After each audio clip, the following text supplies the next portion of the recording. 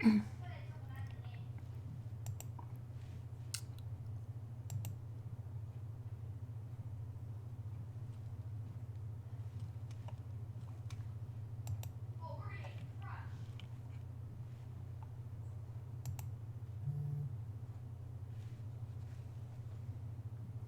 you're here, I'll be right there. I've got a big treat for you guys who've been waiting for this.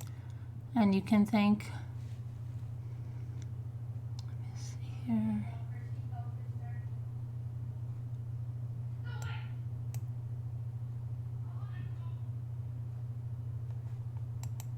No. Hold on a minute, I almost put the age wrong on this thing. I'll be right there. And I waited, I didn't even go through this as soon as, I said, I'll wait to go through it.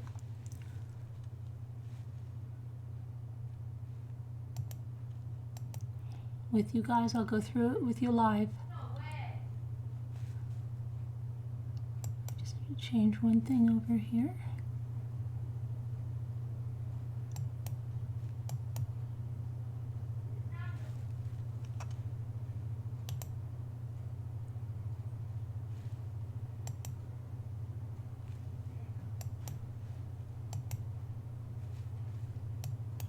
Okay. All right, let me go in. Hey there. Got a treat for you guys. Whisper to be Service Dog Olive, Carol, T-Brang, everybody. Hello. I'll say hello later because I think you want to go in and see this. I know I do. So let me just go back and pull it out again.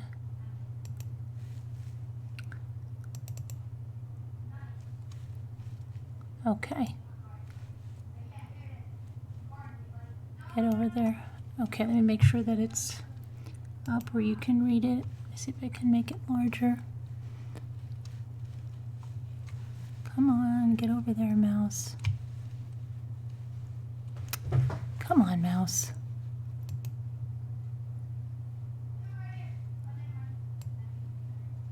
Okay, so the following affidavit is submitted to the court. Document the probable. Hold on, I just have to put this down one tad so I don't have to keep sliding the thing. Come on. Why does my mouse have to act stupid when I want to look at something?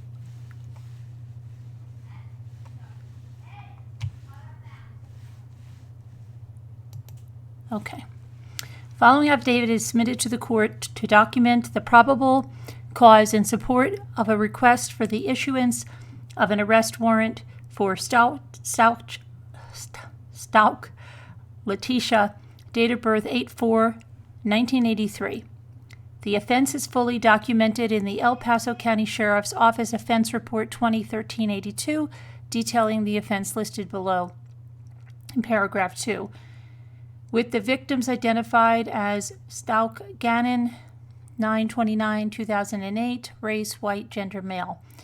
Your affiant is Jessica Bethel, a duly sworn and state-certified police officer and detective with the El Paso County Sheriff's Office, who has been employed as such since 2010. Your affiant has participated in other law enforcement investigations, including homicide investigations, child abuse, weapons violations, assaults, and other violations of Colorado revised statutes. I am familiar with social media networks and electronic methods of communication. I have attended a 1-week crime scene analysis training course through the Colorado Bureau of Investigations. I have also relied on other investigators from outside agencies with more investigative training and experience, including but not limited to the Federal Bureau of Investigation, Special Agent Andrew Cohen, and FBI Special Agent David Donati. Your affiant submits the following facts to demonstrate probable cause to believe that on or about January 27, 2020, in the county of El Paso in the state of Colorado, the defendant, Letecia Stauch, also known aka as Letecia Harden, did commit the following offenses hereinafter referred to as the violations: murder in the first degree, child under 12, position of trust, child abuse resulting in death, tampering with a deceased human body, tampering with physical evidence. The affidavit is being submitted to support the issuance for an arrest warrant in the violations. The facts in this affidavit come from my personal observations, my training and experience, and information obtained from other agents, law enforcement officials, and witnesses. The contents of this affidavit were derived by reading reports, viewing evidence, and as provided to me by other EPSO investigators and special agents of the FBI.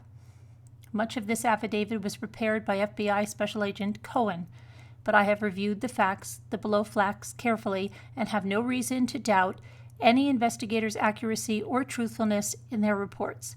This affidavit is intended to show merely that there is sufficient probable cause for the requested warrant and does not set forth all of my knowledge about this matter. In summary, and as will be set forth below, probable cause exists to issue an arrest warrant for Letecia Stauch for the violations. The vast array of investigative techniques in this investigation have produced a voluminous amount of evidence in support of the requested warrant. Investigators have executed physical search warrants and collected evidence from vehicles associated with Letecia, cellular devices utilized by Letecia, and from the residence of Letecia. Electronic search warrants have been executed to entities including but not limited to Facebook, Apple Inc., Google Inc., AT&T Wireless, Verizon Wireless, ADT, Security Systems, Tile, Life360, Yahoo, and Ring doorbell service. Some of the physical evidence has been examined by a laboratory for DNA profiles. Investigators also recovered a significant amount of exterior video footage from individual privately owned neighborhood security cameras, businesses around Colorado Springs, Colorado, and cameras in other surrounding areas. Some cameras provided recorded footage of the exterior of the Stauch residence. Historical cellular records and historical cell site details were analyzed, and that's redacted. Some, but not all, of the available photos and other evidence collected from the aforementioned search warrants and other investigative steps are included below and are not meant to represent all the evidence available. Furthermore, there has been no intentional exclusion of photos that could be deemed exculpatory in nature. The information contained in this affidavit can be found in EPSO Case Report 2013-82. Facts in support of probable cause. The Stauch family and general information. The Stauch family is a blended family, and all will be discussed at various points below. This representation purposefully has little details in order to give an overview of the family structure. Father, Eugene Al Stauch. Stepmother, Letecia Stauch. Daughter, Harley Hunt, minor, 17 years of age, by blood to Letecia, not Al. Son, Gannon Stauch, minor, 11 years old, by blood to Al, not Letecia. Daughter, Lena Stauch, minor, 8 years of age, by blood to Al, not Letecia. The following vehicles will be discussed. Red Nissan Frontier, Mr. Stauch's main vehicle. Black Volkswagen Tiguan, Letecia's main vehicle. White Volkswagen Jetta, Harley's main vehicle. Silver Nissan Altima, a rental car, obtained by Letecia's aunt, Brenda, acquired and utilized by Letecia from January 30th to February 1st, after her Tiguan was seized by EPSO on January 29th. White Kia Rio, a rental car obtained and utilized by Letecia on January 28th to 29th, 2020. Letecia Stauch, a.k.a. Letecia Harden, date of birth 8/4/1983, is the last person known to investigators to see 11-year-old Gannon Stauch, date of birth 9/29/2008, alive. Letecia is Gannon's stepmother and was Gannon's only known adult supervision in the days preceding and on the day of his murder. At the time of Gannon's murder, Letecia was employed by School District 20 as an assistant teacher. Although I have learned that she is no longer employed there, I was able to locate prior criminal history for Letecia and learned that in North Carolina, Robeson County Court Case 2001 Letecia was convicted after a trial for communicating threats, a misdemeanor, but I was not able to locate her sentencing information. Letecia was also convicted of unauthorized use of a motor vehicle in Robeson County Court and was sentenced to 45 days of confinement and 18 months probation. Although not criminal in nature, I was able to locate a document memorializing the suspension of Letecia's North Carolina teaching certificate on or about May 11, 2016. As part of that document, it is reported that Letecia had filed unsubstantiated claims of harassment and retaliation, and the North Carolina State Board found that Mrs. Stauch breached her contract by engaging in unprofessional conduct, willfully neglecting her duty, and failing to comply with the provisions of her contract. Letecia's criminal history is only included by way of background for the court, and because Letecia has been convicted of previous crimes, it is not meant to indicate guilt of the violations or to be considered as the sole basis of probable cause for the requested warrant. Eugene Albert Stauch, a.k.a. Al Stauch, date of birth 9/20/1982, is Gannon's biological father and is married to Letecia.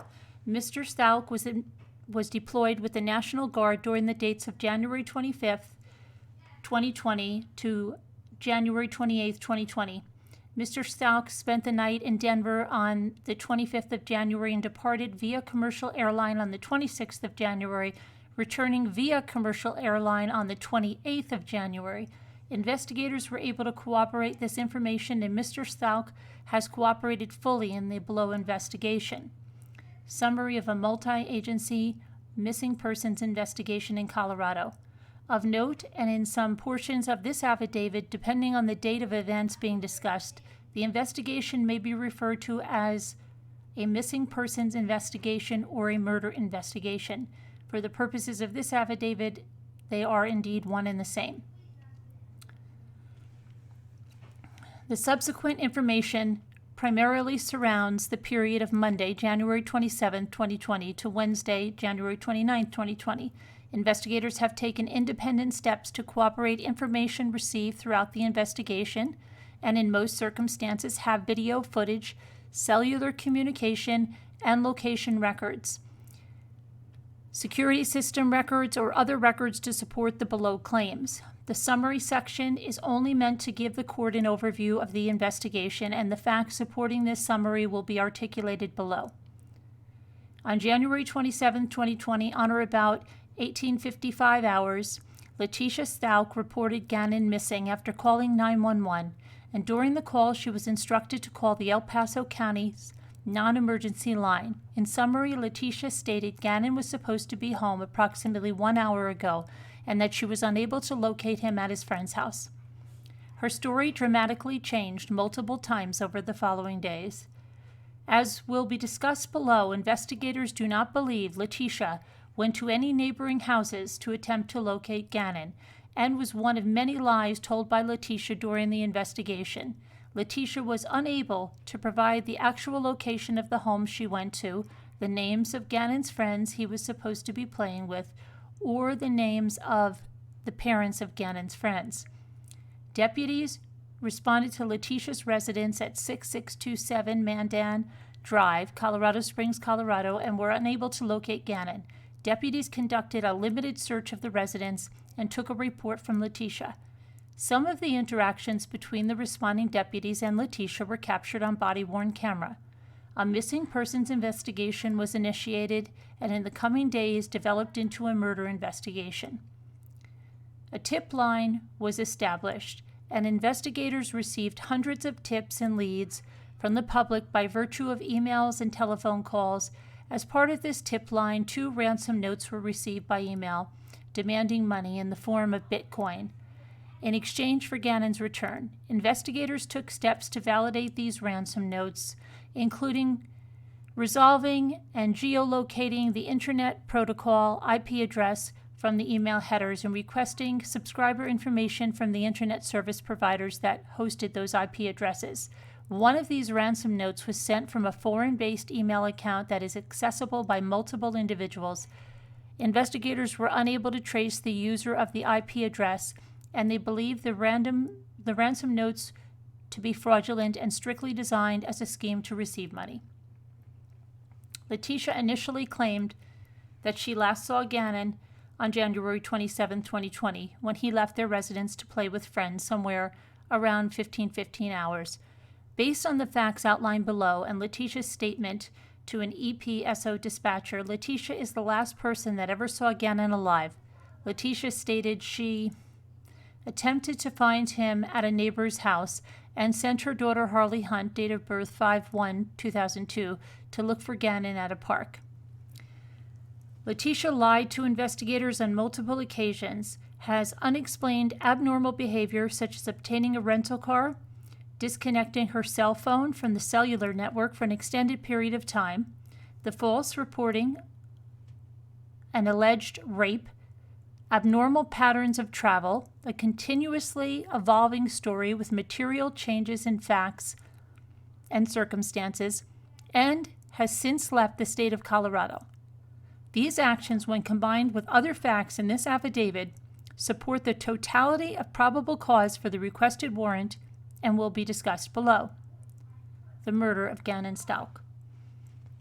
The following section will outline what investigators have learned about Letecia's activities on January 27, 2020, and outline the period when Gannon was likely murdered. Some of the information contained in this section will be repeated in other portions of the affidavit or discussed later in more detail. Additionally, there are evidence sources that are mentioned here but not fully defined in other sections. Investigators believe that Gannon was murdered by Letecia Stauch in the afternoon hours after approximately 14:14 of January 27, 2020. At his residence, and more specifically in his bedroom, physical evidence recovered from the residence and inside Gannon's bedroom supports that a violent event occurred in his bedroom, which caused bloodshed, including blood spatter on the walls and enough blood loss to stain his mattress, soak through the carpet pad, and stain the concrete below his bed. Some photographs of this evidence are included below. Based on the evidence recovered from the residence, Gannon's remains were eventually brought through the house into the garage and likely loaded into the back of Letecia's Volkswagen Tiguan. After cleaning the murder scene, Letecia utilized the Tiguan to transport and dump Gannon's remains on the evening of January 28, 2020. Letecia likely disposed of his remains off Highway 105, well, they're wrong about this, 105S Perry Park Road in Douglas County, Colorado. Or she could have until she moved him again. Indeed, the Metro Crime Laboratory determined that blood discovered in Gannon's bedroom, the Stauch garage, and blood on a piece of particle board located off 105S Perry Park Road all matched his DNA profile. On Monday, January 27th, Gannon Stauch stayed home from school, and based on text messages from Letecia to Mr. Stauch, Gannon was up most of Sunday evening with a stomach problem. Letecia did tell Gannon's school, Grand Mountain Elementary, that Gannon would be absent on Monday. Investigators were able to verify that Gannon was marked as an excused absence that day, and Letecia also told Al that, "I'm going to give them an excuse at work and stay home with him." Indeed, Letecia did come up with an excuse and told her employer via text message that her stepdad was killed after being hit by a car and she would not be able to come to work that day. Wow. Okay. Other electronic evidence, such as time and date, stamped photographs, and videos were recovered from Letecia's cell phone that indicate Gannon was likely still alive during the morning of January 27, 2020. Come on.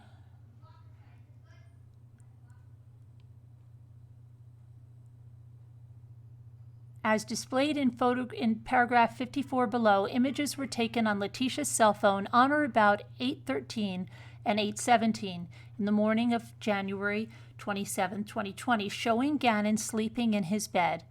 Of particular note, his Nintendo Switch, a small video game console, is visible in the photo, lying next to him on the bed. Mr. Stauch has said this gaming system was of high importance to Gannon. To date, investigators have been unable to locate the Nintendo Switch. It should also be noted that Letecia used her phone the following day, January 28, 2020, on or about 12:57 hours to conduct a Google search. Can Nintendo find my Switch? This is also detailed in a list of some of her search history in paragraph 141, and reasonably occurred because she was contemplating how she would dispose of the Switch. I conducted a Google search for the term, "Can Nintendo find my Switch?" and learned that the Switch does not come with any sort of tracking ability. As such, Letecia likely felt it was safe to dispose of the Switch and used the missing Switch to help deceive law enforcement into searching for Gannon as a possible runaway.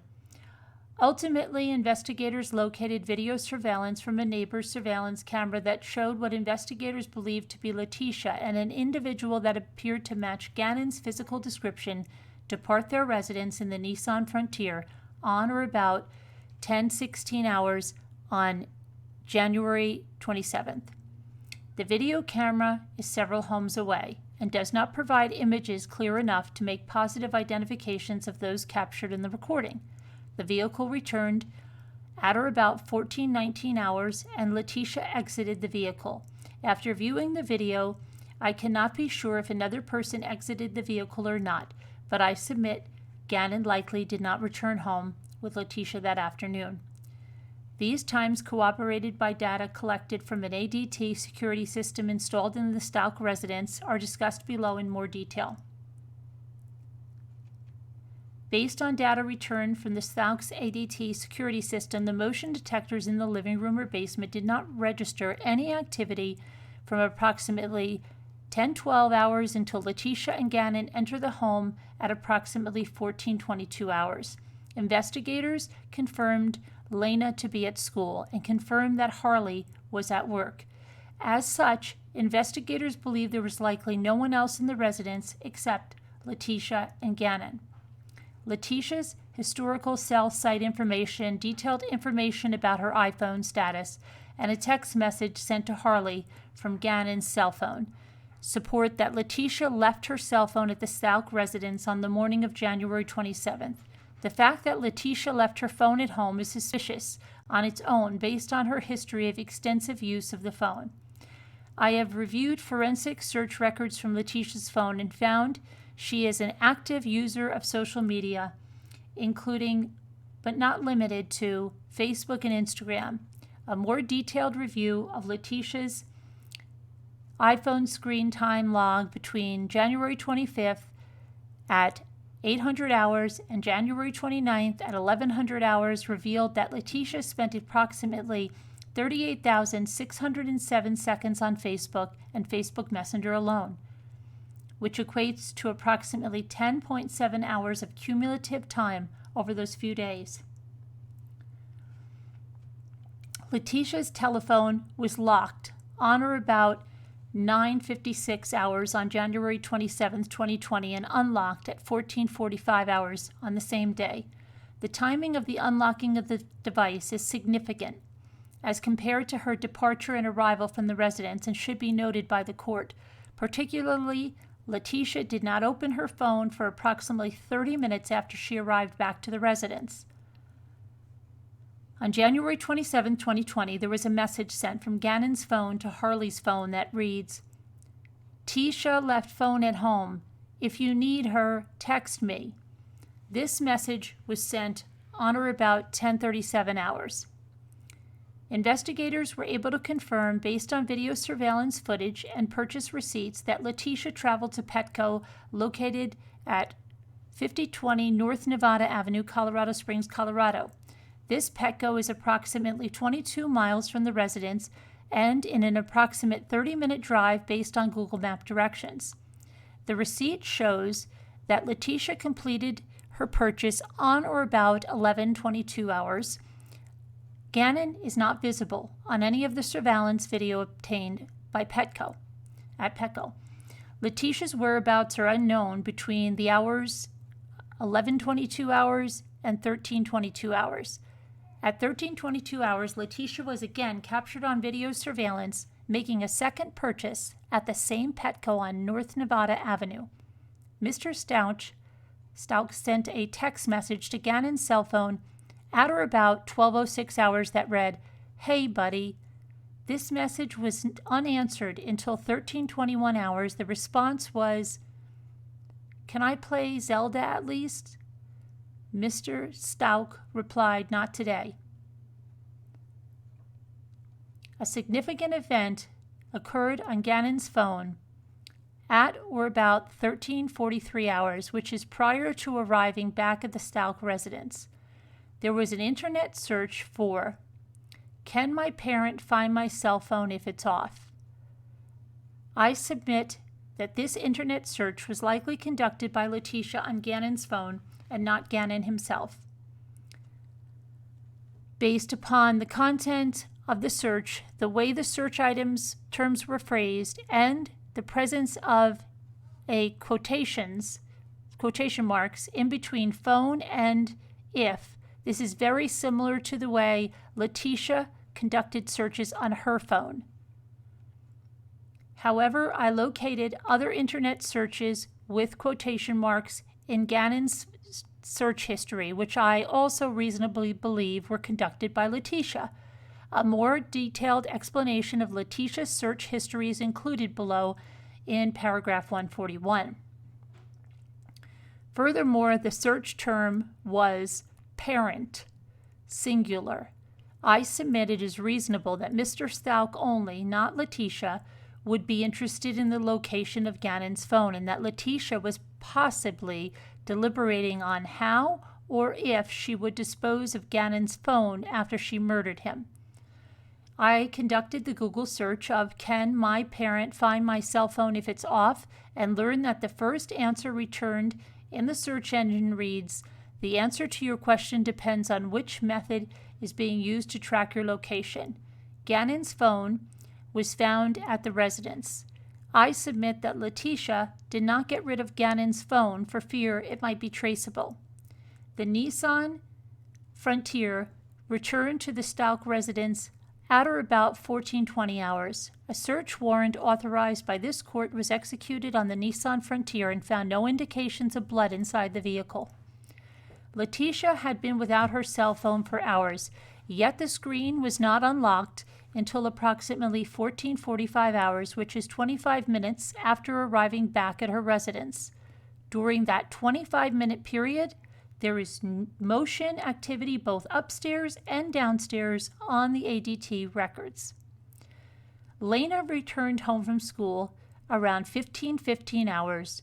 During a recorded forensic interview with investigators, Lena stated that when she returned home, Letecia told her that Gannon was asleep in her bed and that she could not see him. Letecia told Lena to go outside and play. I submit that Lena was sent outside because Gannon was likely dead, and Letecia was cleaning up blood from inside the house. At or about 15:55 hours, Mr. Stauch sent another message to Gannon's phone. "Hey, buddy." This message was not read until 19:40 hours. It is likely that Gannon was already murdered by Letecia at the time Mr. Stauch sent the message. Based on exterior video footage, Harley arrived at the residence in her white VW Jetta at or about 16:42 hours and picked up Lena.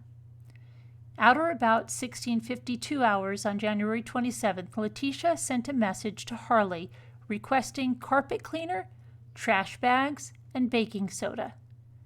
These items were likely used to clean up the murder scene. Harley purchased these items, and investigators located a receipt documenting the purchase.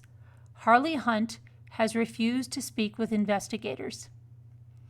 Investigators do not believe that Harley was present when Gannon was killed. Harley was at work on January 27, 2020 from about 8:30 to 16:15 hours, and investigators were able to verify this with her employer. To be clear, investigators have not located any evidence that any person other than Lena and Letecia had access to Gannon between approximately 1,000 hours and 1734 hours on January 27, 2020. Statements and images captured on body camera on January 27, 2020. Your affiant has reviewed body-worn cameras footage and reports obtained from a deputy that responded to 6627 Mandan Drive, the residence of the Stauch family, and after responding, Letecia provided verbal consent for deputies to search the house for Gannon. By the way of timeline, EPSO Patrol responded at or about 2209 hours, approximately 3 hours after Letecia initially called 911. From the body-worn cameras, I learned that the Volkswagen Tiguan was known to be leased and utilized by Letecia was backed into the garage when EPSO was at the residence. The portion of the Tiguan in the garage is significant, specifically because of the confirmed presence of Gannon's blood in the garage below the area where the rear hatch of the Tiguan would be, and the positive reaction of Blue Star reagent indicating the likely presence of blood on the Tiguan's rear bumper. Responding deputies also searched in Gannon's basement bedroom, and I have viewed images of Gannon's room taken from the body-worn cameras. I have included a body-worn camera image of Gannon's bedroom on the left. On the right, an image recovered from Letecia's cell phone after executing a search warrant that was applied for and granted by this court. These images both represent the condition of Gannon's bedroom on January 27th at or about 8:13 hours and just after 2200 hours. This photo comparison is significant for many reasons, and the corner of the bedroom where Gannon's head is visible is the key area discussed in several sections. The placement of Gannon's bed is in the immediate location where the blood, based on DNA profile results, was found on the wall, the carpet, and on the concrete below the carpet. These details are discussed below, and a large volume of blood appears to have been in that area. For the purposes of comparison between the images, it appears that although the sheet may or may not be the same, the blankets are different and the pillowcase, if not the whole pillow, is different.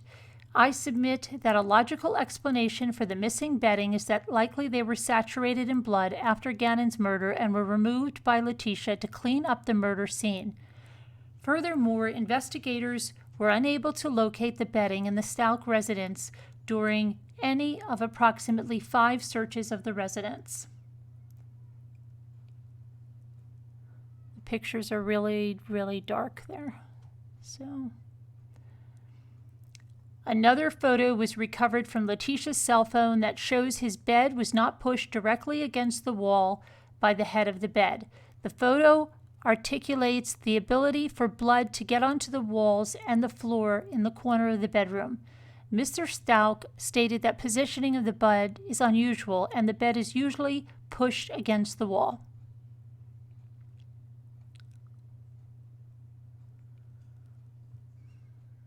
Mr. Stauch spent the night in Denver on January 25th and flew out of the Denver International Airport on January 26th. Investigators were able to cooperate. He traveled to Dallas, Texas, and ultimately to Oklahoma. On the morning of January 28th, Letecia rented a 2019 Kia Rio from Avis Rent-A-Car in Colorado Springs.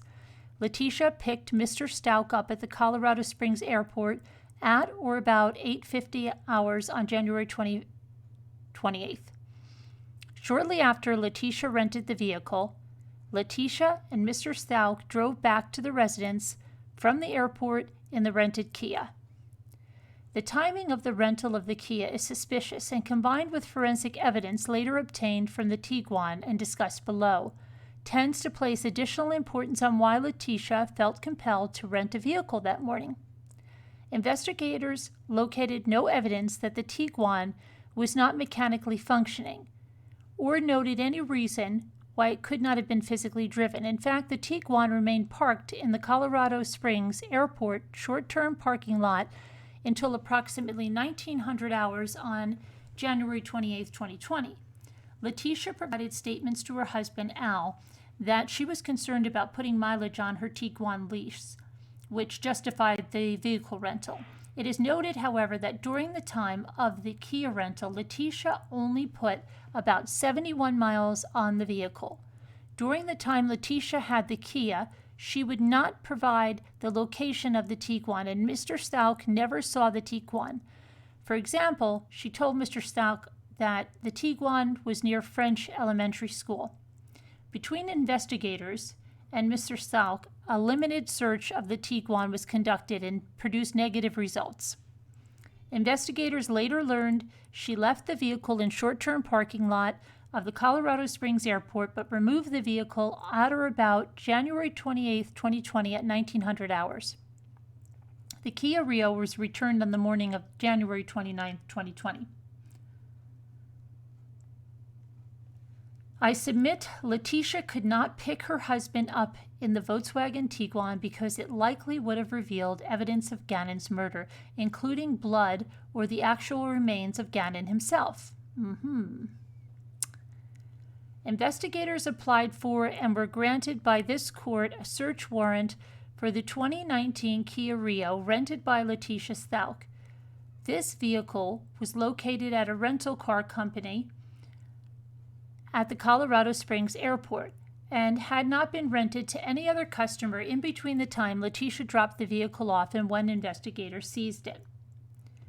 Investigators did take a swab from a stain that was confirmed to be blood in the trunk of the Kia Rio and submitted it to the Metro Crime Laboratory for analysis.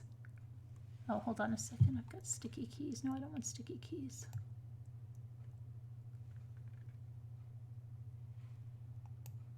Okay.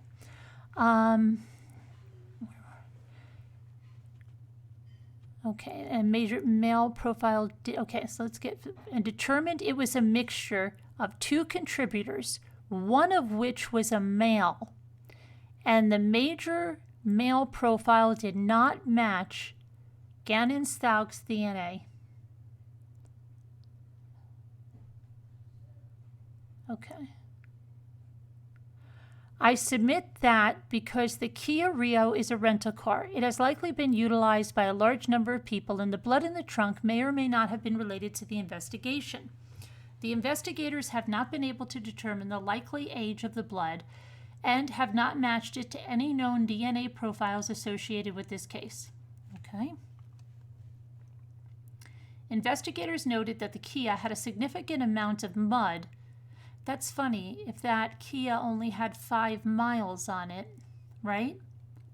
That Kia only had 5 miles on it when she got it. Wasn't it a brand new Kia according to that invoice she had?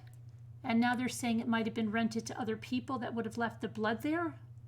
What, for whoever drove it from the dealership to the rental place? I don't know. Unless it was a mistake on that. I don't know. Very weird. Okay, the Kia had a significant amount of mud underneath the vehicle, but this did not provide any successful investigative leads in looking for Gannon's remains. Investigators collected the air filter of the vehicle and attempted to identify particles that might be used to identify where the vehicle might have been. Investigators were unable to recover any GPS data or location history for the Kia Rio. Letecia's Volkswagen Tiguan is significant. The Volkswagen Tiguan is important to investigators because they believe the Tiguan was used to transport the remains of Gannon from the Stauch residence to a location where Gannon's body was dumped. The definitive locations of the Tiguan are unknown to investigators during the time period of approximately 1902 hours on January 28th to approximately 1200 hours on January 29th. Investigators believed Letecia dumped Gannon's remains on the evening of January 28th and utilized the Tiguan to do so. The Tiguan was seized from Letecia on January 29th. Letecia had a scheduled interview with investigators on January 29th at the EPSO located at downtown Colorado Springs, Colorado. And when she arrived at or about 1200 hours, she was driving the Volkswagen Tiguan. Investigators noticed that the vehicle was wet and appeared to have been recently cleaned. I submitted that Letecia had to clean the vehicle because there was likely visible blood on the rear end based on the below luminol reactions. Indeed, video footage was recovered that shows a partial view of the car wash located at East Platte Avenue, Bonfoy Avenue in Colorado Springs. The video captured a portion of a black SUV consistent with the VW Tiguan at or about 11:30 hours on January 29th at the car wash. The time and location are consistent with the raw data obtained from the Tiguan's computer system, described in more detail below, beginning in paragraph 152. Investigators applied for and were granted a search warrant for the Tiguan, which was seized from Letecia at her interview and towed to the EPSO evidence facility. On or about February 1st, 2020, the FBI evidence response team conducted a search of the Volkswagen Tiguan. In summary, the forensic portion of the search revealed possible traces of blood on the rear of the vehicle, a rear passenger seat, front passenger seat, and an area near the glove box based on luminol forensics latent blood stain reagent tests. Swabs from the trunk area were sent to the Metro Crime Lab for further analysis. And these results revealed that a DNA profile could not be developed, and the swab from the trunk was negative for the presumptive presence of blood. To be clear, luminol is a chemical agent used to detect trace amounts of blood at crime scenes, and although I do not have a chemical or biology background, I have learned that luminol reacts with iron in hemoglobin found in blood. When applied, luminol emits a blue glow when a reaction occurs. I am also aware that there are things other than blood that could cause a reaction, such as other chemicals, and I do not submit that just because luminol reacted with a substance, that the substance must be blood, and only that there is a strong probability of suspected blood. The positive reaction to luminol is meant to be combined with other facts in this affidavit in support of probable cause. Several areas of the Tiguan reacted to luminol as mentioned in paragraph 68. Specifically, the search team found evidence of suspected blood on the rear bumper and step plate of the rear bumper.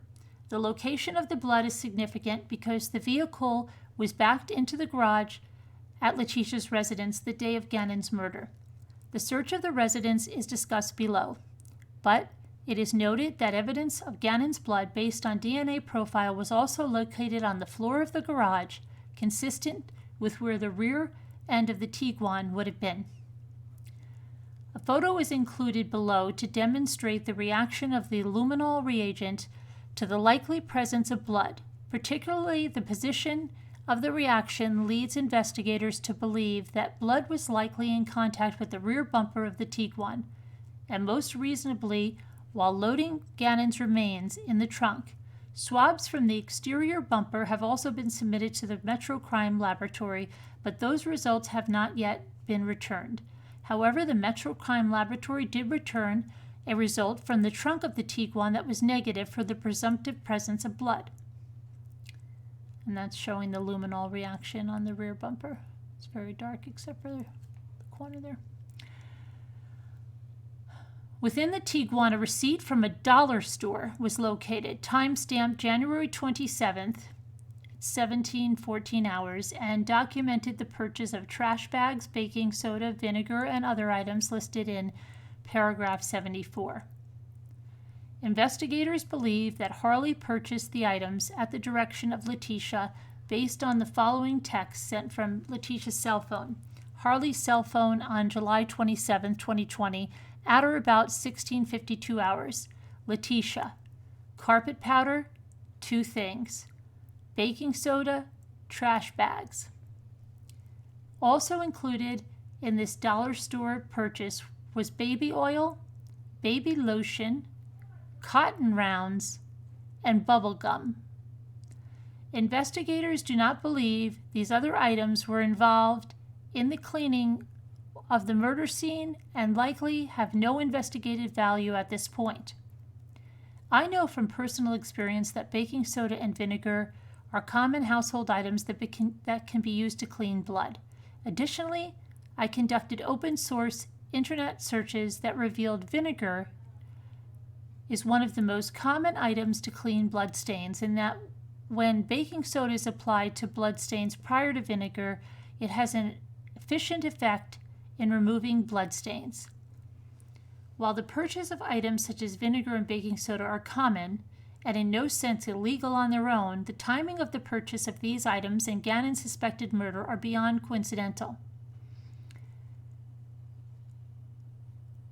Also located was a parking receipt for the Colorado Springs Airport and documented that the Tiguan was brought into the airport short-term parking lot at or about 8:30 hours and left the lot at or about 1902 hours, both on January 28th. On January 29th, Letecia returned the rented Kia at approximately 900 hours, and she was picked up by someone driving the white Jetta. Investigators were unable to confirm that Harley was driving the Jetta, but it is her primary vehicle, and her historic cell site location from her cellular telephone records support that her phone was in that area. As such, I believe Harley was likely driving the Jetta. Investigators were able to download telematics and stored electronic data from the Tiguan. A more in-depth exploitation of the Tiguan's electronic systems, more specifically its historical locations, were developed and will be discussed below in more detail, beginning in paragraph 152. Investigators were able to determine some of the locations of the Tiguan on the evening of January 28th, including its location in the area of Highway 105 at South Perry Park Road in Douglas County, Colorado. Investigators also served a search warrant to AT&T related to the international mobile subscriber identity designated to the Tiguan's CarNet feature. AT&T responded to this search warrant and provided network event location system data that would give an estimated of the location of the Tiguan. The data revealed that during the evening of January 28, 2020, between 20:30 and 20:20 hours, the Tiguan was generally in the greater northwest portion of Colorado Springs and likely also in the area north of the Air Force Academy and southern Douglas County. I submit that during this time period, investigators believe that Letecia disposed of Gannon's remains.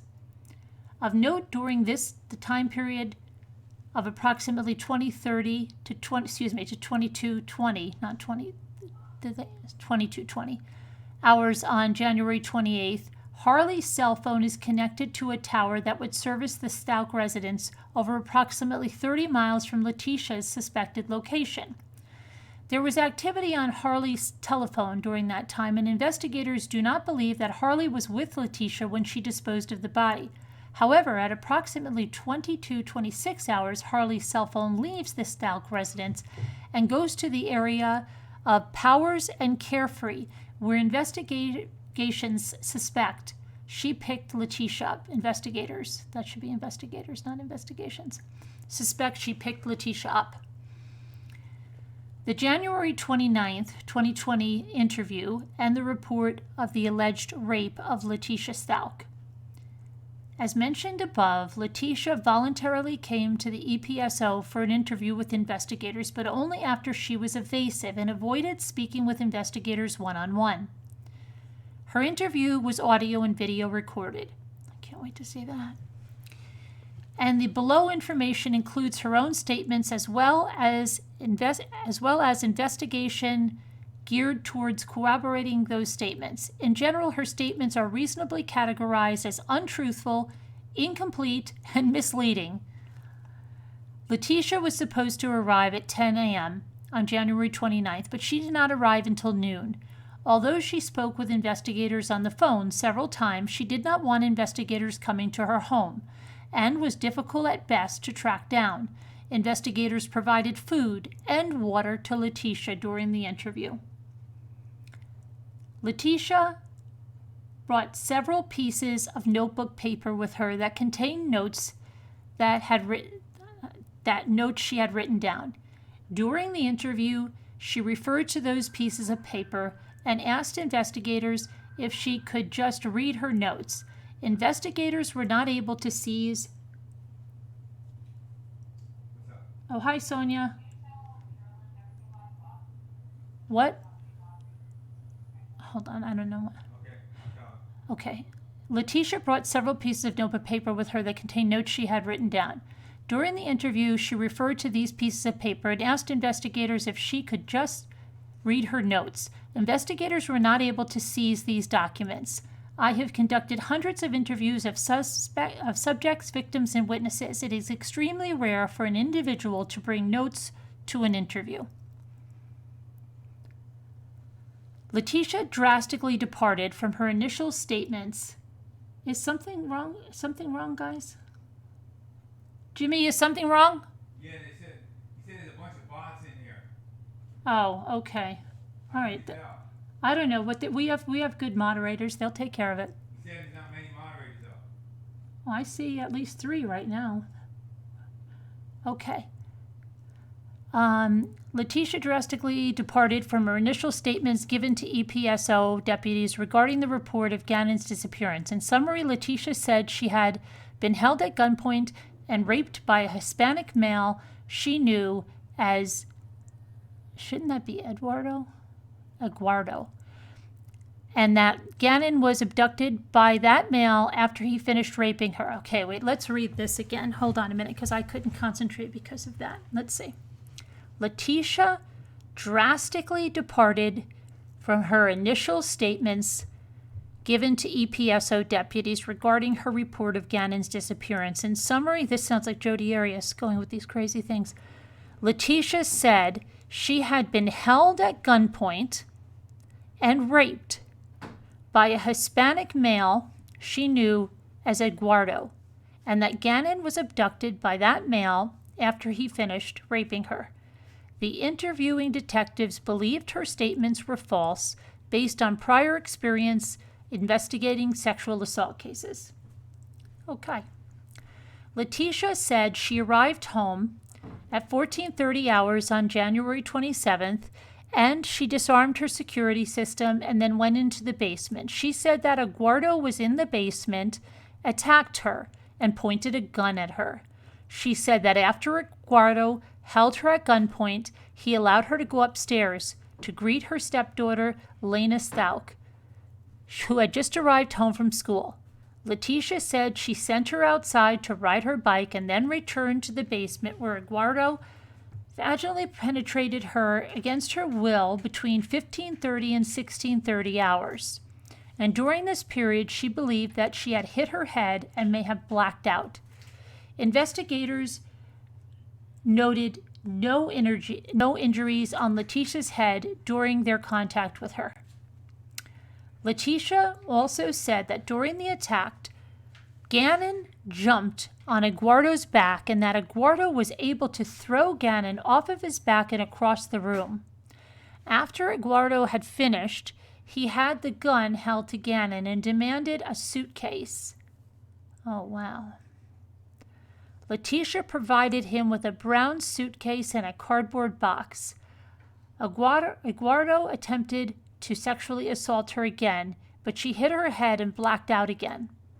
Letecia stated that she tried to fight Eduardo off but was unsuccessful. I know from training and experience that if an individual holds another person at gunpoint, he or she would likely not allow the person to have an opportunity for escape, as Letecia described being allowed to greet her stepdaughter upstairs before returning to the basement.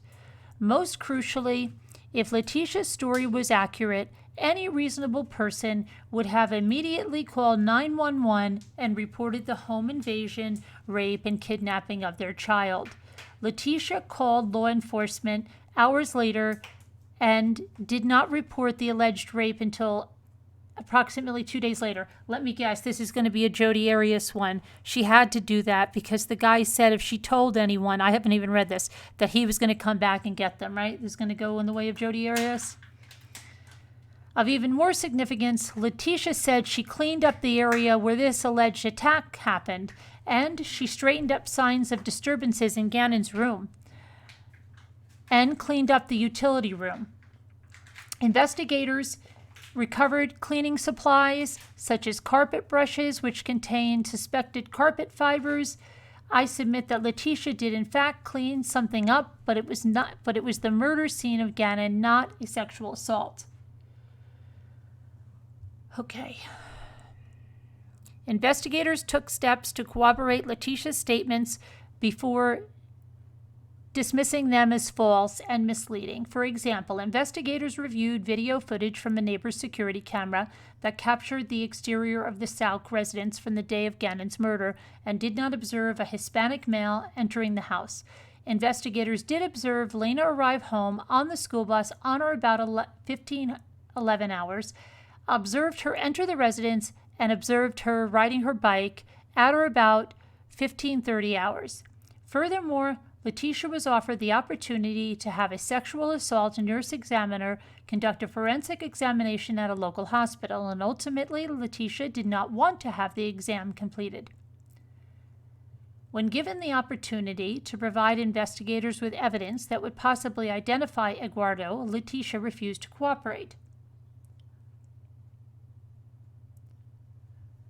Okay. Letecia stated that she met Eduardo on January 26, 2020, the day prior to Gannon's murder.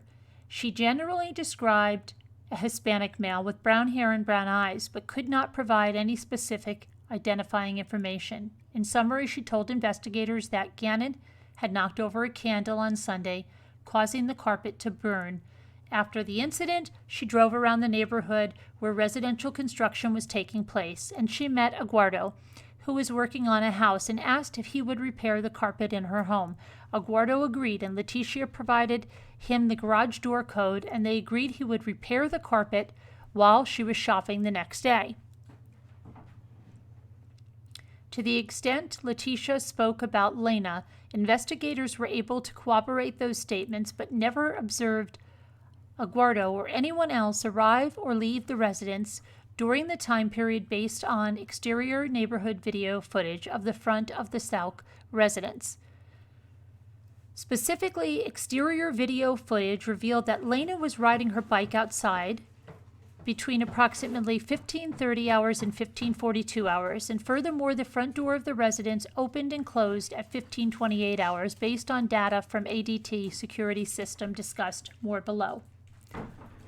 I know from training and experience that when individuals concoct lies, most reasonably to conceal the truth, they oftentimes leave portions of truths within those lies. I submit that the statements Letecia made referencing Lena and the time period Lena was at the residence are likely true based on video evidence. Her other statements, however, are blatant lies designed to mislead investigators. Investigators also reviewed Letecia's phone records during the time period of the alleged rape of 15:30 to 16:30 hours on January 27th.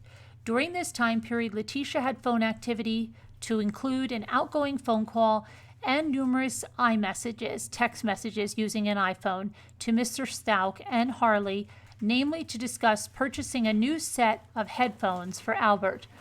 The text messages occurred at the following times: 15:41, 15:42, 15:43, 15:44, 15:45, 16:11, 16:19, and 16:20.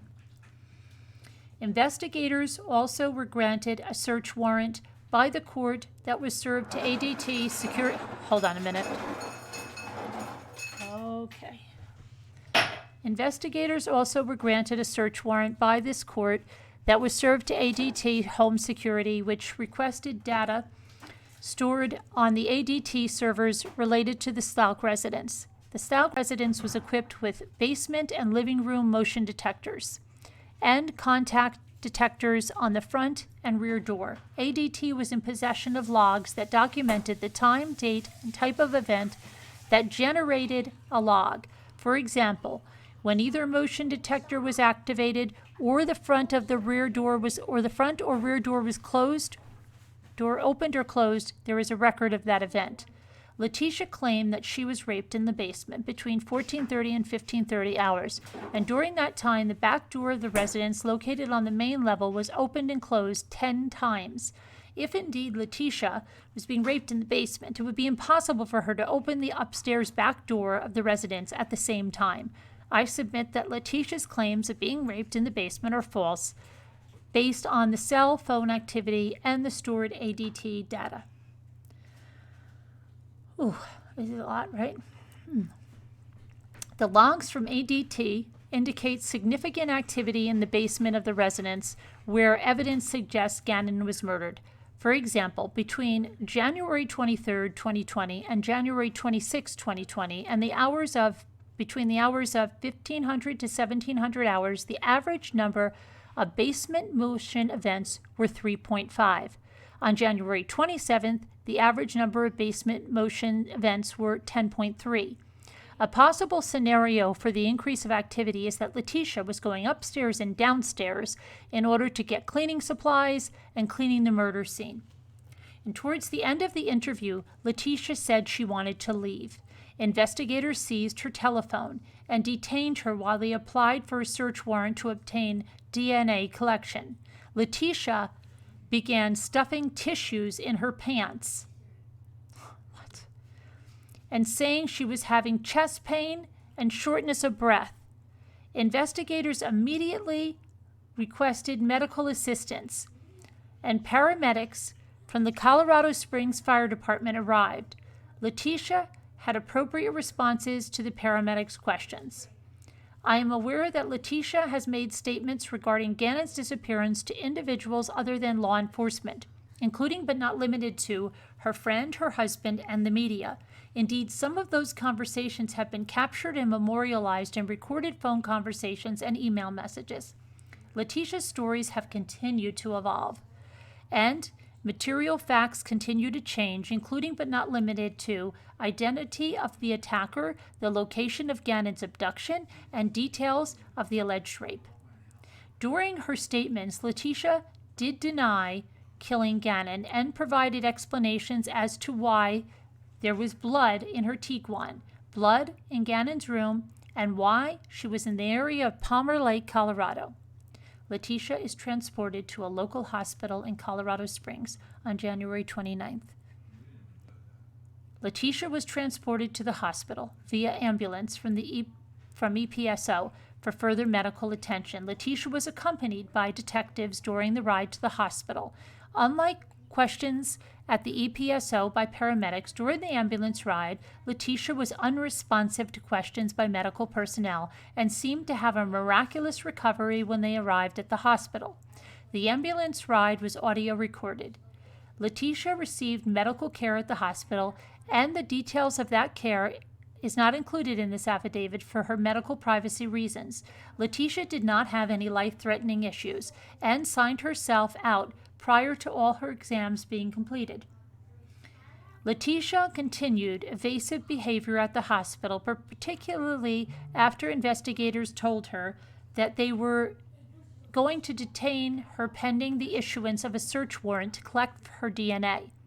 Ultimately, the search warrant for the collection of non-testimonial evidence was signed and executed. A second warrant for the compelled SANE exam was initially authorized by this court, but then it was quashed by the court. To be clear, Letecia did not allow a SANE exam to be completed. Okay, hold on. Letecia was not in custody after the warrant was executed at the hospital and left the hospital without telling investigators. She also made a phone call from the waiting room of the hospital. There was physical surveillance being conducted by law enforcement in the area, and investigators learned Letecia was picked up by an unknown person at the hospital and was reunited with her daughter several miles from the hospital. Although her behavior was not illegal, I submit that as pressure continued to increase from investigators, Letecia became more and more desperate to leave the hospital, likely because she feared being caught in her lies. Furthermore, Letecia did not want to pursue collecting evidence that might assist law enforcement in identifying and finding her supposed rapist. Searchers of Letecia's residence and discovery of confirmed blood in Gannon's bedroom. Investigators searched this. Thank you, Chrissy Elise. Investigators searched the Stauch residence several times over several weeks after applying for and being granted search warrants from this court. The purpose of these searches was to collect evidence, including biological evidence in support of the captioned investigation. The forensic searches were conducted by the Colorado Springs Metro Crime Lab. To avoid confusion, the January 28, 2020 initial search was authorized by Mr. Stauch, and he provided consent to search the residence. Not all of the evidence recovered is included below. However, the forensic testing results of several items, including a pair of size 8.5 Nike shoes, are discussed in paragraph 126. Gannon's remaining family members were lying at... Hold on one second. Oh, sorry about that. They were all in there like a bunch of monkeys. Okay. Gannon's remaining family members were living in the residence during the period of these searches, and investigators did not initially seal the residence off. Crime scene analysts from the Colorado Springs Metro Crime Lab responded to the residence and found traces of blood throughout the residence based on Blue Star Forensics latent blood stain reagent tests. There was visible blood in Gannon's room, in the garage, and other portions of the house. Blue Star Forensic stain has similar limitations to luminol, which has been described and discussed above. By way of background, the residence located at 6627 Mandan Drive, Colorado Springs, Colorado, is a ranch-style single-family home, approximately 2,500 square feet, with a two-car attached garage. There are 4 bedrooms and 3 bathrooms in the residence. 2 of those bedrooms are in the basement, including Gannon's. Next to Gannon's room, there is an unfinished utility room, and on the other side of the basement, another bedroom and a bathroom. There is a staircase with a small landing that allows access from the main level to the basement, and the garage is accessible from inside the residence. The Blue Star reagent was applied to Gannon's bedroom, the hallway leading to the utility room. Thank you, Star White. Justice for G-Men. And from his bedroom, the utility room itself, the staircase, and landing leading upstairs from the utility room. Pathway to the garage from the stairs and the garage area itself. In all of those areas, investigators found positive results for the likely presence of blood. Blue Star reaction at the base of the stairs in the garage at the Stauch residence. Yeah, it's blacked out.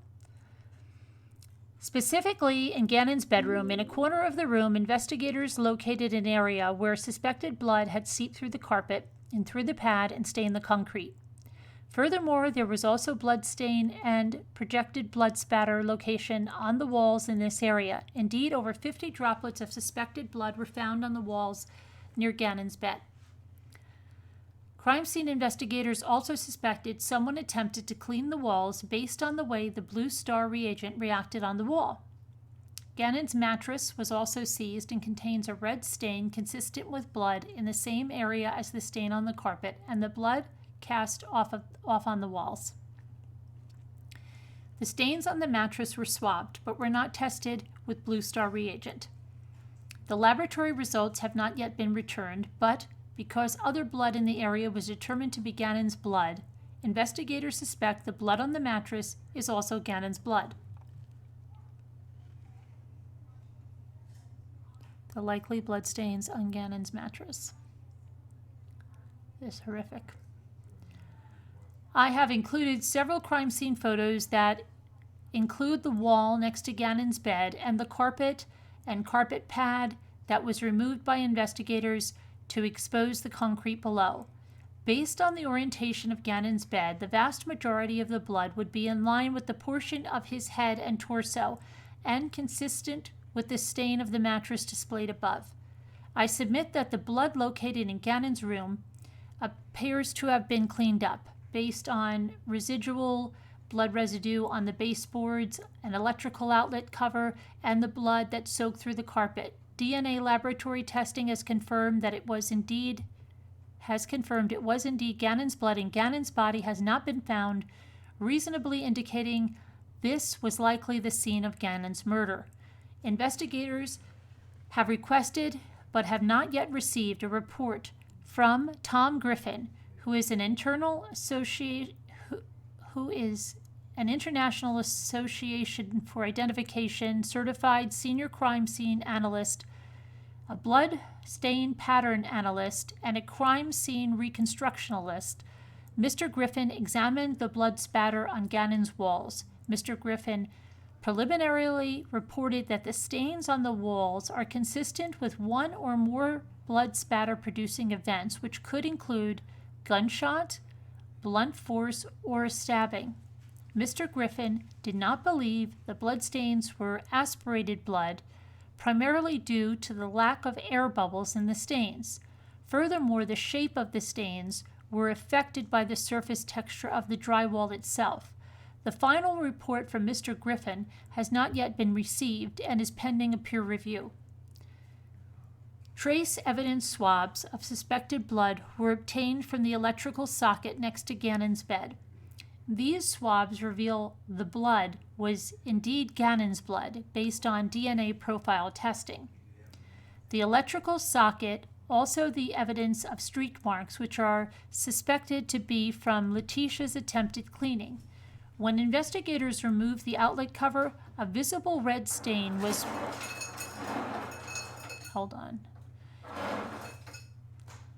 present, outlining its edges. The presence of the stain tends to support that there was enough blood around the outlet cover to seep around its edges, leaving a visible outline. And there's electrical sockets next to Gannon's bed with blood and socket with cover removed.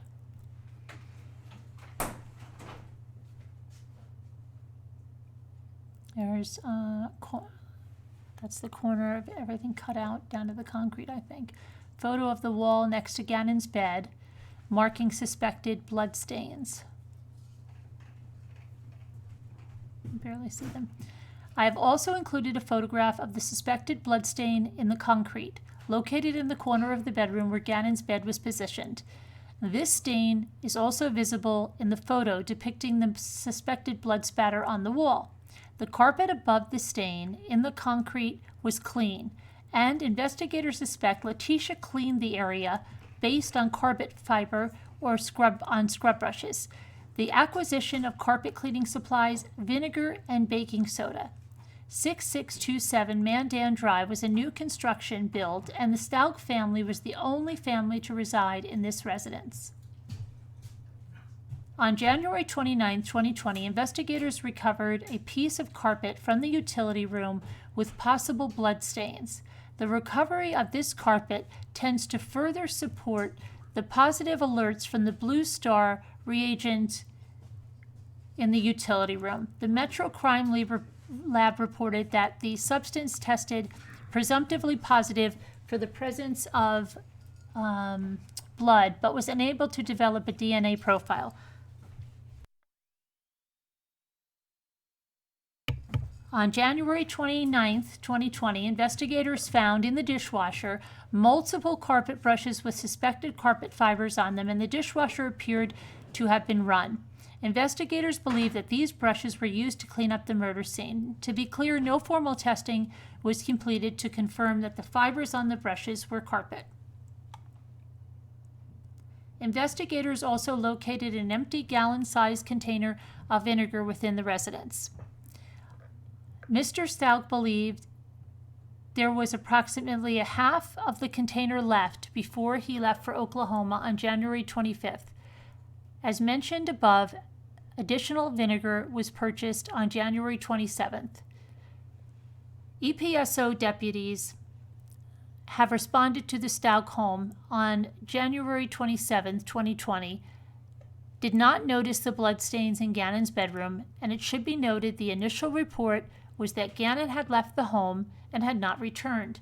And additional information was developed, more forensic searches of Gannon's room were conducted, which revealed the aforementioned evidence. There were small traces of blood found in the depressions of the drywall and paint texture that Letecia failed to remove when she cleaned the murder scene. This is the Metro Crime Laboratory report. I received and reviewed the Metro Crime Laboratory report lab case completed by serologist Sherry Holmes. Although I have discussed results related to DNA testing in other portions of this affidavit, the intention of this section is to provide clarity and eliminate ambiguity of which samples were submitted to the laboratory and which samples were or were not attributable to Gannon Stauch's DNA. Additionally, there is an unknown contributor in some of the DNA profiles that were developed. As mentioned elsewhere in this affidavit, I do not have a biology background, but I am aware that a DNA profile is very accurate. Investigators submitted swabs from Gannon Stauch's toothbrush bristles, toothbrush head, and from a tooth retainer that Mr. Stauch said belonged to Gannon. DNA buccal swabs were also taken from Gannon's biological father, mother, and from Letecia Stauch. From these samples, DNA profiles from these individuals were developed and used as a comparison for other testing. In summary, Gannon's DNA profile was found from blood samples taken in the garage, on the outside of the size 8.5 Nike shoes, and in Gannon's bedroom. Letecia's DNA was recovered from the interior of the size 8.5 Nike shoes. I submit to the court the lab results to corroborate the theory that Gannon was indeed murdered in his bedroom and brought into the garage, and the remains loaded into the Volkswagen Tiguan, subsequently to be disposed of in an unknown location. To be more specific, a serology study was conducted by the Metro Crime Laboratory, and the following samples tested positive for the presence of blood. These samples were also analyzed and compared to known DNA profiles of Gannon Stauch, Letecia Stauch, and Albert Stauch. Okay, so taken from a piece of carpet roll in the utility room was found to be a mixture of 3 contributors, at least one of which is male. A DNA profile was not suitable for comparison due to the number of contributors and the complexity of the mixture. Another sample was taken from the garage of the Stauch residence, directly under where the rear hatch of the Tiguan was reversed into the garage. The DNA profile from the blood is a mixture of 2 contributors, one of which is male. The major profile matches Gannon Stauch. Then there's another sample taken from the garage of the Stauch residence, directly under where that rear hatch of the Tiguan was reversed into the garage. The DNA profile from the blood is a mixture of 2 contributors, one of which is male. The major profile matches Gannon Stauch.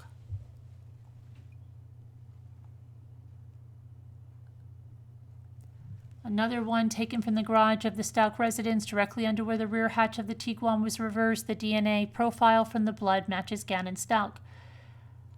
Another taken from the carpet at the base of the garage stairs. A DNA profile could not be developed but tested presumptively positive for the presence of blood. Another sample taken from the blood-stained carpet fibers in Gannon's bedroom. A DNA profile was obtained from the blood and matches the DNA profile of Gannon Stauch. Another taken from the corner of Gannon's bedroom on the carpet pad by his bed. A DNA profile from the blood stain matches Gannon Stauch. Another one taken from the electrical outlet cover in Gannon's bedroom. A DNA profile from the bloodstain is a mixture of 2 individuals. At least one is male. The major profile matches the DNA of Gannon Stauch. Another taken from the electrical socket in Gannon's bedroom by his bed. A DNA profile was obtained from the blood and matches the DNA profile of Gannon Stauch. Another taken from the back side of the carpet in Gannon's bedroom near his bed. A DNA profile was obtained from the blood and matches the DNA profile of Gannon Stauch. Another taken from the bloodstain on the top of the foam from the carpet in Gannon's bedroom. A DNA profile was obtained from the blood and matches the DNA profile of Gannon Stauch. Another, taken from the trunk area of the Volkswagen Tiguan, was found to be negative for the presumptive presence of blood.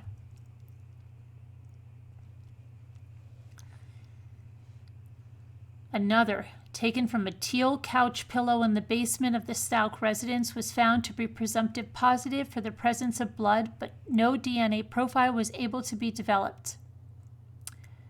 Another taken from the outsole of the right Nike shoe. A DNA profile was obtained after swabbing a confirmed blood stain on the outsole of the right size 8.5 Nike shoe and was found to match the DNA profile of Gannon Stauch.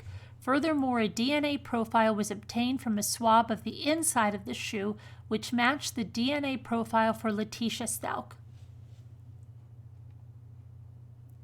Historical cell site location for related cellular telephones. Investigators applied for and were granted search warrants by this court to obtain historical cell data records, detail records to include cell site locations of cellular devices known to be utilized by Letecia and Harley. Your affiant has reviewed information from this analysis and, in summary, learned the following information. Historical cell site analysis helps to determine the location of a cellular telephone based on cell tower antenna locations and orientation. Locations are determined by activity of the cellular telephone and represent an approximate area, not an exact location. Different cellular carriers report this information in different formats and fashions. The historical cell site analysis identified unusual activity for Letecia, including potentially disconnecting her cell phone from the cellular network for several hours. I submit that by disconnecting the phone, Letecia intended to prevent law enforcement from being able to determine her location. Specifically, this occurred on January 28th. During the evening, she disposed of Gannon's remains. The search of Letecia's cellular telephone. Investigators applied for and were granted a search warrant for Letecia's cellular telephone. A physical download was conducted, and investigators were able to recover data inclusive of text messages, call records, the specific times her cell phone was unlocked, battery levels, and other information. In summary, investigators learned that Letecia lied to her employer, her husband, her friends, her daughter, and the children's babysitter. I will not include each and every text message or lie. Additionally, there are messages that would otherwise tend to corroborate her statements about Gannon's whereabouts on the afternoon of January 27, 2020. If, in fact, he did go to play with friends, as discussed in other portions, thank you so much, Janae, in other portions of the affidavit, Letecia's story was false and misleading, and these messages were likely sent by her as part of a larger plan to support her initial lies about his disappearance. For example, on January 28, 2020, at approximately 5:14 hours, Letecia had a conversation with Stephanie, the children's babysitter, saved in the phone as Stephanie Sitter. There is no indication that Gannon ever went to a doctor, and Letecia never brought that up with investigators. Some, but not all of their conversation is below. Okay, so we have from to Stephanie Sitter, said this happened at after 3:30. Outgoing, we talked to him then and told him to be home by 6. And then incoming, I guess this is from the sitter, says someone posted he wasn't at school either. And then she, outgoing, he had to go to the doctor for his stomach, as said by Letecia. And she says, but he was home in the afternoon. Then the sitter says, where did he say he was at? Outgoing, honestly, I don't keep up with his friends. Letecia made statements to investigators via text message that could be considered exculpatory in nature, related to the presence of blood in the basement of their residence. As seen in the below text message, I have talked with investigators that were inside the Stauch residence on July 27th, 28th, and 29th. There was no odor of smoke and no evidence of smoke. In fact, one detective noticed the basement smelled like coconut and was very pleasant. Furthermore, I know that burns oftentimes do not produce wounds that bleed profusely. Okay, so we have something here. It says participants. Nicole, owner, says, when we came back inside from the smoke, there was blood on both of us. I didn't know what to do. I was scared.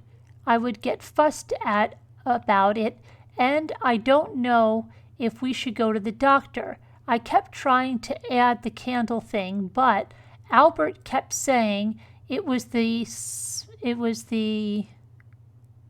small and minor.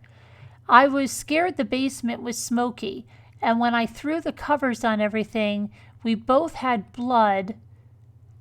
And then it says, Nicole, you don't understand how hard it is to be a stepmom. Okay, so they just put those two messages there. The below message appears to contain instructions from Letecia to Harley to purchase carpet powder, baking soda, trash bags on or about January 27th at 4:52 p.m. And these messages are important because investigators believe the purpose of these items were to clean up blood from the murder of Gannon. This text message was also referenced above in paragraph 72 to 76. Oh, there it is. Outgoing. Carpet powders, 2 things, baking soda, trash bags. Investigators also recovered limited GPS and location data from Letecia's phone, and there are crucial time periods, such as the evening of January 28th. The investigators were not able to recover location history because Letecia disconnected her phone from the cellular network or turned the phone off. Letecia stored several written notes within her iPhone. The majority of these notes contained what appeared to be usernames and passwords or insurance information. There were several notes that appeared to reference her unhappiness in the relationship and shed some light on potential household instability. Letecia's internet activity between January 25th to the 29th. I was able to review some, but possibly not all, of the stored internet search history and the websites visited, recovered from the forensic physical download and search of Letecia's iPhone.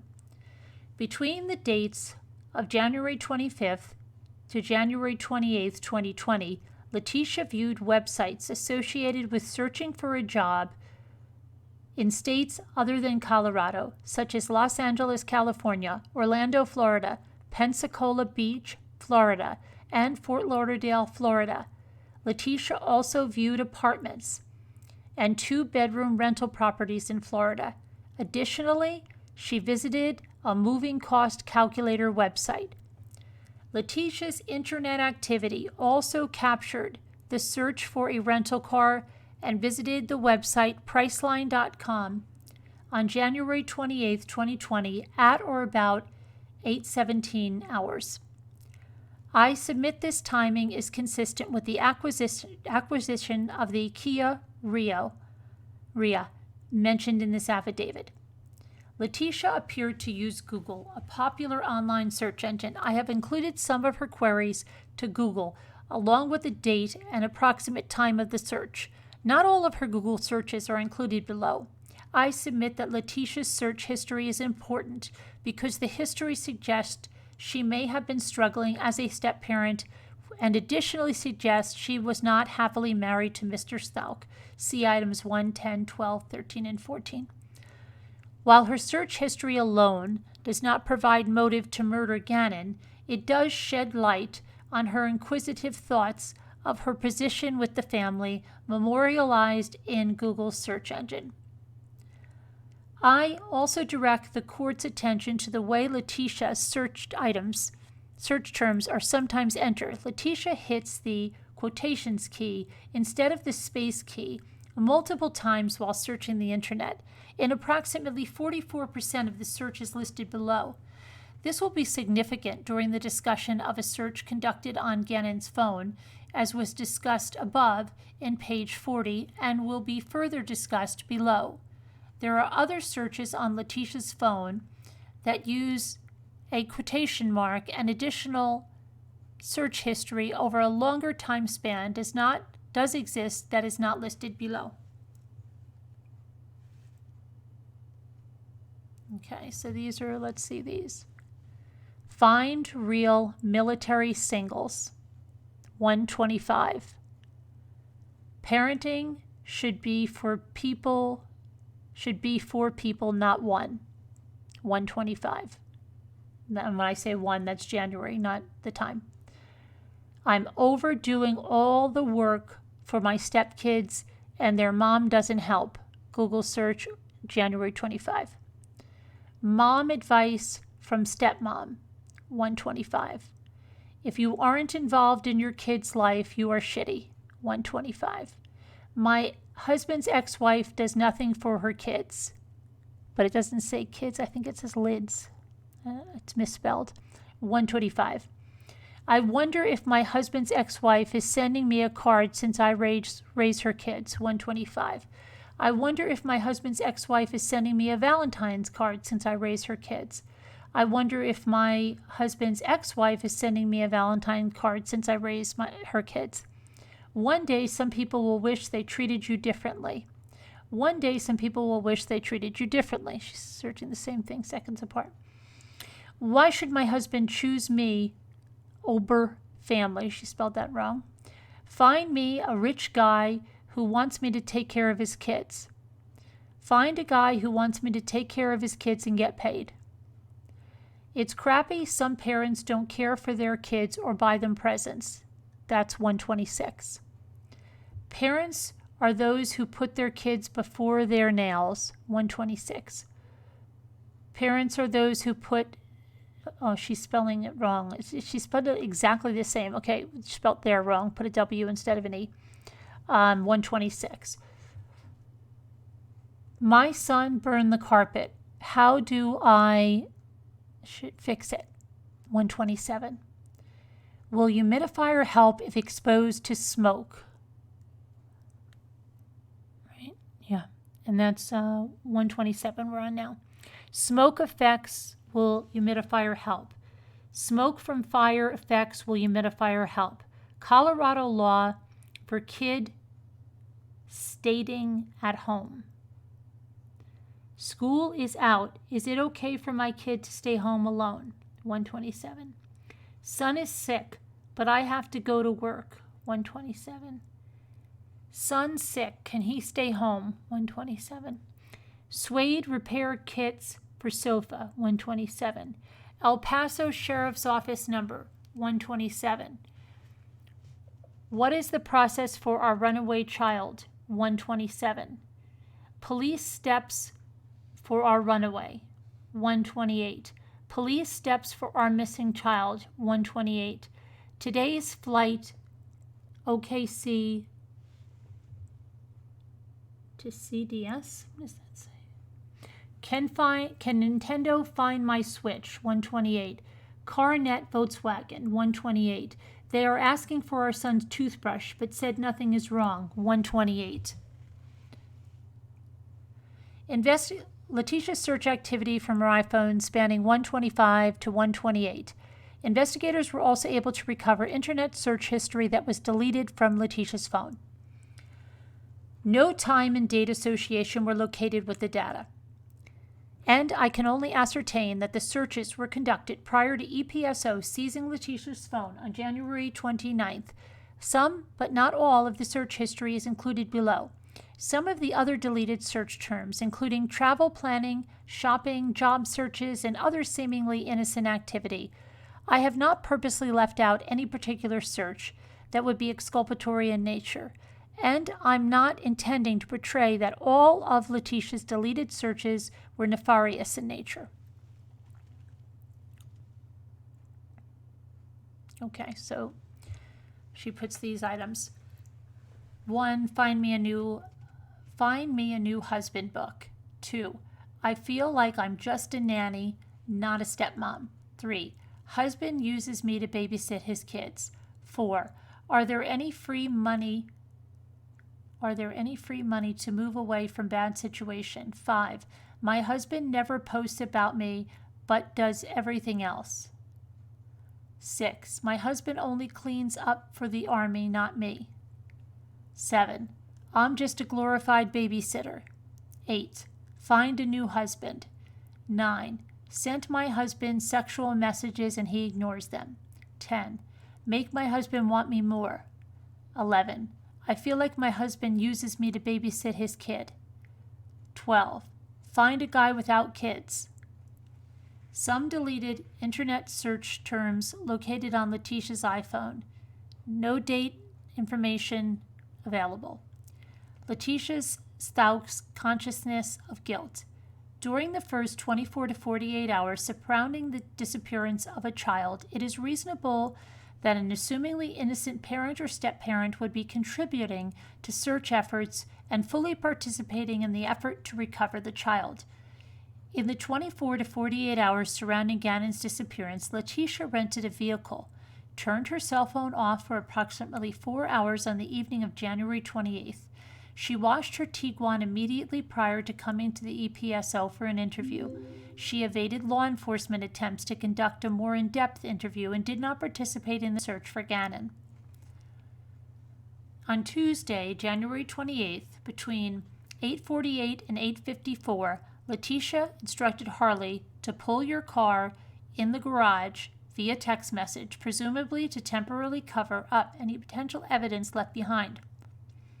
To be clear, Harley has her own vehicle that was mentioned above in paragraph 13, specifically a Volkswagen Jetta.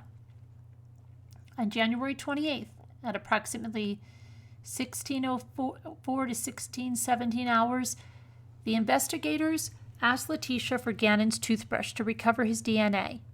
At or about 16:19 hours, Letecia did a search in her internet browser of, they are asking for our son's toothbrush, but said nothing is wrong.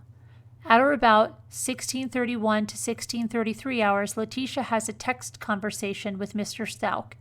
Letecia, something isn't right. I think they are hiding something.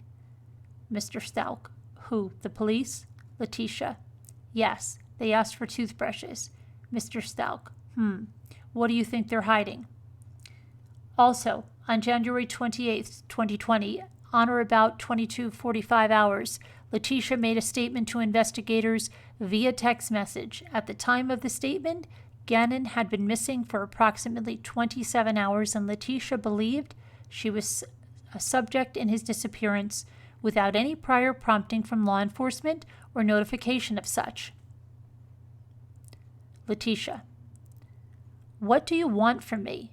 Because I have nothing. One of your very own leaked to me what you guys were doing. I did nothing or am being set up. I'm not really even sure other than being told that by another blue with El Paso. I was told I couldn't go home to sleep, and on top of that, men were sent to a home with a minor female, and she was forced to stay there, not to even leave for food. Every conversation that said, even at this moment I can hear inside, what do you want from me? After EPSO, investigators seized Detective Bethel said, come in to talk to me. I would just like information to find Gannon. After EPSO investigators seized Letecia's Volkswagen Tiguan on January 29th, she obtained a 2020 Nissan Altima.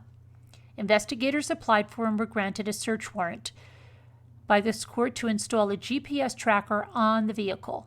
Investigators monitored this tracking device, which provided particularly useful information on January 31st. A map with some of this data is included below.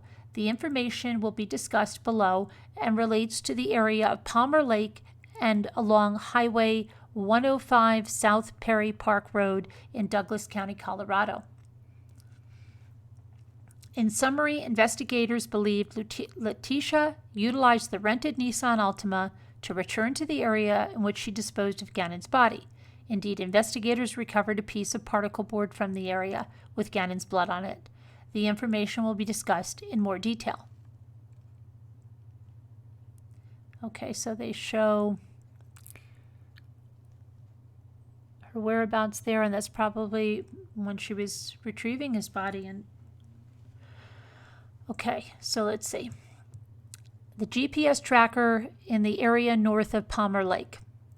The fact Letecia came back to this area on January 31st is significant, and investigators have not uncovered any evidence that Letecia has family or friends that live in this area, or any legitimate reason for her presence in that area other than to dispose of incriminating evidence. I submit a reasonable theory for the fact Letecia returned to this area based on the information presented in the affidavit as follows. Letecia disposed of Gannon's remains at nighttime and likely was nervous about the location she chose and may not have even remembered exactly where she dumped Gannon's remains. Investigators believe that on January 31st, 2020, she went back to the area to view the area while sunlight was available to ensure no evidence was viewable from the road, to ensure his remains were adequately covered to prevent detection, and to see if any law enforcement was in the area. The exploration of the Volkswagen Tiguan data. Investigators were able to remove a computer chip from Letecia's Volkswagen Tiguan, which was examined by the FBI, and the FBI was able to recover data, hereinafter raw data, which included but is not limited to the estimated location of her vehicle specifically related to the evening of January 28th and the morning of January 29th. The raw data has not been scientifically evaluated, and the raw data that was provided was not portrayed to be an exact representation of the vehicle's activities. Additionally, I have been told that the raw data has particular limitations, including the inability to show the exact location of the vehicle. For example, if the Tiguan was taken off-road, the raw data may not show that and display the estimated location on the nearest road. Furthermore, the estimated location may have some degree of fluctuation in accuracy, estimated to be approximately 50 to 100 meters. FBI agents, including Special Agent Donati, took steps to verify and corroborate the data recovered from the Tiguan. In summary, Special Agent Donati was able to take some of the raw data, including location and timestamp, and compare it to other evidence. As with other forensic evidence discussed in this affidavit, investigators believe it to be reliable. For example, the Tiguan's raw data placed the Tiguan leaving the Colorado Springs airport just after 1900 hours on January 28, 2020. This information matched the timestamp of the January 28, 2020 Colorado Springs airport parking receipt to the Tiguan data. The Tiguan raw data indicated the Tiguan stopped near a King Soopers parking lot for approximately 10 minutes after leaving the airport between 2008 hours to 2018 hours. Special Agent Donati was able to review video surveillance footage from that King Soopers, which indeed showed a dark SUV matching the description of the Tiguan sitting in the parking lot during that same time period. Other footage include video footage from a Wendy's restaurant in a separate location, helped to further corroborate the raw data. Of significant importance, the raw data showed the Tiguan in the area of Highway 105 South Perry Park Road between 2001 115 hours and 2130 hours on January 28, 2020, and I have included a map depicting that data. The raw data also indicated the Tiguan stopped for approximately 5 hours in the area proximate to the recovery of Gannon's blood on February 15, 2020. This is the same area Letecia likely drove to in her Nissan Altima rental vehicle on January 31st. The recovery of Gannon's blood is in this area is discussed below. Okay, so there's a little map there. Tiguan raw data depicting its activities on Highway 105 South Perry Park Road on 128. Investigators were also able to compare Letecia's historical cell site information, including NELOS data, against the Tiguan's raw data and found no reason to believe that Letecia was not the driver of the Tiguan on January 28th. Investigators, the continued evolution of Letecia's stories. Oh, we get evolution. She's going to go into more stories. Enter Jodi Arias. Investigators conducted several consensual monitored telephone calls with Mr. Stauch. Specifically, Mr. Stauch, at the direction of law enforcement, communicated with Letecia via telephone and email. These communications have been recorded and memorialized and consisted of hours of recorded conversation. I will not provide a transcript of these calls, but will summarize the importance of the particular changes in Letecia's story and will also include exculpatory information related to Letecia's statements. Letecia never admitted to killing Gannon. For the purposes of refreshing the court, here is a summary of some of Letecia's statements, whether law enforcement directly through the media and or Mr. Stauch in recorded email and voice communications. On January 27th, Letecia stated Gannon left to play at a friend's house and did not come home at 1800 hours like he was supposed to. On January 29th, Letecia stated she was held at gunpoint, raped, and Gannon was abducted by her rapist. Within Letecia's falsehoods, there are details corroborated by physical evidence that would be near impossible to know without being intimately involved in the murder. Letecia has made statements to explain blood on the walls in Gannon's bedroom, blood on the rear bumper of the Tiguan, and blood in the garage of the Stauch residence. Details of the location of blood evidence have not been released to the media nor to Letecia, and has been closely held throughout this investigation. Furthermore, Letecia has continued to provide alibis for her physical locations not previously disclosed to investigators. Her statements continue to evolve in a dramatic way, and all are remarkably different from the original report to EPSO. The majority of the conversations between Letecia and Albert Stauch began around February 13th. Over several days, Letecia's story continued to change. During a phone call on February 13th, Letecia stated that Gannon was burned by a candle to the point that his skin bubbled, and that Gannon peeled the burns off and wiped the blood on his bedroom wall. Mr. Stauch did not ask about blood on the walls of his room during that call. The fact she provided information about blood on the wall likely indicates her knowledge of the murder scene. On February 14th, Letecia had an additional conversation with Mr. Stauch and provided 4 additional versions of Gannon's disappearance. Story 1. When EPSO came to the house on January 27th, the abductor was still in her residence, and then she tried to signal EPSO deputies that there was someone in the residence. It should be noted that EPSO deputies checked the entirety of the house and no additional person was located during the search. Story number 2. She was raped by Quincy Brown at her residence, and Brown abducted Gannon. She knew Brown's identity because she saw a paper and his identification card fall out of his pocket that had his name on it. Letecia sent a photograph of Quincy Brown to Mr. Stauch via text message. It is noted that this photograph mirrored images online wherein Quincy Brown was listed as a most wanted suspect discussed below. Story number 3. Quincy Brown followed her from Petco and at some point was laying in the middle of the road in front of her car. When Letecia stopped to avoid running the man over, he jumped into the car and made her take him home, and then he raped her. Story number 4. Letecia and Gannon were near County Line Road, Highway 105 in northern El Paso County on January 27th. Gannon was riding a bicycle in the area and fell off. He hit his head and was then abducted by Quincy Brown. In this version of events, Quincy Brown was driven by a man named Terrence. The February 14th, story number 4, has several interesting considerations. During the period of February 12th through the 14th, it was public knowledge by virtue of media coverage that investigators were searching for Gannon in the area of Highway 105 South Perry Park Road in southern Douglas County near the El Paso County line.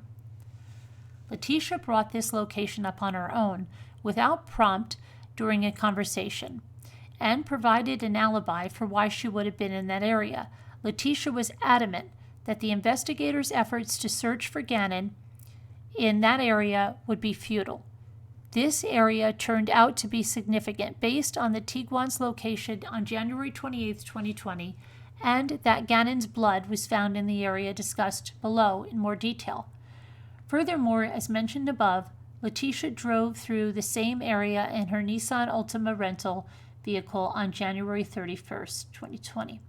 I submit that based on raw data retrieved from the Tiguan, Letecia was likely in the area of Highway 105 South Perry Park Road on the evening of January 28th, and Gannon's remains were dumped in the vicinity of the area. Letecia's story lays the foundation for a reason why investigators may locate Gannon's body with head trauma. On February 15, 2020, Letecia provided additional conflicting stories to Mr. Stauch, including the story she told Albert Stauch about Gannon falling off his bike was a lie because it was what she believed he wanted to hear. Letecia stated the blood in the corner of Gannon's room was a combination of hers and Gannon's. In this explanation, she stated that the abductor anally penetrated both her and Gannon with an object. Oh my gosh. Additionally, she was tied up some point in the abduction, and the abductor was still present during the EPSO visit that night. Quincy Brown, age 37, was listed on El Paso County's most wanted list on February 10, 2020. I was able to locate Brown's photo on KKTV News website, where they describe Brown as a black male. It is noted that during one of Letecia's stories, she described her rapist as a Hispanic male. The photo on this website appeared to be the same photo Letecia sent to Mr. Stauch. Brown has outstanding arrest warrants for failure to register as a sex offender and failure to appear. These warrants appear to have been open since 2018. I was able to find a criminal history for Quincy Brown, date of birth 10/21/1981, which included but was not limited to a 2001 arrest for first-degree kidnapping in El Paso County Court case, which was pled to felony menacing. Investigators have uncovered no evidence to support that Quincy Brown was involved in Gannon's disappearance. Gannon's blood, located in Douglas County, Colorado, on February 15, 2020. As mentioned above, investigators began to focus a search effort for Gannon's remains in the area of Highway 105 South Perry Park Road in Douglas County, Colorado, on February 12th. There is not an exact address to reference due to the rural nature of the area. This particular location was deemed important because, based on raw data from the Tiguan on January 28th and the location data from her rental vehicle on January 31st. On February 15th, searchers located a piece of particle board during that search. The particle board had a stain that appeared to be consistent with blood and is pictured below. I have added a red circle to indicate the location of the blood stain. The particle board was collected by the FBI Evidence Response Team and transported to the Metro Crime Lab on February 15th. An initial test revealed a positive presumptive result for the presence of human or high primate blood. Further testing was conducted, and a DNA profile was developed and compared to Gannon on February 16th. That profile matched the DNA profile of Gannon Stauch and is documented in the Metro Crime Laboratory report.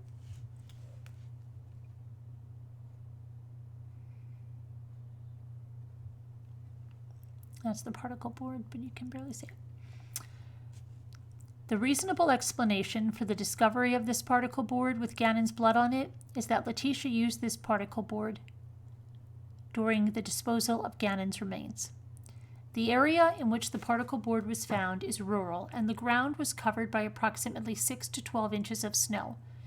Additionally, as the area is rural in nature, it is likely populated by wildlife, including predators such as bear, coyotes, and mountain lions.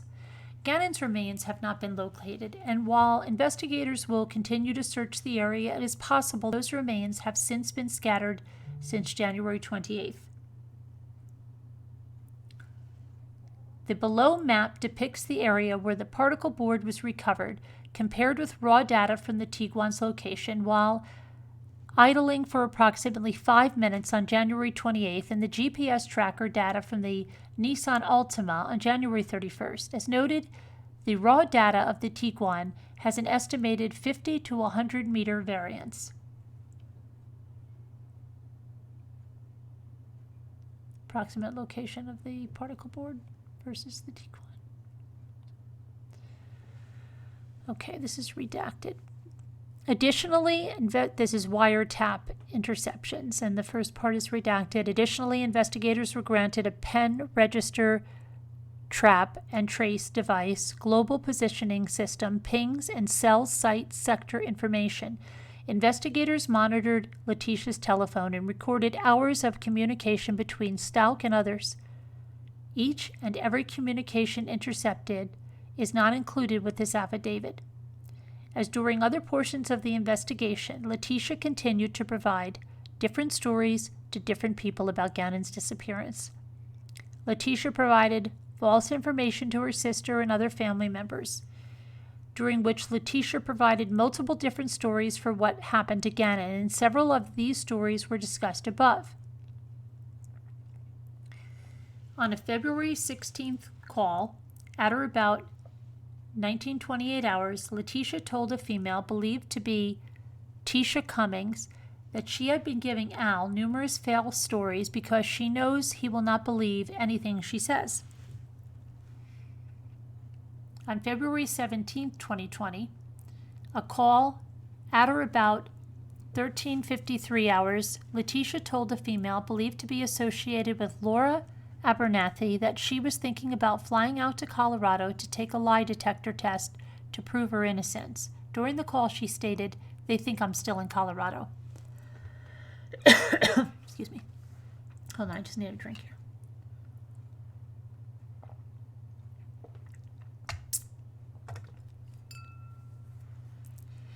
On another February 17th, 2020 call, at or about 16:11 hours, Letecia told an unknown female that she is going to take a lie detector test, but that the test is not admissible in court and no law enforcement would be present. Letecia's attempted to obtain fake polygraph results. Oh my goodness gracious.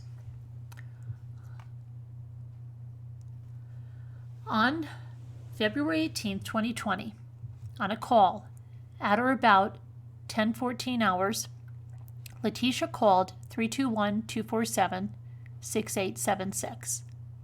I conducted research on that phone number and learned it was associated with fakepolygraph.com. Oh my gosh. During the call, Letecia stated she never got a confirmation for a test she paid for. Letecia provided the spelling of her name, and before disconnecting the call, the unknown male stated he would resend her the results to her email. I viewed the website, fakepolygraph.com, and found the following information: fake polygraph test. Get a fully verified fake polygraph test certificate proving you have taken a real polygraph test. You choose the questions, location, and results. We send you a fully verified report within 1 business hour. The fake polygraph results are emailed from a local and real polygraph company. If your partner calls the authentic company, or something will confirm the test details. We are sure they will believe your, something's cut off. We have nationwide real polygraph companies in the following countries: UK, Ireland, Australia, USA, and Canada. Our polygraph reports are 3 to 4 pages and replicate a real report. The local polygraph company branding and contact details are the fake polygraph test report. The polygraph test results are emailed from a real polygraph company. Screenshots taken on 2/19/2020 from fakepolygraph.com. Also, on February 18, 2020, on or about 11:16 hours, Letecia again called 321-247-6876. And during this call, Letecia inquired about an email she received. The unknown mail stated that her report was blocked by management based on the content of the questions, and stated that with any illegal activities, they reserve the right to not send the report. Letecia's response was the following. Letecia: what do you do now? Just delete it and go on about life and keep the money? The mail at fakepolygraph.com. Yes, we do indeed. Letecia: okay, I got you. Thank you. Goodbye. Investigations contacted Luke Devlin utilizing the phone number 321-247-6876 that Letecia called. Mr. Devlin provided information to investigators, including the questions and answers that Letecia had provided. Letecia provided the following questions and answers that were supposed to be truthful to fakepolygraph.com. A. Do you intend to answer these questions regarding your stepson truthfully? Yes. Is your birthday August 4th, 1983? Yes. Did you participate in any way in causing harm to your stepson? No. Did your stepson return with you to your home? Yes. Did you participate in any way in causing the death of your stepson? No. I submit to the court that if Letecia had nothing to hide, she would not have to pay for a fake polygraph result. Conclusion. Based on data collected by the FBI and reported in the Journal of Forensic Sciences, I learned that in over 71% of homicide cases that involve false reporting, the reporting party is responsible for the murder. To be clear, this statistic is not being provided as the sole probable cause for the requested warrant, but as an additional fact to be combined with the others listed in this affidavit. Based on Letecia's internet history, it is reasonable to believe that she was unhappily married to Mr. Stauch and had some degree of resentment towards the family as a step-parent. Furthermore, days before Gannon's murder, Letecia appeared to be researching a move to another state to a 2-bedroom apartment. Letecia has not provided a fully truthful statement to investigators at any point during this investigation, particularly regarding the circumstances of Gannon's disappearance. This would reasonably be suspected activity of an individual that committed the crime under investigation, namely murder, within approximately 24 hours of Gannon being reported missing, and without external prompt, Letecia made claims to law enforcement that she was being set up. Initially, Letecia and Gannon said Gannon was playing with a neighborhood friend between approximately 15 hours and 1600 hours, and was expected home at 1800 hours.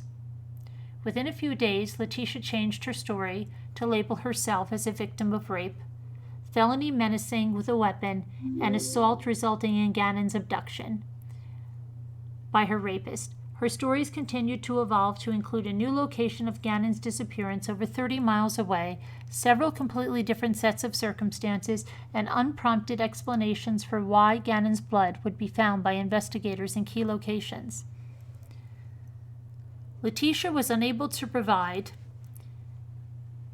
a logical reason why she rented another vehicle while she still had access to the Tiguan, and based on the aforementioned facts, it was likely because it contained the remains of or evidence of Gannon's remains based on positive reactions to luminol in the Tiguan on the bumper, indicating that likely presence of blood on the rear tailgate.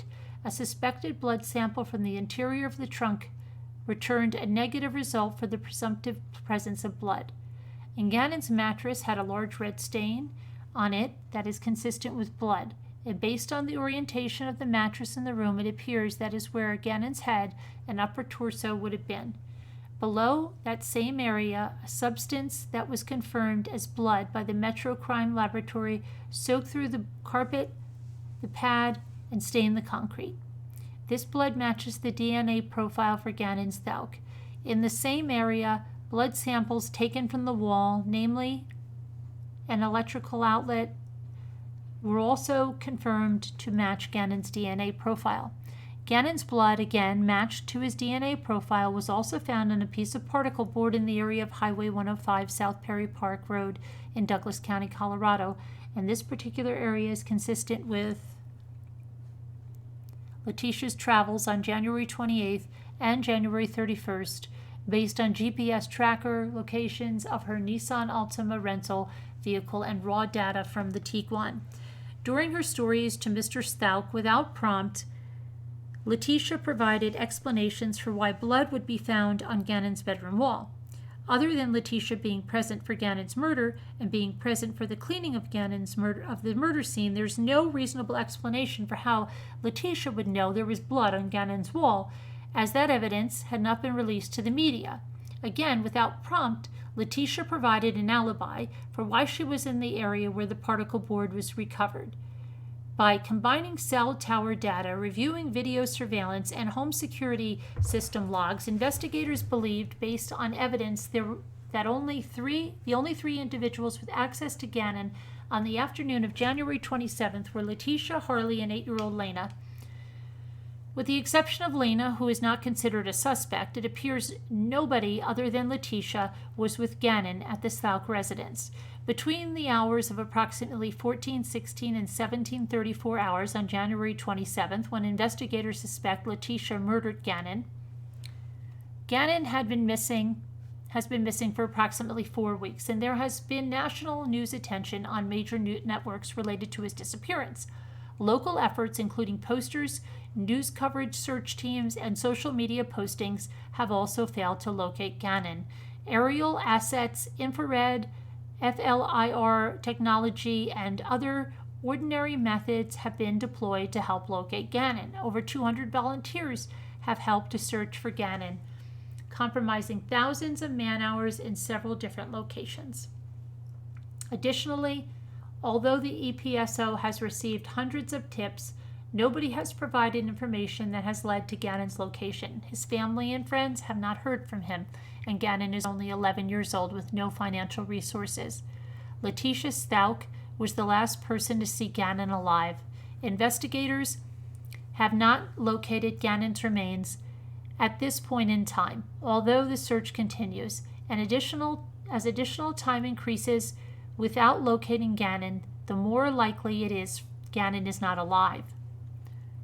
Based on the facts set forth above, I submit probable cause exists to believe that on or about January 27, 2020, within the state of Colorado and within El Paso County, Letecia Stauch committed the offenses in violation of Colorado revised statutes to include murder in the first degree, child under 12, position of trust, child abuse resulting in death, tampering with a deceased human body, and tampering with physical evidence. Therefore, your affiant respectfully requests the issuance of an arrest warrant charging the same. Okay, applicant Jessica Bethel, El Paso County Sheriff's Office, position detective on that 28th day of February. So there you have it. Oh my goodness, that was a lot. Oh, I've got to get a drink here.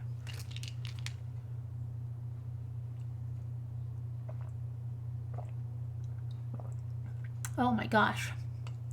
Okay. Wow. This is crazy. This is the affidavit for the arrest warrant, Kathy. Whew. I think that was 32 pages.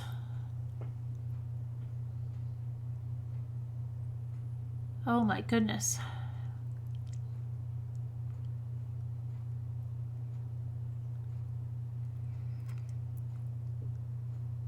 That was crazy. You know what? It's always weird, right? When you see this, it's like crazier than you could ever imagine. Like you imagine all these things when she's doing these interviews and everything, but it's even crazier, right?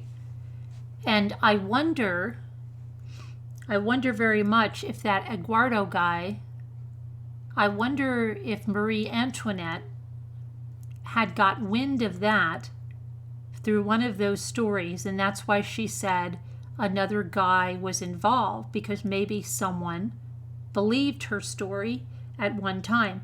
Also, the way she said about the suitcase, it's like there's exactly what they said. There's a little bit of truth in their lies. So she put that suitcase in there because she wanted people to believe Eduardo would have put Gannon in the suitcase, right? The other thing is, which I can't believe she didn't go the Jodi Arias way, and maybe she did and they just didn't put it in here, is that, well, why did she report him missing if Eduardo did this? I thought she was going to come back and say, he told me if I told anyone and didn't do what he said, he was going to come and kill my whole family, which she still could have done, but they just didn't put it in here.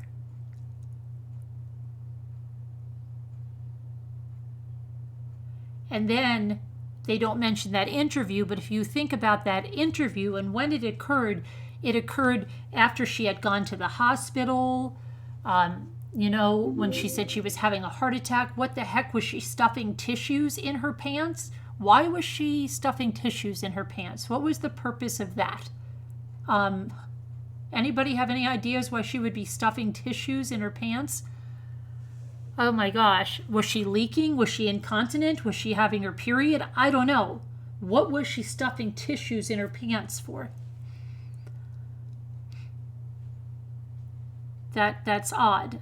And then she pulls the whole heart attack thing or whatever she's having, shortness of breath, going to the hospital. And then she's looking for rich guys without kids.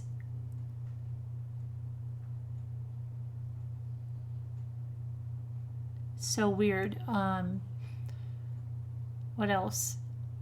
I don't even understand how she was able to clean that crime scene so that they didn't see the carpet was wet or anything like that in that short amount of time. Do you think she was, Lisa? What did it say about it? Said that she was when she was at the here, let me go up to that part. I'll read it for you if you came in late, because it's very I want to go over that. You know me, I want to go over this in like with a fine-tooth comb. This is my first time through it. I waited for you guys. I just came right on. I did not read it ahead of time. Let's see. Where was the investigation?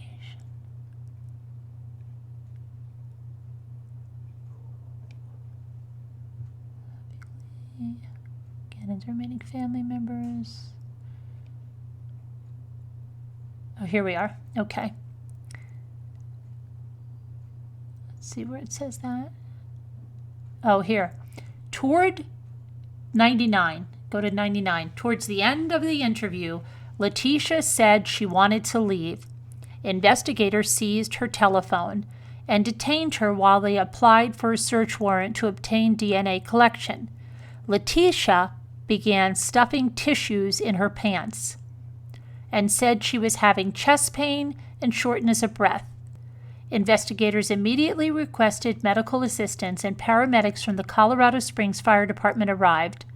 Letecia had appropriate responses to the paramedics' questions. What is that about? You know, what the heck is that about?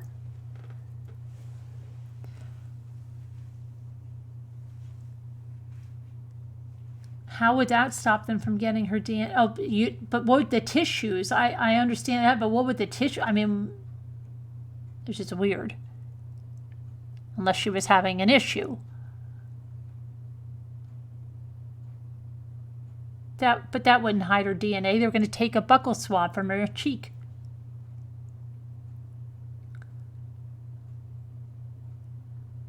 And then the other thing, when she says, let's see,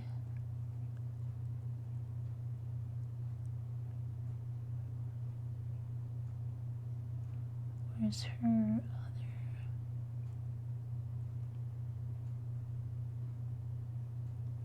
Let's see here. Okay, these search results. Find real military singles. That was on the 25th, 2 days before Gannon went missing. Parenting should be 4 people, not 1. 125. I'm overdoing all the work for my stepkids, and their mom doesn't help. Now there she says kids, plural.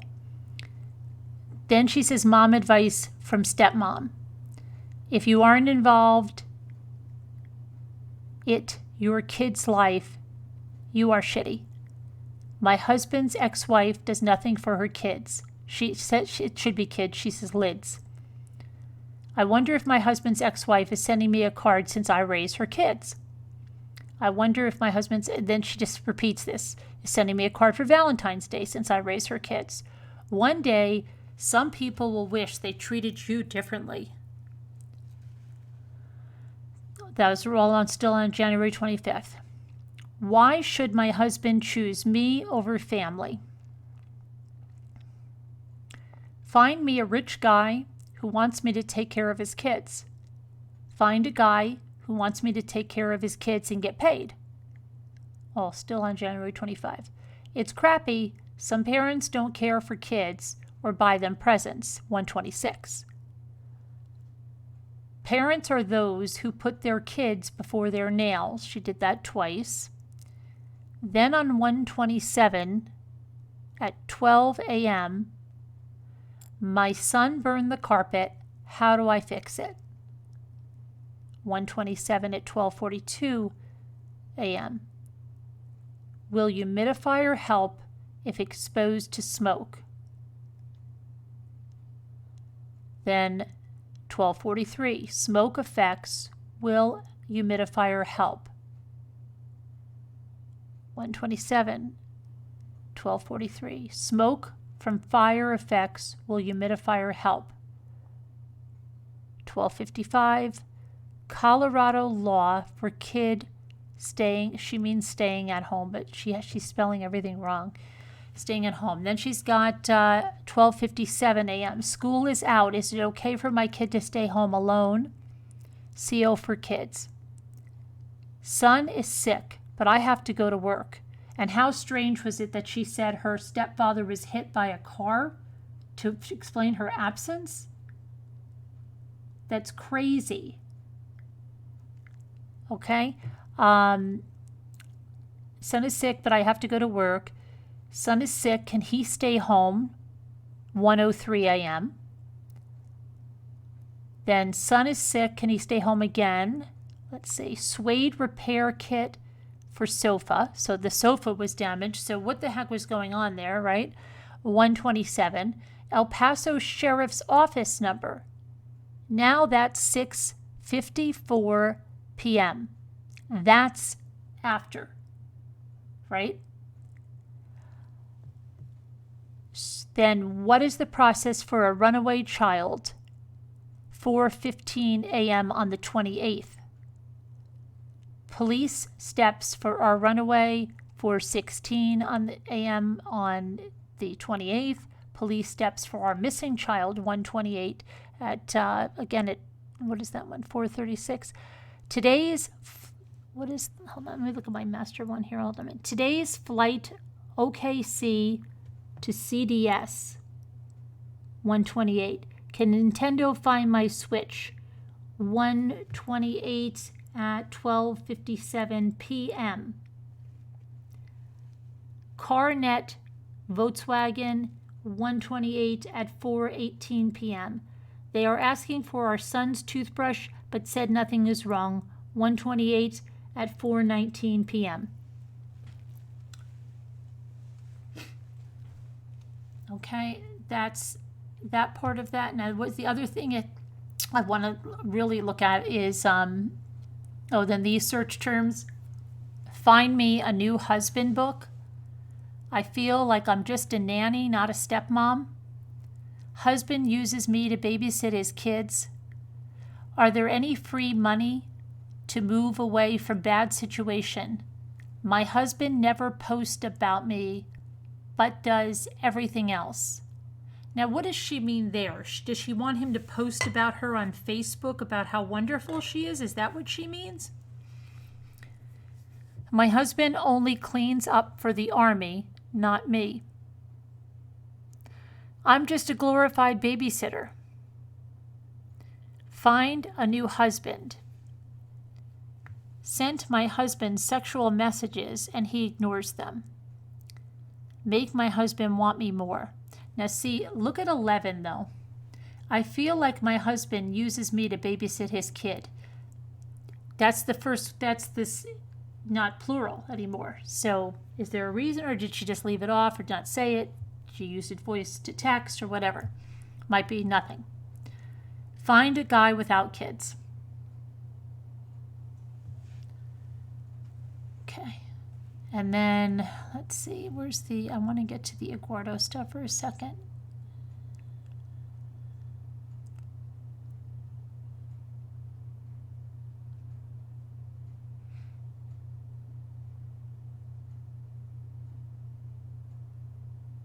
Okay, but it's up above. It's up above because these are the 4 stories. This Quincy Brown that she brought in, okay? So you had Eduardo, then she brought in Quincy Brown. Okay, right now Quincy Brown was the abductor. Before it was Eduardo. Yeah, you think whiskey? Yeah, I know, right? Okay, but I want to go to this story from Eduardo first. Because what she says about the suitcase.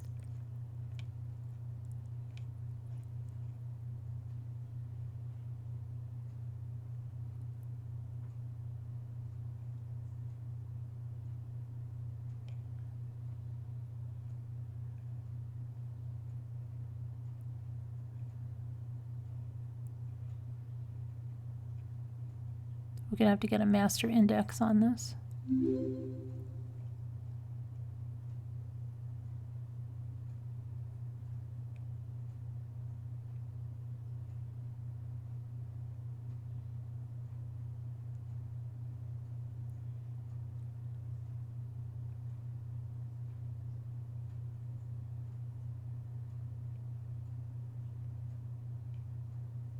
I think it was early on because my kids were making noise when it was up and they were dark. They're long in bed now.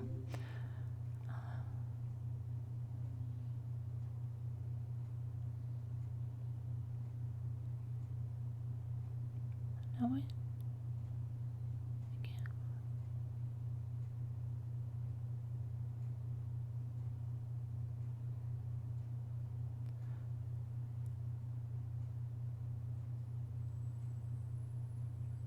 Okay, that's when she changed the bed.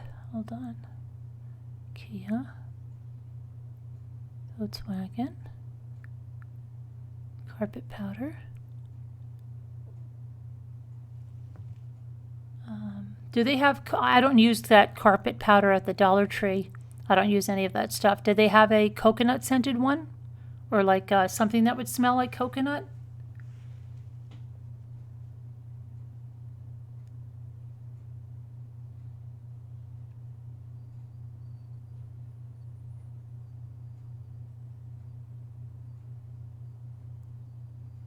Where the heck is Eduardo?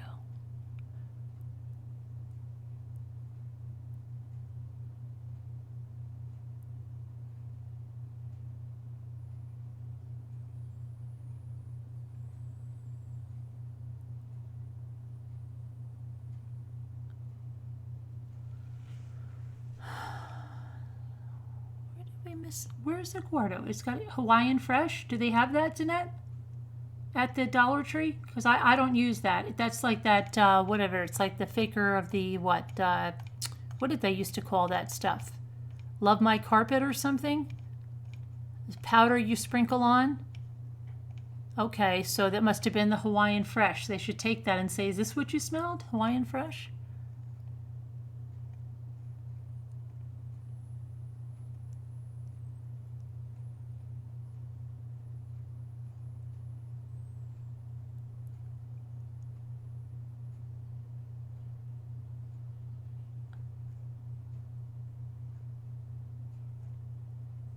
Okay, let me just go this way so I know that I'm... Summary of the multi-agency missing persons investigation. No, not there. The murder of Letecia Stauch. Not there. It's going to be where she changes her story. Statements and images on body cams. Photo from the morning. No.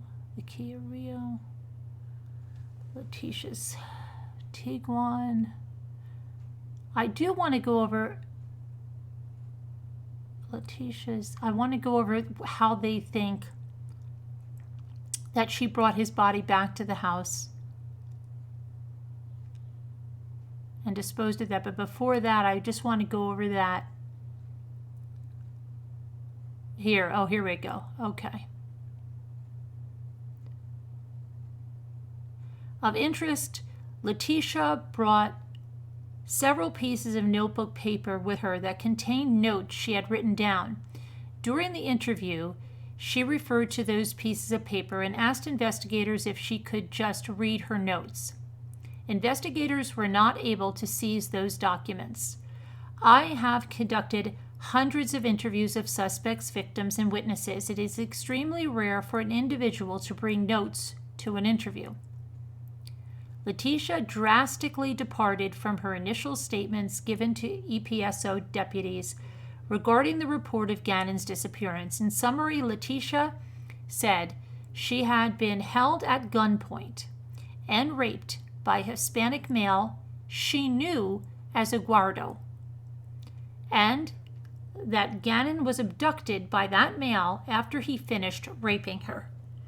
The interviewing detectives believed her statements were false based on prior experience investigating sexual assault cases.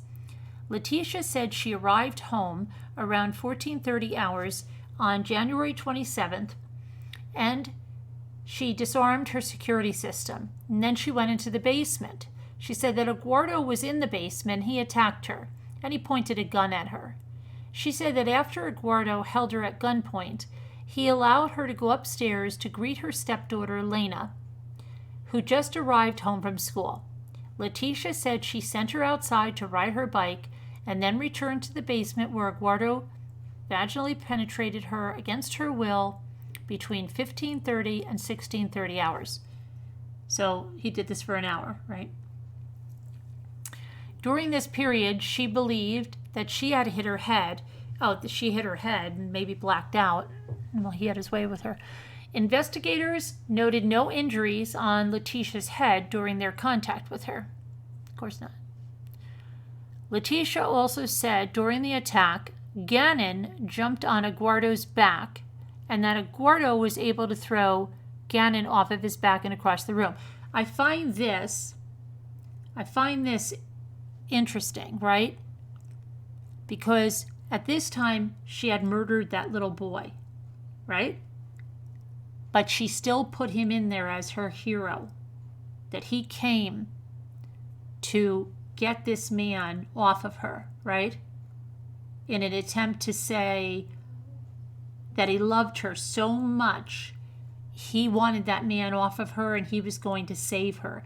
And then also to show some of Gannon's injuries, right? Because this guy, flings him off his back and Gannon goes across the room where he sustains injuries, right? Okay. And across the room. After Aguardo had finished, he had the gun held to Gannon and demanded a suitcase. Remember, there is a little bit of truth in even the lies. Here is the suitcase, okay? The suitcase that was missing. Letecia provided him with a brown suitcase and a cardboard box. Well, we know that's then how Gannon was transported out of the house, in a cardboard box inside the brown suitcase. Okay. Eduardo attempted to sexually assault her again, but she hit her head and blacked out again. That's like those people that always lie and they're like, oh, I don't know, I blacked out. What happened then? I don't know, I think I passed out. Okay. Oh, it is insane, Sarah, yeah. But she hit her head and blacked out again. Letecia stated that she tried to fight Eduardo off, but was unsuccessful. I know from training and experience that if an individual holds another person at gunpoint, he or she would likely not allow the person to have opportunity for escape, as Letecia described being allowed to greet her stepdaughter upstairs before returning to the basement. All right, you better listen to me. Oh, can I just go upstairs for a quick minute and let my stepdaughter in the house? All right. Yeah, you go on up. I'll wait down here for you. Come back, though. Okay, I will. So then, as Letecia described, being allowed to greet her stepdaughter upstairs before returning to the basement. Most crucially, if Letecia's story was accurate, any reasonable person would have immediately called 911. This is like Chris Watts, right? I should have done that. I'm never going to see the light of day. Yeah. And reported the home invasion, rape, and kidnapping of their child. See, this is why if she didn't do the Jodi Arias thing where I couldn't say it because they were going to come and kill everyone, I don't know how she would ever explain that away. Letecia called law enforcement hours later and did not report the alleged rape until approximately 2 days later. Of even more significance, Letecia said she cleaned up the area where this alleged attack had happened, and she straightened up signs of disturbances in Gannon's room and cleaned up the utility room. Investigators recovered cleaning supplies, such as carpet brushes, which contained suspected carpet fibers. I submit that Letecia did in fact clean something up, but it was the murder scene of Gannon, not a sexual assault.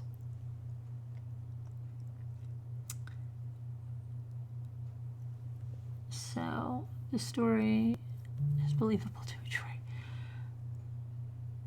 You also believe she buried that suitcase in the snow somewhere. Yeah, she had to have stashed it somewhere. They don't mention at all that report that she gave that news station. And now if you look back, it's so strange. She did all of that craziness and then went to the hospital and did all of that, and yet she was standing there saying that he was going to come home and everybody owed her this big apology, especially her husband. Right? That is so crazy. Okay. You just think back to that interview and she was cool and, calm. Now, you would never think any of this happened, would you?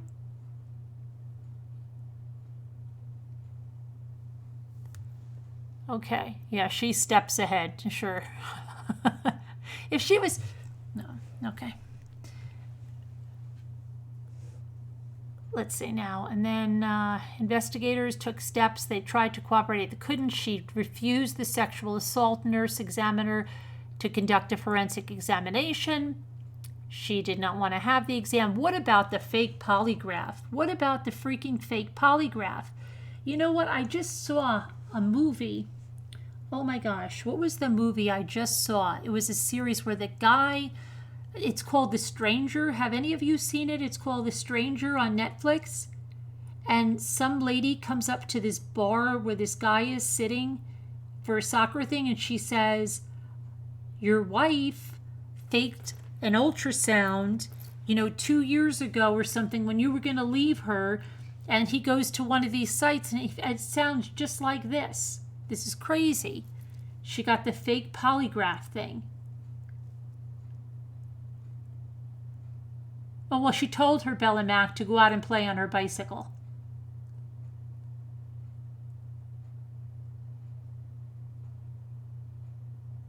Yeah, she had to do the do-over at the end. Yeah, I realized that, Caleb. Yeah.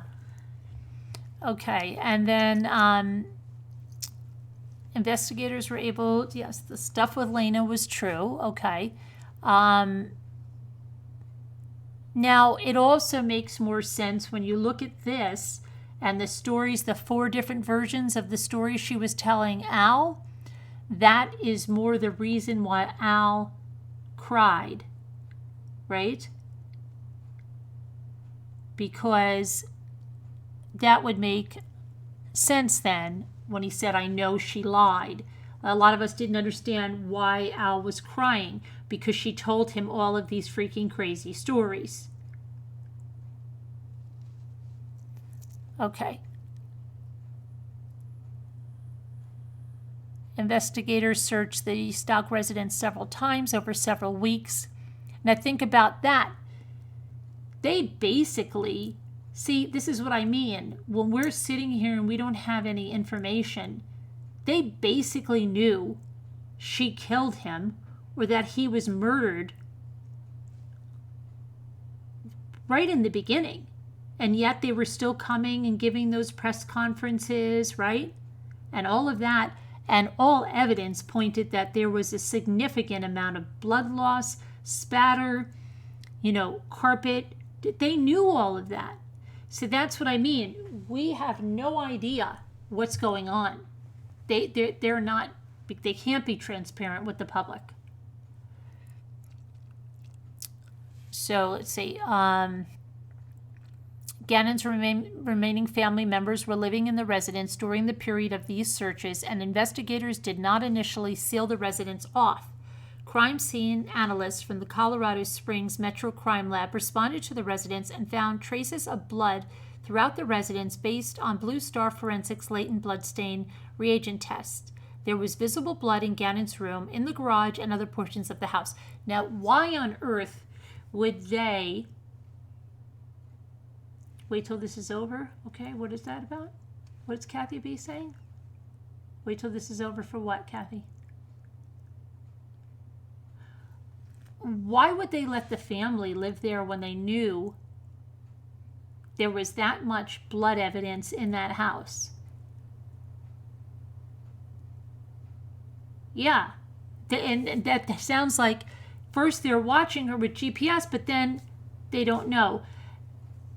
I also don't see them talking about when she would be in Pensacola or when she left, why they have that timeline that they do for Pensacola.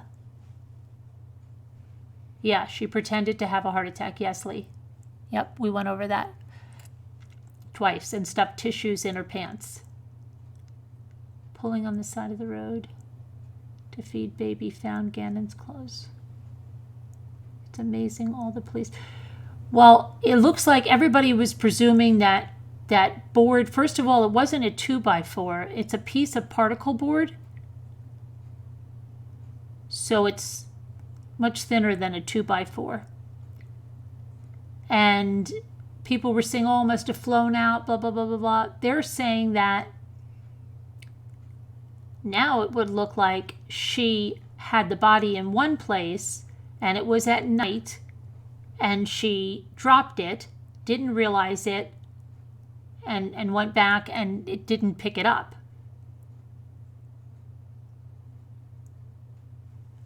They cut out parts of the carpet. Perhaps that's why they kept... Yeah, but they shouldn't have. That's a crime scene. I mean, they knew from looking at this, they knew. I'm wondering why they left them. You're confused about the 27s. Can you read? Yeah, okay. Let's see. All right. Let's go over that.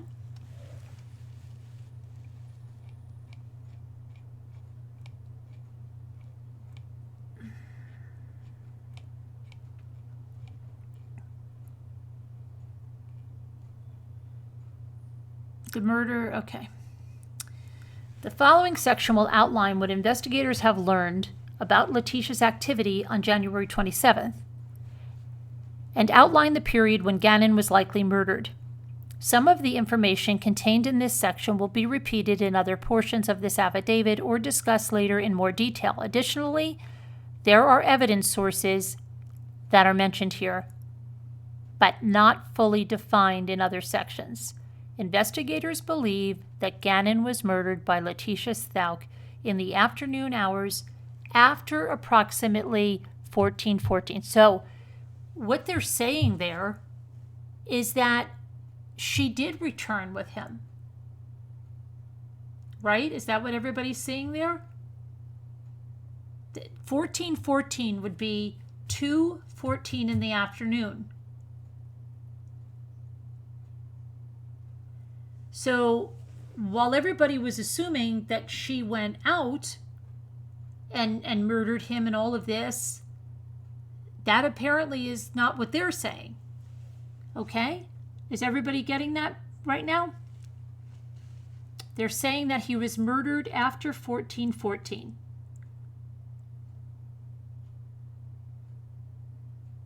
I know there's a delay, so I'm just trying to make sure that we're all on the same page here. I don't think she returned with him. I think the investigators are wrong.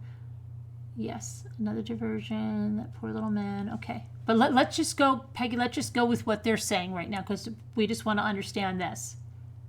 It's weird that police can't account for where she went and why, except for 2 times to Petco. Okay, so, okay. I think what they're thinking is, and here's what they're thinking is, I'm sure, that there is video surveillance that he walked out of the house that morning, correct? But there is such significant blood loss in the house, on the walls, so that the only way that that would happen is if he was murdered there.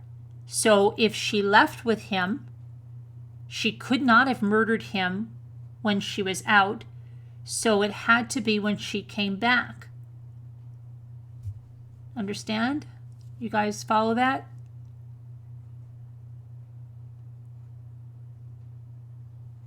So we saw him walk out of the house with her because, well, he could have, remember she kept saying he got out on the other side.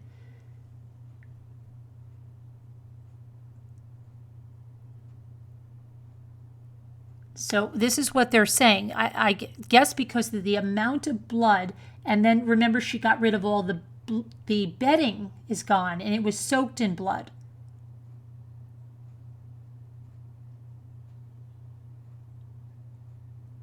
Maybe she had him in the brown suitcase in the back of the red truck when she went to put him in her other car the morning that she went back. Okay, so let's go on this now. So let's follow this, okay? We're going to look at what they're saying happened. Okay, so they believe that Letecia murdered Gannon in the afternoon hours after approximately 2:14 p.m. on January 27th at his residence, and more specifically in his bedroom. Physical evidence recovered from the residence and inside Gannon's bedroom supports that a violent event occurred in his bedroom, which caused bloodshed, including blood spatter on the walls and enough blood loss to stain his mattress, soak through the carpet pad, and stain the concrete below his bed. Some photographs of this evidence are included below. So what they're saying is there is such significant blood loss that he could not she couldn't have beat him up and he walked to the car after the blood loss he sustained. So they feel right. They came home, she murdered him, and then she started to clean up. Okay? And she probably put him in the cardboard box inside a suitcase. So let's look at the rest. Now let's see this, okay? Based on evidence recovered from the residence, Gannon's remains, were eventually brought through the house into the garage and likely loaded into the back of Letecia's Volkswagen Tiguan. Okay, so then they believe she gathered up his remains, brought them out through his bedroom, into the basement area, then out through the door, through the garage, where she had her Tiguan backed up, hatchback open, and put into the back of her Tiguan, right? After cleaning the murder scene, Letecia utilized the Tiguan to transport and dump Gannon's remains on the evening of January 28th. Now this is weird. This is January 27th. So we are to believe she kept his body in her Tiguan, right? But now remember, that's why it was at the airport. So they're saying that she put it in the night of the 27th, but then she called, remember she called the police. She wasn't worried that they might want to look into her trunk area. This is a little bit crazy, okay?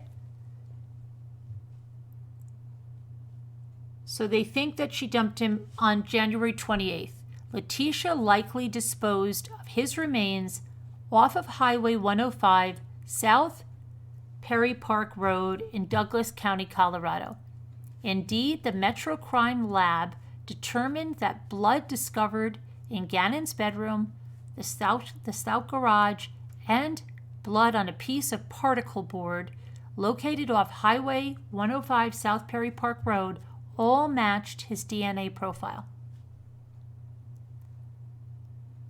So, on Monday, January 27th, Gannon Stauch stayed home from school. Based on text messages from Letecia to Al, Gannon was up. She told him Gannon was up most of Sunday evening with stomach pain. Letecia did tell, this is another crazy thing, Gannon's school, Grand Mountain Elementary, that Gannon would be absent on Monday. Investigators were able to verify that Gannon was marked as an excused absence that day. Letecia said she also told Al that I'm just going to give them an excuse at work and stay with him. Now listen to the excuse she gave them at work. This is crazy. She told her employer via a text message that her stepdad was killed after being hit by a car and she would not be able to come to work that day.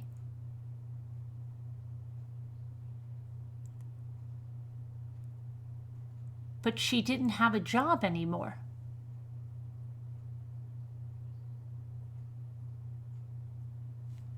So this is another thing. Remember when I told you guys she got fired from that job?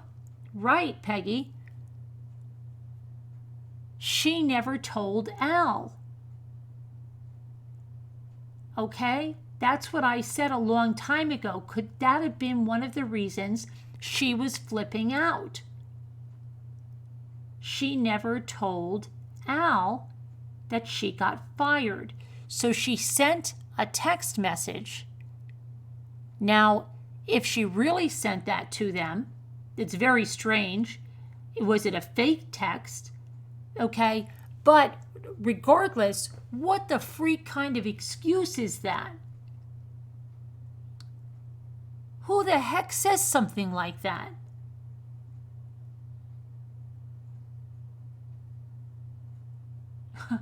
Who says something like that? Okay.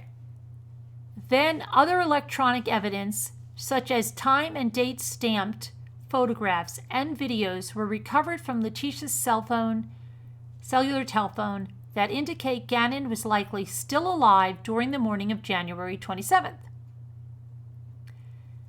As displayed in paragraph 54 below, images were taken on Letecia's cell phone on or about 8:17 and 8:17 a.m. on the morning of January 27th, showing Gannon sleeping in his bed. Why was she showing him sleeping in his bed? Why was she taking pictures of him sleeping in his bed? Because she knew what she was going to do and she wanted to document it all.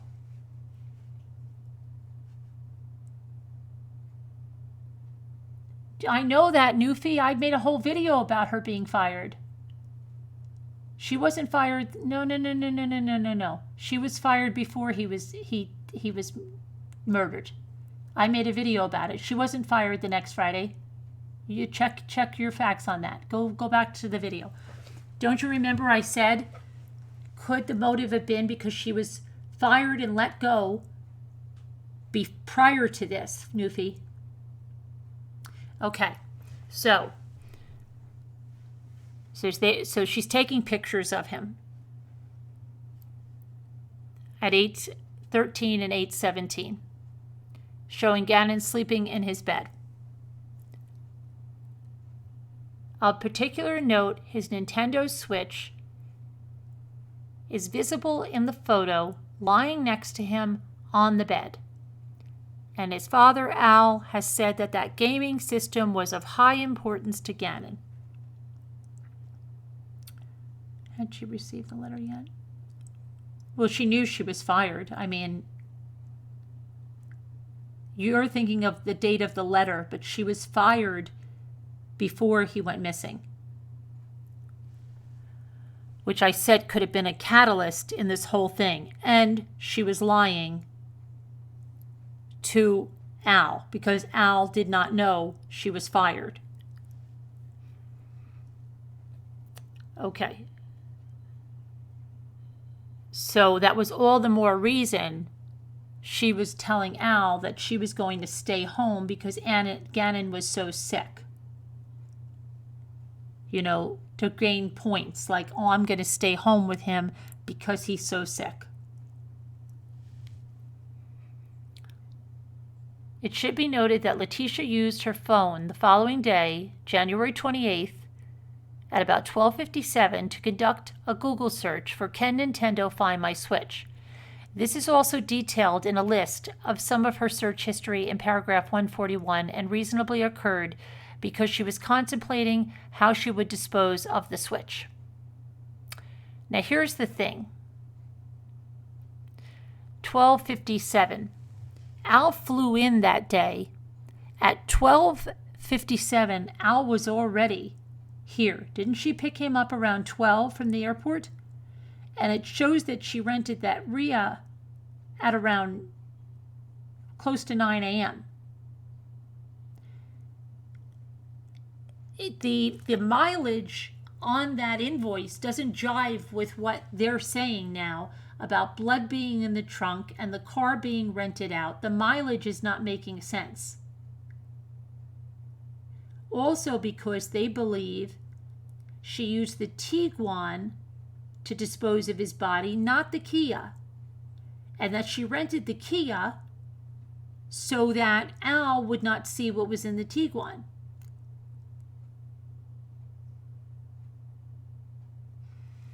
So this is very different. There's a lot of different things in here, okay? Now, where are we about this Switch? Okay. I conducted a Google search for the term Can Nintendo Find My Switch and learned that the Switch does not come with any sort of tracking ability. So good, I can get rid of it. He could take it with him. They're not going to find him with the Nintendo Switch. As such, Letecia likely felt it was safe to dispose of the Switch and use the missing Switch to help deceive law enforcement into searching for Gannon as a possible runaway. Now, ultimately, investigators located video surveillance from a neighbor's surveillance camera. You know, I wouldn't put it past her that she sold that Switch to anybody on the street. Give me 10, 20, 50, whatever. She found out it wasn't traceable. I wouldn't put it past her that she sold that Switch to somebody. for anything, you know, because she wanted money, remember? Okay, use the missing switch to help deceive law enforcement into searching for Gannon as a possible runaway. Ultimately, investigators located video surveillance from a neighbor's surveillance camera that showed what investigators believed to be Letecia and an individual that appeared to match Gannon's physical description depart the residence in the Nissan Frontier at or about 10:16 on January 27th. The video camera is several homes away and does not provide images clear enough to make positive identifications of those captured in the recording. The vehicle returned at about 14:19 hours. So they say 14:14 there, after 14:14. It has to be at least after 14:19 if he's killed in the home. And Letecia exits the vehicle. After viewing the video, I cannot be sure if another person exited the vehicle or not, but I submit Gannon likely did return home with Letecia that afternoon. And these times, corroborated by data collected from an ADT security system installed in the Stauch's residence, are discussed below in more detail.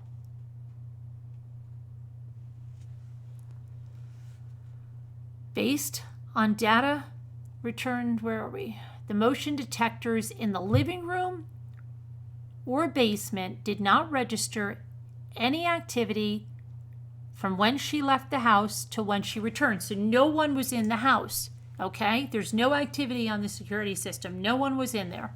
So the story with Aguardo being in there, that doesn't make any sense because he wasn't in there. Then she says Aguardo followed her home. Then she says Aguardo, oh no, that wasn't him. That was the other guy, right? Laid in the street. Oh my gosh. Okay. Whatever it was, there's no evidence of anybody else. Okay. So then the historical cell site information detailed information about her iPhone status and text that she sent to Harley from Gannon's cell phone support that Letecia left her cell phone at the residence on the morning. So she left her cell phone home, and that fact in and of itself is suspicious because based on her history of extensive use of her phone. And then she found how much Letecia used that phone. She's an active user of social media, including but not limited to Facebook and Instagram. A more detailed review of Letecia's iPhone screen time log from January 25th at 8 o'clock to January 29th at 11 revealed that Letecia spent approximately 38,607 seconds on Facebook Messenger alone, which equates to 10.7 hours of cumulative time over those few days. Letecia's telephone was locked, okay, on or about 9:56, right before leaving the house on the 27th, and it was unlocked at 2:45 p.m. on the same day. Okay? The timing of the unlocking of the device is significant as compared to her departure and arrival to and from the residence and should be noted by the court. Particularly, Letecia did not open her phone for approximately 30 minutes after she arrived back to the residence. So she has 30 minutes. Is that when they are assuming that she murdered him? It's odd the police went 100% confirmed if Gannon got out of the vehicle at 2 p.m. or not, and the window for murder is small by their estimate. They got home at 2:30, and Gannon's sister is home at 3:15. She might have been done by 2:45 when she turned her phone on.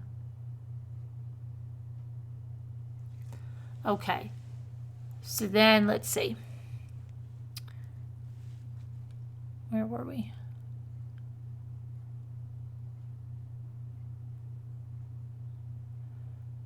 There was a message sent from Gannon. Now, this is another thing. On the 27th, there was a message sent from Gannon to Harley's phone that reads, Tecia left phone at home. If you need her, text me. So she brought Gannon's phone with them, but not hers. This doesn't make much sense, does it? Because if they could track Gannon's phone, why did she leave hers home? Gannon can't drive a car. Wherever Gannon is, she has to be. Why would she leave her phone home if she brought Gannon with her? And he had a phone and texted Harley. That doesn't make sense to me right now. I'm trying to look at that. On January 27th, there was a message sent from Gannon's phone to Harley that reads, Tecia left her phone at home. If you need her, text me. This message was sent at or about 10:37 hours. Anybody understand why that would be that?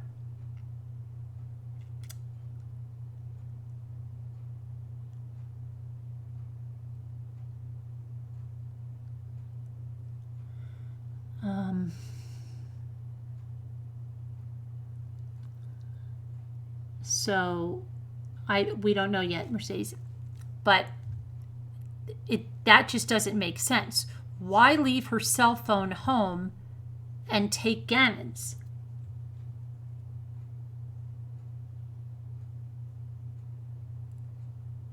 But why not take hers then, Noreen? What point would it be if they could search Gannon's as well?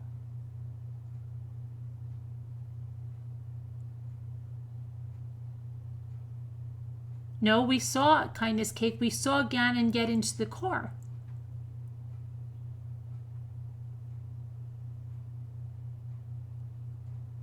Why did she go out to stores on Monday with Gannon if she was going to go home and kill him?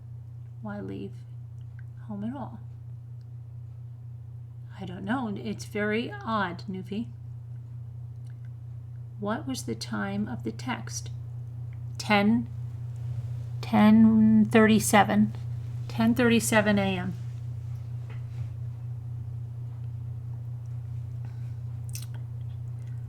Keep reading. No point. Okay, so investigators were able to confirm, based on video surveillance footage and purchase receipts, that Letecia traveled to Petco, located at 5020 North Nevada Avenue, Colorado Springs. This Petco is approximately 22 miles from her residence and is approximately a 30-minute drive. The receipt shows that Letecia completed her purchase at about 11:22. Gannon is not visible on any of the surveillance video obtained at Petco. Letecia's whereabouts are unknown between approximately 11:22 and 13:22. At 13:22, which is 1:22, about an hour before she gets home, Letecia was again captured on video surveillance making a second purchase at the same Petco on North Nevada Avenue. Now, did she need an alibi? I was at Petco. I was here. I had to return something. That's why I was in the area. I can't believe it. I got that. What was she at Petco? She's buying dog coats. She went back again. Okay. And then from that point, she has about 30 minutes before she could drive home. She's 30. Okay. Less than 30. Because it's 1:22. She'd get to the car. She's got to get going. She has maybe 20 minutes before she has to head home. Letecia's, where are we? Mr. Stauch sent a text message to Gannon's cell phone at or about 12:06 that read, "Hey, buddy." This message was unanswered until 1:21, around the time she was in Petco, right? Is when she answered the message. Okay, maybe did she turn Gannon's phone off? Had to have, because otherwise they would be able to track her. She must have turned his phone off for those 2 hours.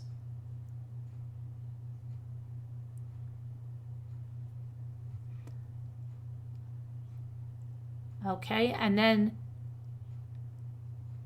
the response was, "Can I play Zelda at least?"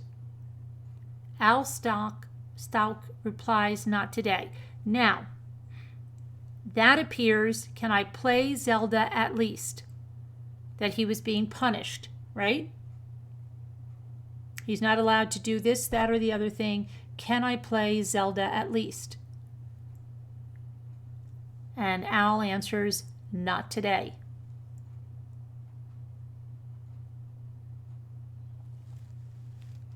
Right?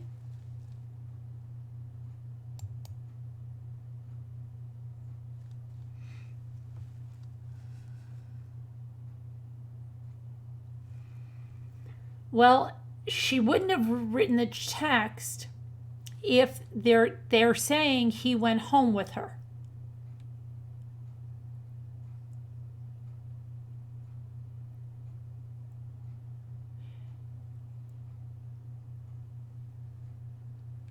Okay, so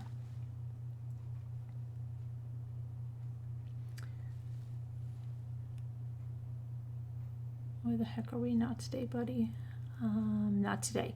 A significant event. See, this is why they say a significant event occurred on Gannon's phone at or about 1:43, which is prior to arriving back at the Stauch residence. There was an internet search for "Can my parent find my cell phone if it's off?" I submit that this search was likely conducted by Letecia on Gannon's phone and not Gannon himself, based upon the content of the search, the way the search terms are phrased, and the presence of quotation marks in between phone and if. This is very similar to the way Letecia conducted searches on her phone. However, I located other internet searches with quotation marks in Gannon's search history, which I also reasonably believe were conducted by Letecia. A more detailed explanation of Letecia's search history is included below in paragraph 141. Furthermore, the search term was parent, singular. I submit it is reasonable that Al only, not Letecia, would be interested in the location of Gannon's phone, and that Letecia was possibly deliberating on how or if she would dispose of Gannon's phone after she murdered him. I conducted a Google search of "Can my parent find my phone if it's off?" and learned that the first answer returned in the search engine reads, "The answer to your question depends on the method that is being used to track your location." Gannon's phone was found at the residence. I submit that Letecia did not get rid of Gannon's phone for fear it might be traceable. The Nissan Frontier returned to the residence at about 2:20. A search warrant authorized by this court was executed on the Nissan Frontier and found no indications of blood inside the vehicle. Letecia had been without her cell phone for hours, yet her screen was not unlocked until approximately 14:45, which was 2:45, and 25 minutes after arriving back at the residence. During the 25-minute period, there is motion activity both upstairs and downstairs on the ADT records. And Lena returned home at 3:15. During a recorded forensic interview with investigators, Lena stated that when she arrived home, Letecia told her Gannon was asleep in her bed and that she could not see him. Letecia told Lena to go outside and play. I submit that Lena was sent outside because Gannon was likely dead and Letecia was cleaning up blood from inside the house. At or about 3:55, Al sent another message to Gannon's phone. "Hey, buddy." This message was not read until 1940. That's a long time. It is likely that Gannon was already murdered by Letecia at the time Al sent that message. Based on the exterior video footage, Harley arrived at the residence in her white VW Jetta at about 4:42 and picked up Lena. They went to the dollar store, remember? At or about 4:52, Letecia sends a text message to Harley requesting carpet cleaner, trash bags, and baking soda. It wasn't really cleaner. She wanted deodorizer. She wanted the powder. These items were likely used to clean up the murder scene. Harley purchased these items, and investigators located a receipt documenting the purchase. Harley Hunt has refused to speak with investigators. Investigators do not believe that Harley was present when Gannon was killed. Harley was at work on January 27th from 8:30 to 4:15. And investigators were able to verify this with her employer.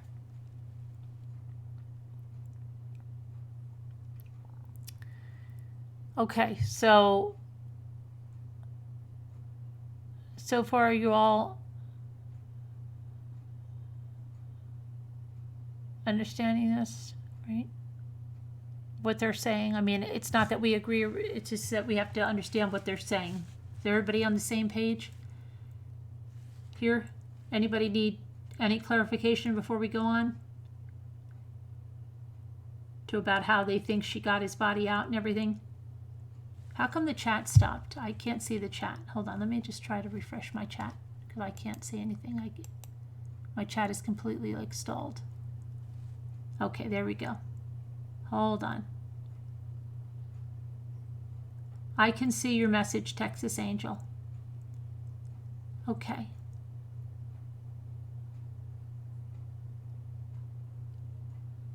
Let me see where you guys are because my chat stalled.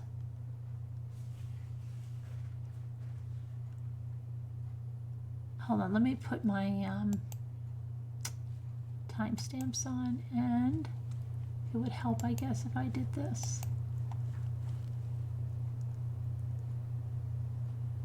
Okay, you got it. You're all there. Okay, we want to know more on Harley. We want until stuff comes out from his body being moved to Florida from Colorado, if she was with her or not. Okay, but surely she knows something's not right. Lena went to the dollar store with Harley. Correct. Yes. Poor Lena, so traumatized. I wonder what time she made the video where Gannon says, "Pinky swear and I'm bleeding." Yeah, they don't even mention that, and was sobbing. So did Harley lie to the cops about seeing Gannon? Yep. She's no criminal mastermind. Texting a request for cleaning products. And yeah, Glad Dolly, right?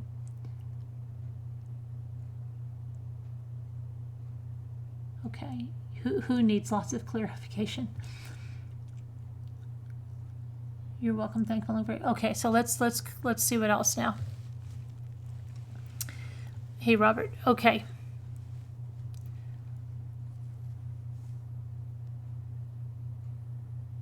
To be clear, investigators have not located any evidence that any person other than Lena and Letecia had access to Gannon between approximately 1,000 hours and 1734 hours on January 27, 2020.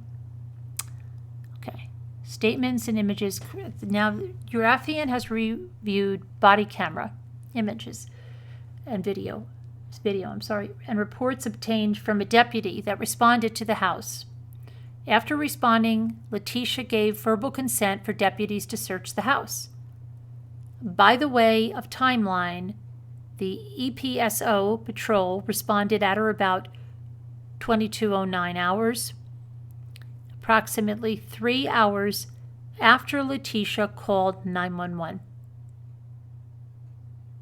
Okay, so she had 3 hours before they came to the house.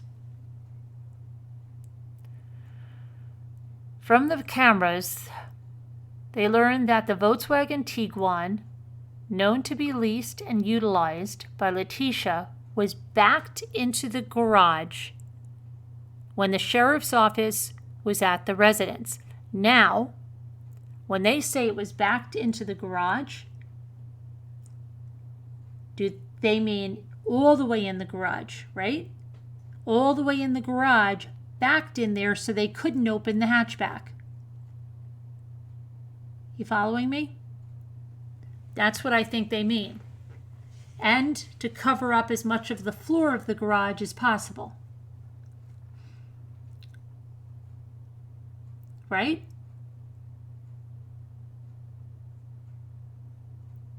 I wish I could get like, I know we're on a delay, but just like, yeah, I got it.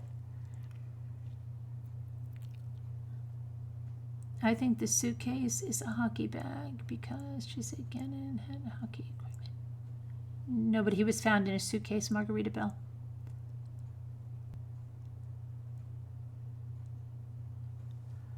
Okay.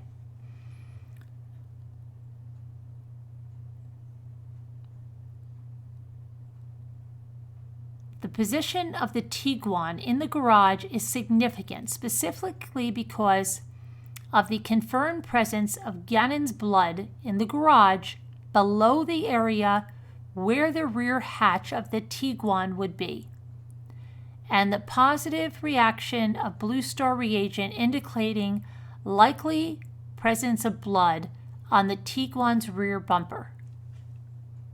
Yes, trunk back to the wall and floor blood covered. Cops should have searched that vehicle on the 27th, would have arrested her immediately. She got to the car rental with the Tiguan. She left the Tiguan in the airport parking lot. Responding deputies also searched in Gannon's basement bedroom. Now, it's so ridiculous that they did not look in that car, right? What if he was hiding in the car and fell asleep? Why didn't they search the car? Did they search the car and see a suitcase in the back and didn't think anything?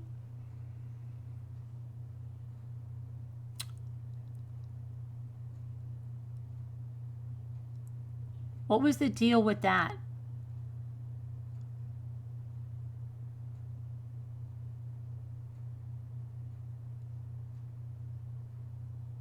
You'd think, Maui girl, you'd think.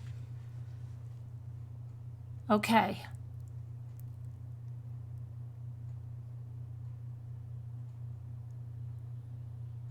So they searched in Gannon's basement bedroom and they didn't notice any wetness, clean carpet, nothing like that, right? No. And I have viewed images of Gannon's bedroom taken on the cameras. Below I have included a camera image of Gannon's bedroom.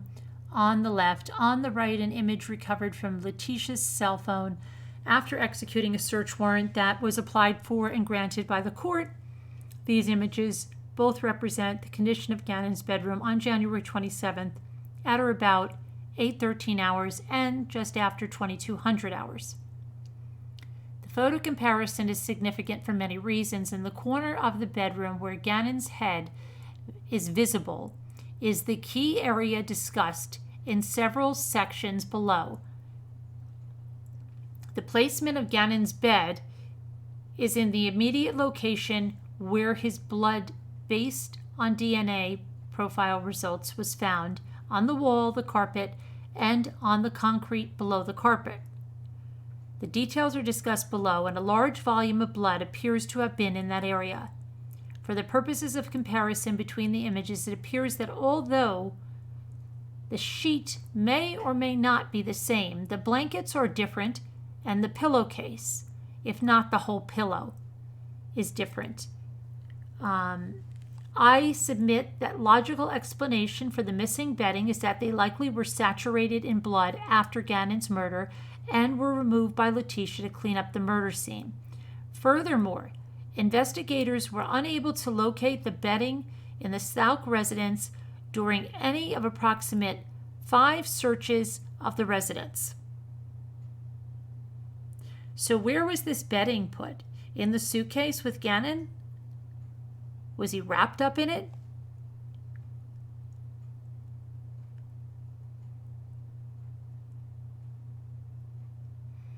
Another photo was recovered from Letecia's cell phone that shows his bed was not pushed directly against the wall by the head of the bed.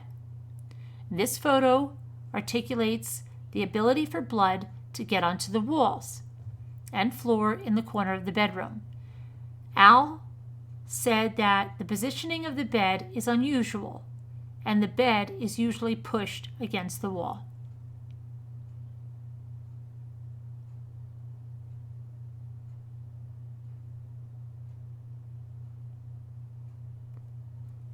Now, Al spent the night in Denver on the 25th and flew out of the Denver airport on the 26th. Investigators were able to cooperate. He traveled to Dallas, Texas, and ultimately to Oklahoma based on his flight records on the morning of January 28th. Letecia rented a 2019 Kia Rio from an Avis rent-a-car in Colorado Springs. Letecia picked Al up from the Colorado Springs airport at or around 8:50 in the morning. Now, see, that doesn't make sense with the timeline that they had, what someone had said, and that she picked him up around 12 something, remember? And that she rented the car. Why would she have rented the car so early? And then with all of those miles, then everybody's saying, oh, she had to be putting all those miles on the car. But then Letecia had said there was a mistake in the mileage. But then everyone said, no, that was only Letecia saying that she had a mistake in the mileage. There's no mistake in the mileage. Does it make sense? Because they say that rental car was brand new. It only had 5 miles on it. And yet this detective says that there was blood in the trunk. And it looked like it to be unrelated. And that's very possible because this rental car was rented to people before Letecia. That made no sense. Taylor, it said it had 5 in the invoice from the company. It said it had 5 miles. There's no way it could have 5 miles. It said it was brought back at 960 miles, showing that 955 miles were unaccounted for.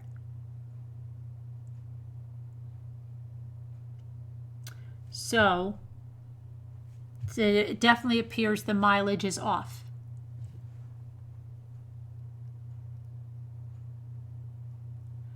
Right, Alethea, but remember, they had a search of the house. She couldn't just have bloody sheets hanging out, right? Because they were there. So where did she put those bloody sheets?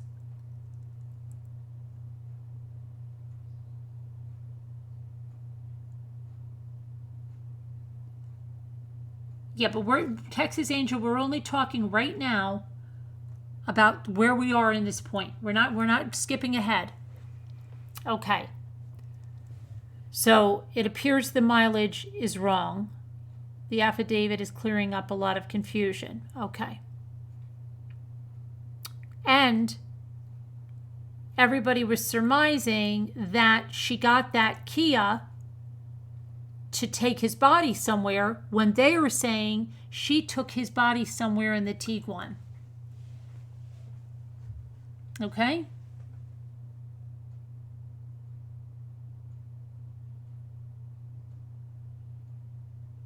What is matters?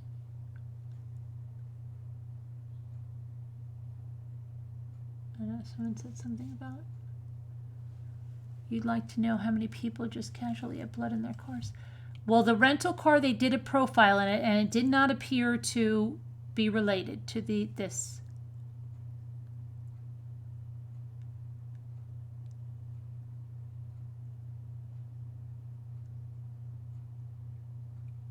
Okay, so let's go on. All right, so she picks Al up at, now they're saying 8:50. Before it was, Al was picked up around noon. Okay? All right. Shortly after Letecia rented the vehicle, Letecia and Al drove back to the residence from the airport in the rented Kia. The timing of the rental of the Kia is suspicious, and combined with forensic evidence later obtained from the Tiguan and discussed below, tends to place additional importance on why Letecia felt compelled to rent a vehicle that morning. Investigators located no evidence that the Tiguan was not mechanically functioning or noted any reason why it could not have physically been driven. In fact, the Tiguan remained parked in the Colorado Springs Airport short-term parking until approximately 1900 hours on the 28th. So that's 7 p.m. So the Tiguan was parked there until 7 p.m. on the 28th, the day that Al came home. 7 p.m. Right? Okay. Letecia provided, hold on a minute. Did that move? It's so weird. Sometimes I thought I just saw that. Letecia provided statements to her husband that she was concerned about putting mileage on the Tiguan lease, which justified the vehicle rental. It is noted, however, that during the time of the Kia rental, Letecia only put 71 miles on the vehicle. So there was only 71 miles put on the vehicle. So all of those things about 955 miles are not true. She wasn't driving around in the rental vehicle here, there, and everywhere. That's all false. 71 miles were put on the rental vehicle. It was her car that had the low mileage. She lied and said she rented a car to save mileage. Must have been New Year for mileage, only 71 miles on it. No. Let's read that again.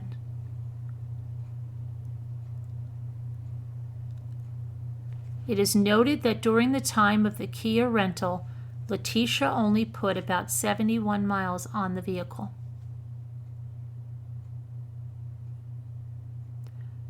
You're thinking they're talking about the Tiguan, Margarita?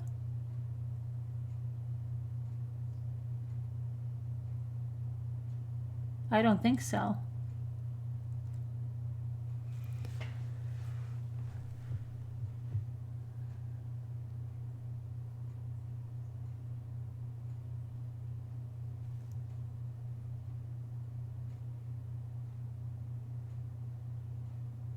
No, I don't think it is, nor was it the reason for, I thought I was talking about something else. Oh, gee, someone else insisted T used an Apple Watch to set off alarms to indicate exactly what to do But she didn't go 955 miles, Newfie. She didn't go there's no 955 miles.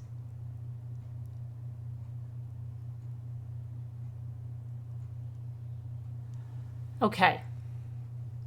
The timing of the rental of the Kia is suspicious, and combined with forensic evidence later obtained from the Tiguan and discussed below, tends to place additional importance on why Letecia felt compelled to rent a vehicle that morning. Investigators located no evidence that the Tiguan was not mechanically functioning, so it was able to drive. No reason why she couldn't have physically driven it. In fact, the Tiguan remained parked in the Colorado Springs Airport short-term parking until approximately 7 p.m. on the 28th. Letecia provided statements to her husband, Al, that she was concerned about putting mileage on her Tiguan lease, which justified the vehicle rental. It is noted, however, that during the time of the Kia rental, Letecia only put about 71 miles on the vehicle.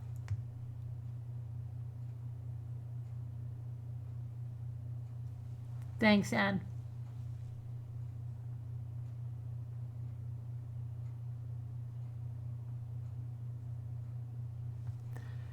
Okay. During the period Letecia had the Kia, she would not provide the location of the Tiguan. And Al never saw the Tiguan. So during the period that Letecia had the Kia, she would not provide the location of the Tiguan. And Mr. Stauch never saw the Tiguan. Now, who's she not providing the location? That would be very odd to not provide that for your husband, right? Hi, honey, I'm so glad you're home. Oh, you rented a car? Yeah, I'm really worried about my lease. I don't want to put any miles on my car. Okay, well, where's your car? I don't want to tell you.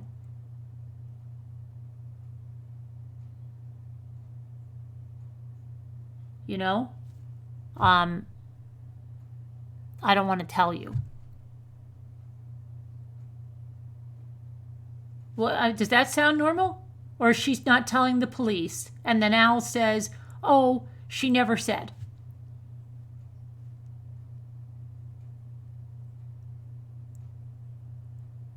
No, it's a VW Tiguan. Right. Okay, so the detective that wrote this could have been more specific.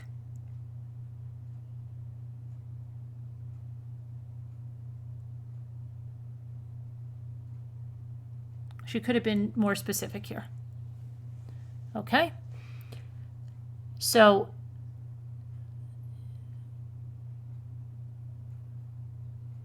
he never saw it. For example, she told him, okay, now this is so contradictory. During the time period Letecia had the Kia, she would not provide the location of the Tiguan, and Al never saw it. For example, she told Al that the Tiguan was near the French elementary school. Okay, this detective, I'm sorry, if I was the judge here, I would see a person like me, this would drive me crazy. What are you saying? Then she did give him a location. She said it was near the French elementary school.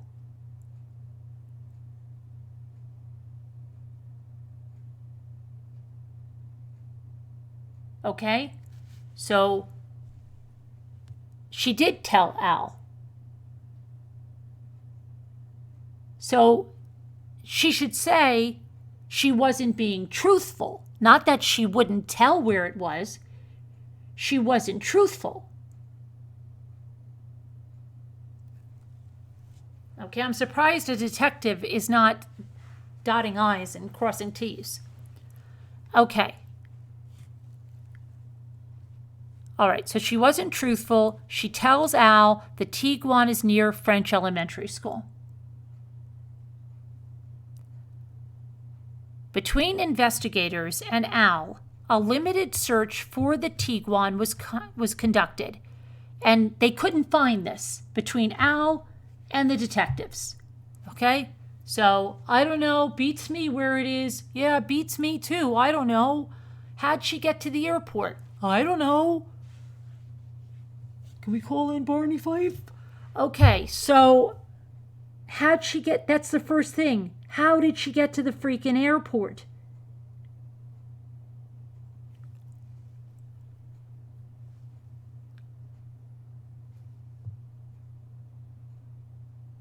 Right? Okay, that would be the first thing. So they can't find it. But they later learned the vehicle was in the short-term parking lot of the Colorado Springs airport. She removed the vehicle at or about January 28th, 1900 hours. Okay, so she took it out at 7 o'clock p.m. Now, the Kia was not returned until the morning of the 29th. So, again, this is not specific because where was the Kia parked? She would also, if she took that Tiguan out of the airport and put it back in the short-term parking, she would have receipts for that, and the cameras would have seen her, right? If she brought the Kia into the short-term parking. So, again, this is not making sense. And I thought that right away when they said she rented a car at the airport. I even said it in a video. How did she get to the airport? Who drove her to the airport? Was it Harley? Who drove her to the airport? Nobody drove her to the airport. She took her car to the airport. But this doesn't make sense. She took it out at 7 p.m. She didn't return the Kia back till the next morning. Where are those receipts? For back and forth. But it's just not organized correctly, okay? We already read this whole, Taylor, we read the entirety of this already. We're going over this probably second, third time. We've already done the whole document. You missed it. Okay. Now we're going to analyze it. Maybe you're new to the channel, but if you look back at other cases we've done, we analyze stuff like this over and over and over again. That's what we do here. Okay. So she's got that. The Kia doesn't get, where were we? Letecia could not pick her husband up in the Volkswagen Tiguan because it likely would have revealed evidence of Gannon's murder, including blood or the actual remains of Gannon himself. Now, why the investigators did not search that Tiguan to see if he had fallen asleep in the vehicle or anything else is beyond me.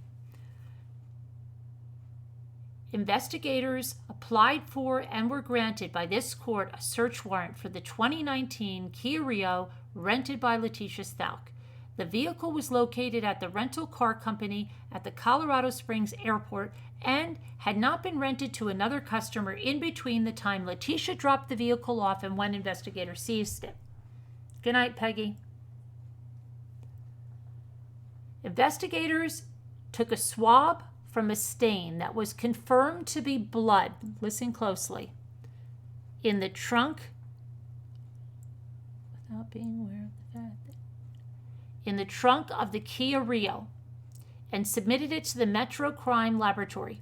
A DNA profile was developed and determined it was a mixture of two contributors, one of which was a male, and the major male profile did not match Gannon.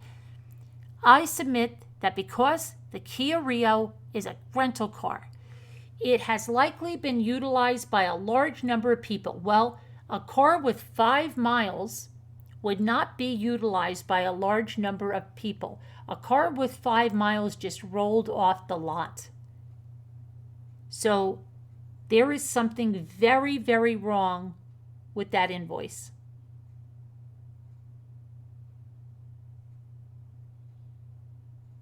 You following me on that? Oh, is it 333? Okay. So we have something very, very, very, very wrong with that invoice. It was not a new vehicle. Is everybody following on that? No, Lori. I've got to wait for everybody to catch up. I want to make sure we're all on the same page.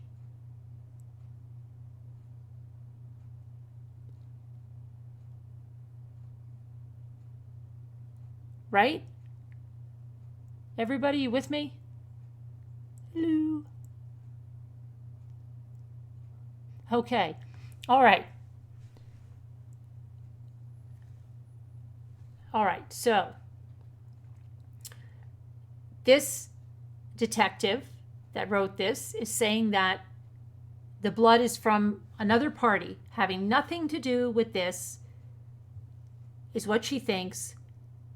Investigators have not been able to determine the likely age of that blood and have not matched it to any DNA profiles associated with this case. So it's two totally different parties, the major one being male and the male not being Gannon. Okay. Investigators noted that the Kia had a significant amount of mud underneath the vehicle, but this did not provide any successful investigative leads in looking for Gannon's remains. Investigators collected the air filter of the vehicle and attempted to identify particles that might be useful to identify where the vehicle might have been. Okay. Investigators were unable to recover any GPS data or location history for the Kia Rio. So that answers a lot of people's questions. The people that said, doesn't the rental company have GPS that can tell where the cars are? No. You would think the rental company would have a GPS tracker on their car, right? In case the car got stolen, in case the person never, but they don't. Not here, because they are unable to recover any GPS data on that car. The Volkswagen is important to investigators because they believe the Tiguan was used to transport the remains of Gannon from the residence to a location where Gannon's body was dumped. The definitive locations of the Tiguan are unknown to investigators during the time period of 7:02 p.m. on the 28th to approximately midnight of the 29th. Hold on a minute. I've got to shut my Zoom here. Hold on. Okay. Can you still see? Can you still see the document? Because without Zoom, I want to know if I have to put the Zoom up. Are you still able to see the document?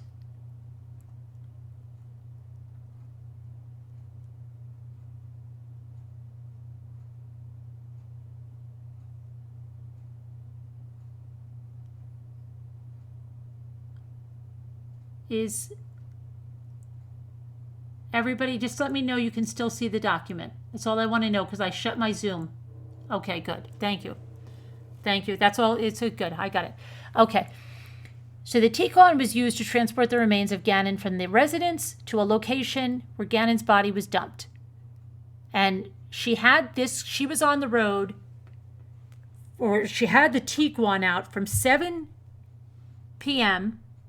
until approximately 12 a.m., the 29th. Now, what happened? Where did she tell Al? Okay, this is what I find hard to believe, okay? All right.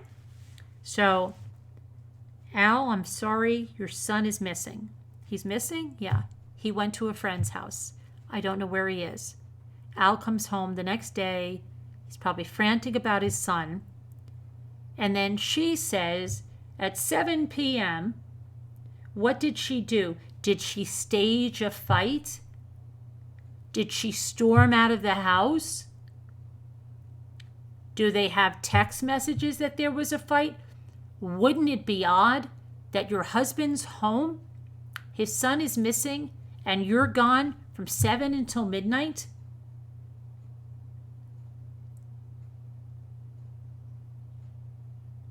Okay. I hate the delay in this chat. It drives me insane.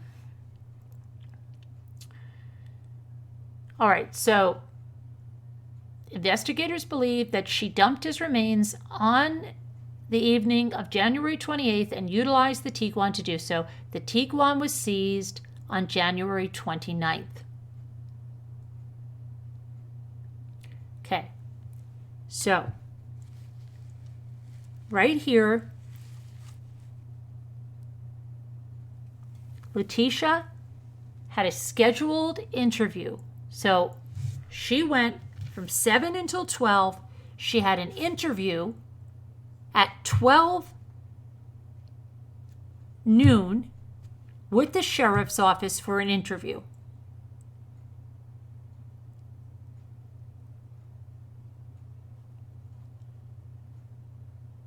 And she went to the car wash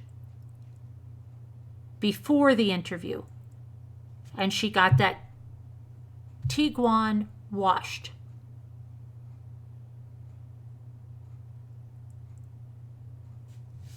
Because they saw that it was wet, and then they went to that car wash located at East Platte Avenue and Bonfoy Avenue in Colorado Springs, and they got the video that showed a portion of a black SUV consistent with the VW at about 11:30 on January 29th at the car wash, time and location being consistent.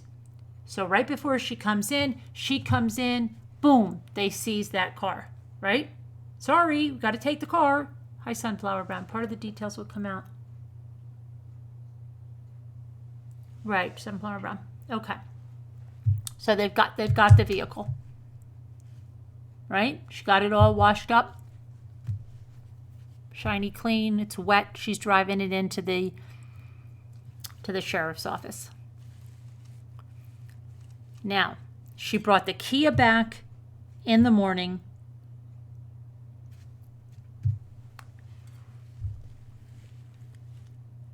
Now, that's the other thing.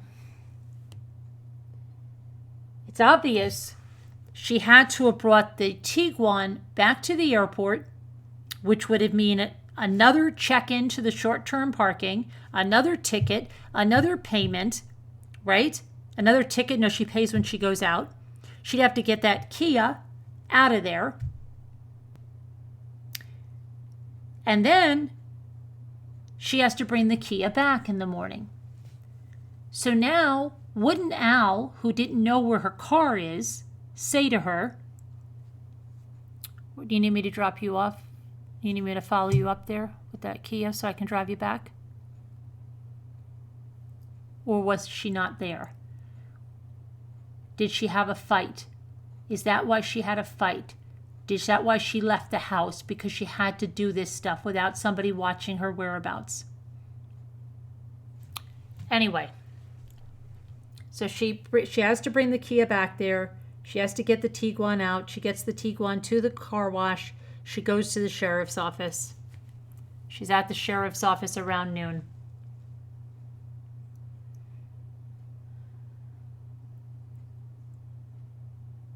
Now, investigators applied for and were granted a search warrant for that Tiguan.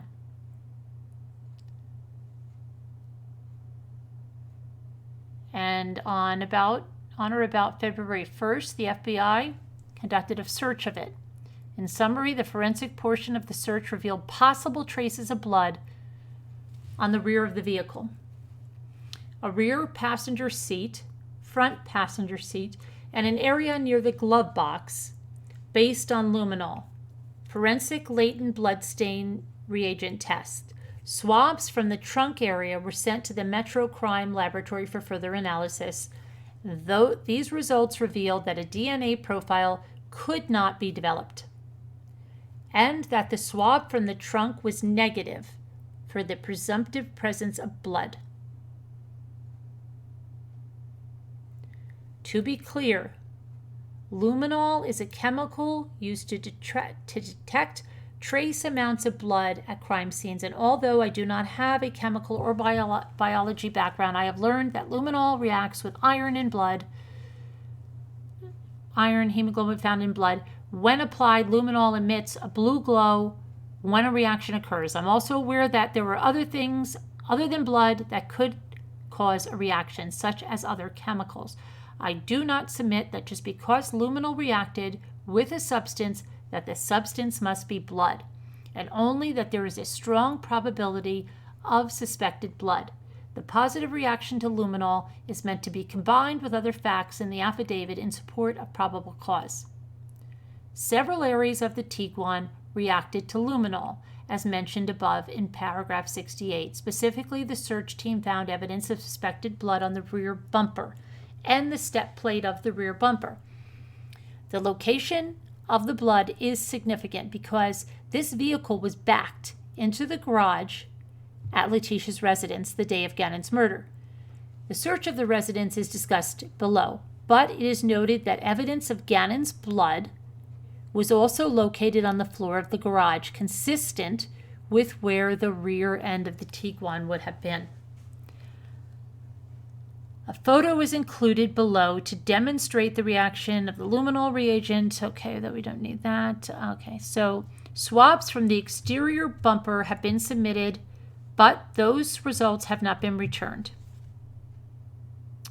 And investigators believe that the blood was likely in contact with the rear bumper of the Tiguan, and most reasonably when loading Gannon's remains into the trunk.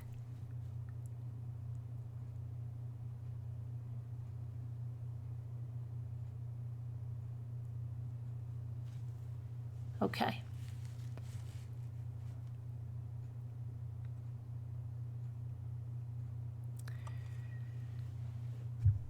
Within the Tiguan, a receipt from a dollar store was located from January 27th, 2020, 1714 hours, and documented the purchase of trash bags, baking soda, vinegar. So she's got trash bags, obviously with bedding and other stuff, that were in her vehicle, most likely in her garage, along with the suitcase with Gannon's remains, and they didn't even search that vehicle that we see.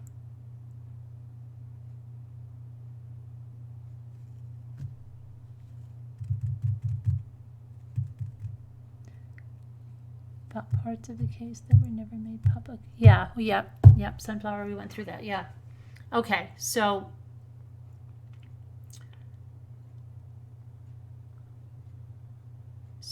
this detective is saying that she knows from her personal experience that baking soda and vinegar are common household items that can be used to clean blood. Additionally, I conducted open source internet searches that revealed vinegar is one of the most common items used to clean blood stains, and that when baking soda is applied to blood stains prior to vinegar, it has an efficient effect in removing blood stains. While the purchase of vinegar and baking soda are illegal, okay, we know that, okay. Also located was a parking receipt for the Colorado Springs airport that documented the Tiguan was brought into the airport short-term parking at about 8:30 and left at about 9. See, this is where it doesn't make sense. It was brought in at 8:30. She rented the car. She came back at 7 and she got it out. On January 29th, Letecia returned the rented Kia at approximately 9 in the morning, and she was picked up by somebody driving away. See, where was the Tiguan and the Kia?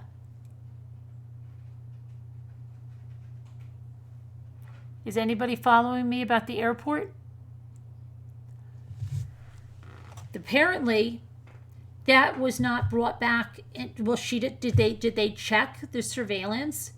Where was the Tiguan and where was the Kia?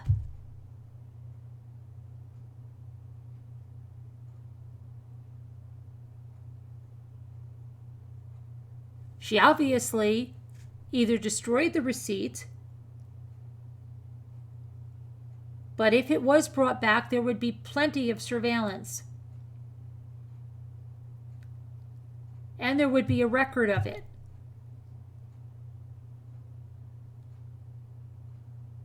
No, Noreen, we're not talking about then. We're not talking about then. We're talking about she had the Tiguan in there from 8:30 in the morning until 7 that evening on the 28th. She picked the car up at 7 in the evening, and she was in that Tiguan until midnight. What happened to the Tiguan at midnight? Where was the Kia?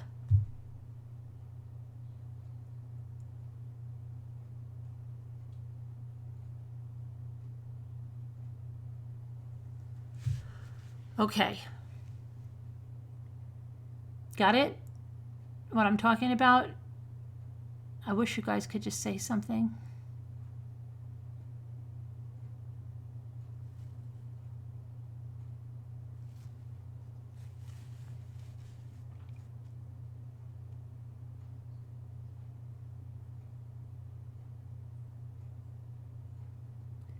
Ta-da! Parking receipt. Taylor, no, that doesn't answer what I'm saying. That's the parking receipt for the first one. I'm talking about the parking receipt when she brought it back. Ta-da! Sorry, but that's not what I'm talking about. I know about that parking receipt. I'm talking about the other parking receipt if the car was brought back into the airport.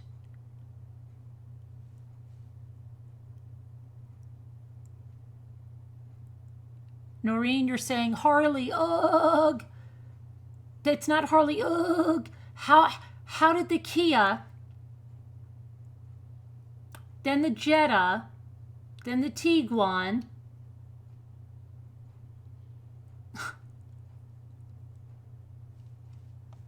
you're not looking into this the whole way.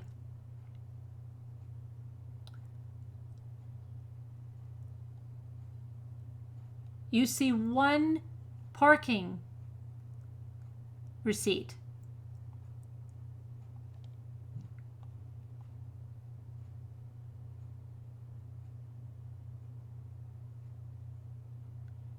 Okay, she picked her up in the Jetta.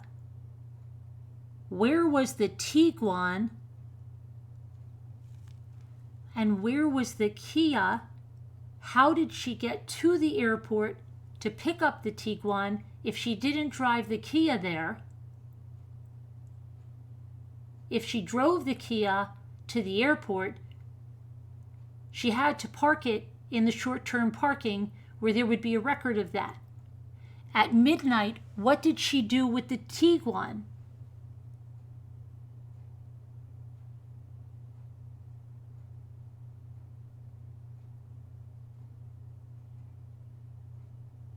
That's what it would appear. That's what it would appear, Sunflower Brown. Where were all these cars going?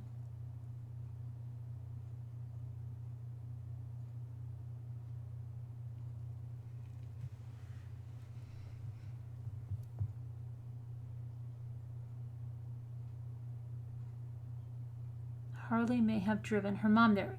Okay. Wouldn't. Okay.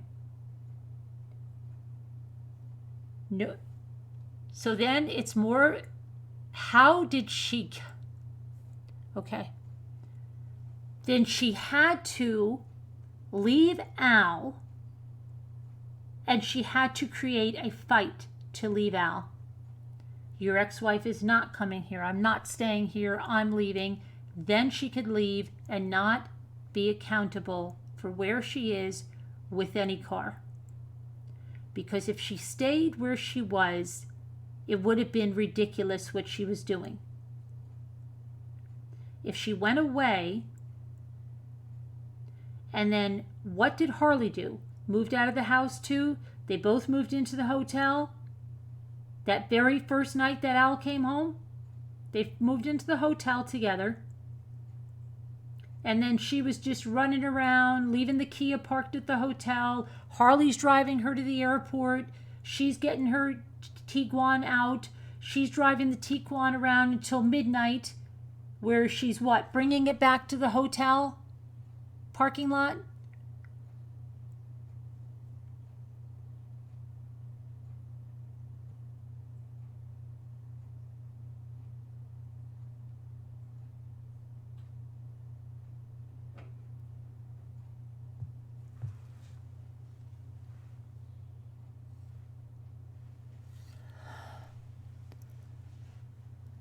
Okay, let's go on. So, on the 29th, Letecia returns the rented Kia. She's picked up by someone in the white Jetta. They can't see who it is, but they suspect it's Harley because she has a white Jetta and she's the primary driver of that vehicle. Investigators were able to download telematics and stored electronic data from the Tiguan. A more in-depth exploration of the Tiguan's electronic systems, more specifically its historical locations, were developed and will be discussed in detail beginning in paragraph 152. Investigators were able to determine some of the locations of the Tiguan on the evening of the 28th, including its location on Highway 105. That's not what I'm talking about, though. Sometimes I feel like I'm talking to the wall. Yes, she was driving around from 7 until midnight. But I'm talking from midnight on. Where was the Tiguan parked?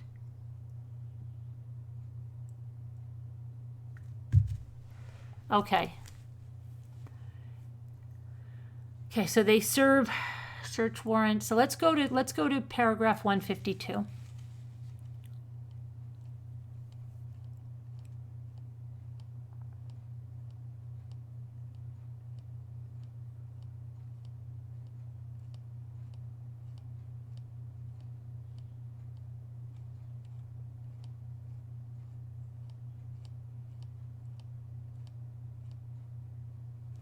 Investigators were able to remove a computer chip from Letecia's Volkswagen, which was examined by the FBI. The FBI was able to recover data, hereinafter raw data, which included, but is not limited to, the estimated location of the vehicle specifically related to the evening of January 28th and the morning of January 29th. The raw data has not been scientifically evaluated, and the raw data that was provided was not portrayed to be an exact representation of the vehicle's activities. Additionally, I have been told that the raw data has particular limitations, including the inability to show the exact location of the vehicle. For example, if the Tiguan was taken off-road, the raw data may not show that and display the estimated location on the nearest road. Furthermore, the estimated location may have some degree of fluctuation in accuracy, estimated to be approximately 50 to 100 meters. Okay? Agents, including Special Agent Donati, took steps to verify and corroborate the data recovered from the Tiguan. In summary, Special Agent Donati was able to take some of the raw data, including location and timestamp, and compare it to other evidence. As with other forensic evidence discussed in this affidavit, investigators believe it to be reliable. For example, the Tiguan's raw data placed the Tiguan leaving the Colorado Springs airport just after 1900 hours. Okay? So it's leaving right after 7 p.m. on the 28th. The information matched the timestamp on the Colorado Springs airport parking receipt. The Tiguan raw data indicated that the Tiguan stopped near King Soopers parking lot for approximately 10 minutes after leaving the airport between 2008 hours to 2018. Special Agent Donati was able to review the video surveillance footage from that King Soopers, which indeed showed a dark SUV matching the description of that Tiguan sitting in the parking lot during the same time period. So she's sitting there, what am I going to do? What am I going to do? What am I going to do? What am I going to do? What am I going to do? Okay, I don't know. She's in the King Soopers. Who knows?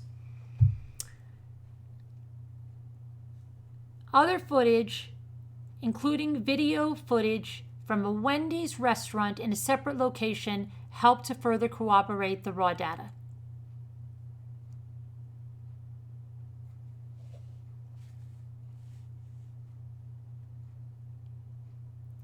Investigators were also able to compare Letecia's historical cell site information against the Tiguan's raw data and found no reason to believe that Letecia was not the driver of the Tiguan on January 28th. Investigators conducted several consensual monitored telephone calls with Mr. Stauch, specifically Al, at the direction of law enforcement, communicated with Letecia via telephone and email. And these communications have been recorded and memorialized and consisted of hours of recorded conversation. I will not provide a transcript of these calls, but will summarize the importance of particular changes in Letecia's story and will also include exculpatory information related to Letecia's statements. Letecia never admitted to killing Gannon. For the purposes of refreshing the court, here is a summary of some. Okay, so that's it. That's it with the Tiguan, guys. That's it. All right? So We can't manufacture. A lot of times I hear people come in here and they say things that are not in there. We don't have any other parking receipts.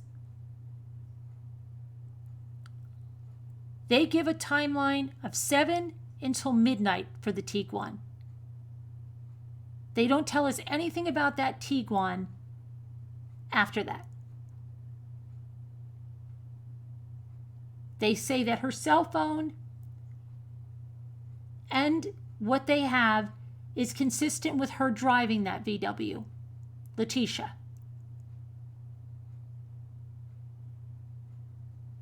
So we just have to go by what we have, okay? So you're not all crazy and spending hours plotting out something that doesn't even exist.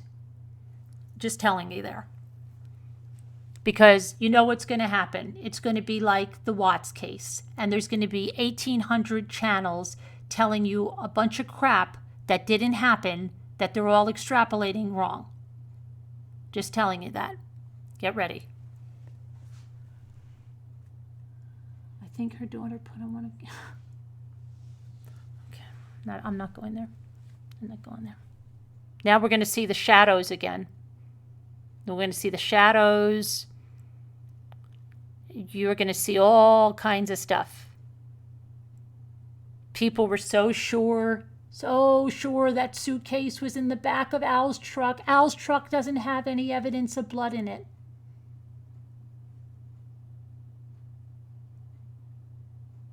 The suitcase wasn't in Al's truck. Al's truck has no forensic evidence.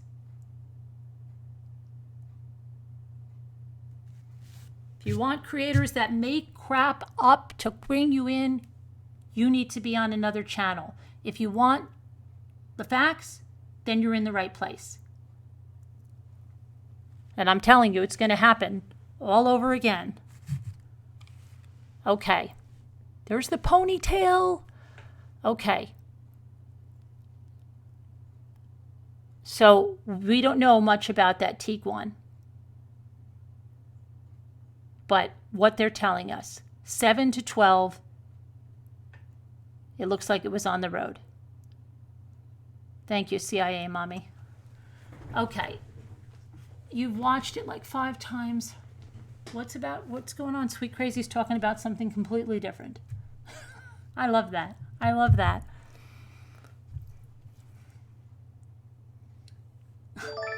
Zero tolerance for crap on this channel. That's right, Jade. You're gonna see it. You're gonna see it. It's gonna be like the Watts all over again. There's gonna be 90,000 creators talking about all kinds of conspiracies.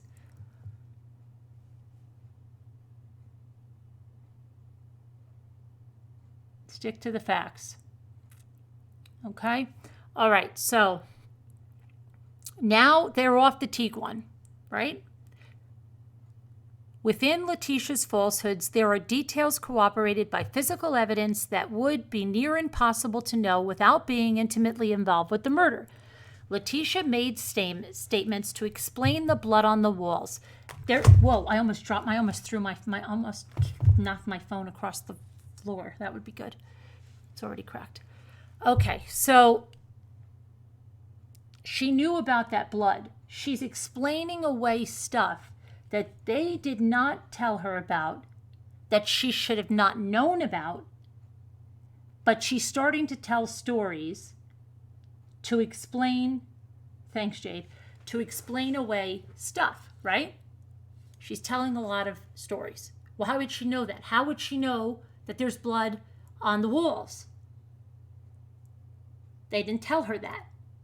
How would she know there's blood they found blood on the floor in the garage? They didn't tell her that. But she's making up stories. Why? Okay? Because she's guilty.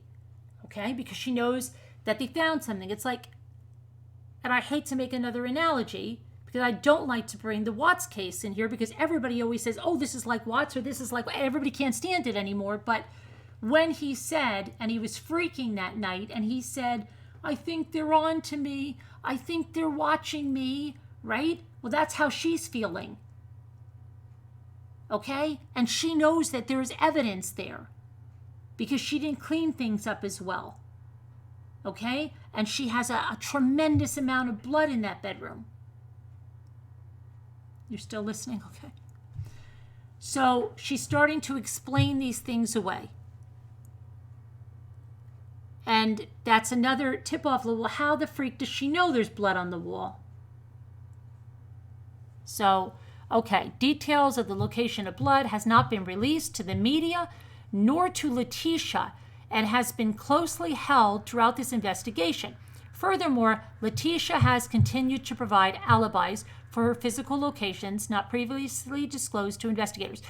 Do we think Letecia didn't watch, though, the tweets that those news reporters were putting out there with the crime lab at her house and with the carpeting, well, what everybody assumed was carpeting, big packages coming out of her house? She saw that, right? She saw all that. So if you committed a murder in your house and you knew that there was blood evidence all over and you see people carrying stuff out, you're going to be like, crap. Oh my gosh, they got the rug. Oh my gosh, they got this. And then you're going to try and make up a story why that happened. Hey, Gumshoe Grams, how are you? Okay. So that's what she's doing. She's trying to explain away. She's trying to intercept this, not realizing that she should not know anything about this. Right? Okay. So they are all remarkably different. Now she's going to change her story, we know too. That's going to change completely. The majority of the conversations between Letecia and Al began around February 13th. Okay? Over several days, Letecia's story continued to change.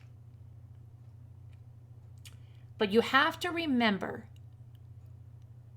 that she already told the police, and I'm sure Al, about the Eduardo guy, because she told them that on the 29th is when she was questioned. Okay? So she's maintaining that Eduardo came in and raped her. And he asked for a suitcase, and he asked for a cardboard box, and she blacked out twice. And when she came to, Gannon was gone. Okay. So,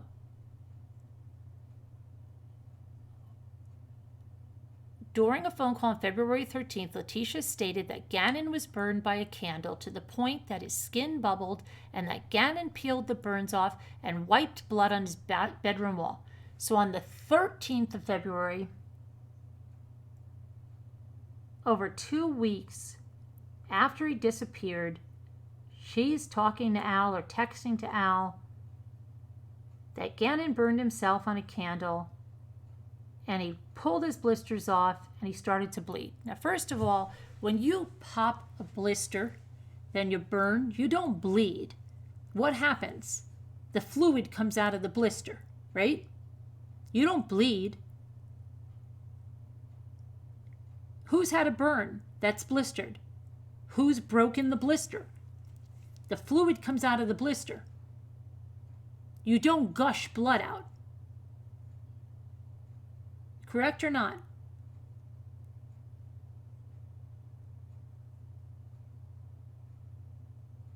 Yes, no, maybe so.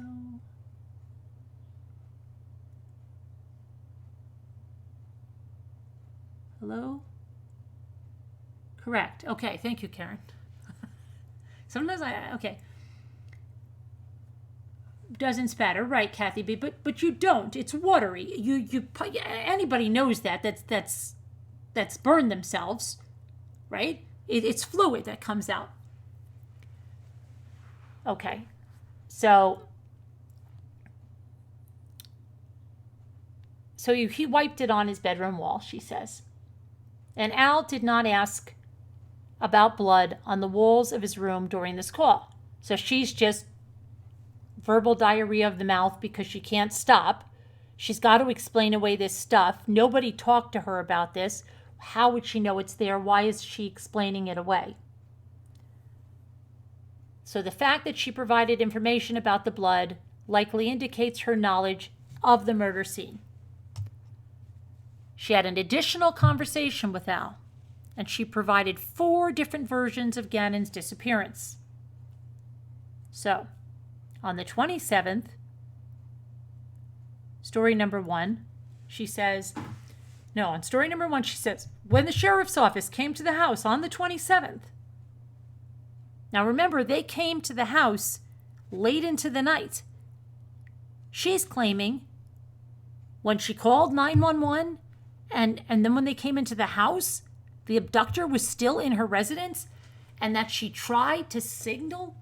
They let her call 911, but he was still in the house. Yeah, Margarita Bell, right.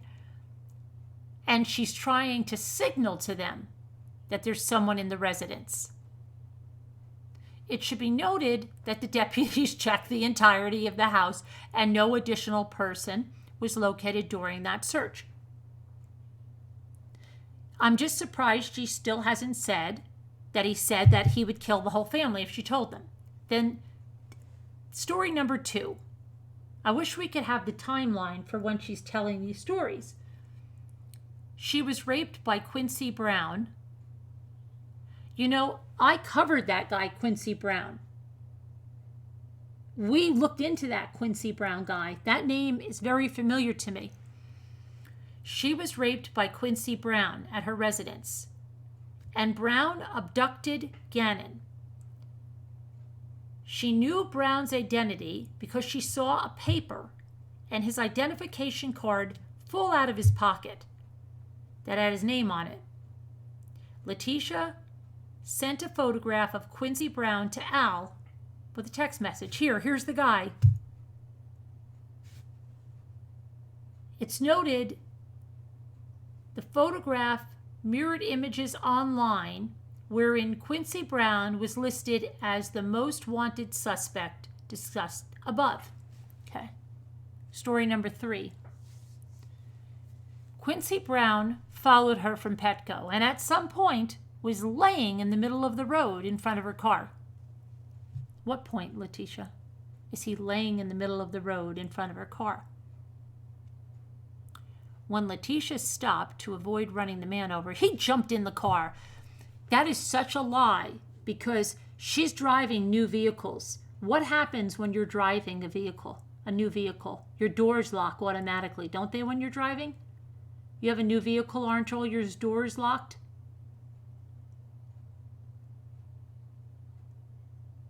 And then when you put it in park, they unlock?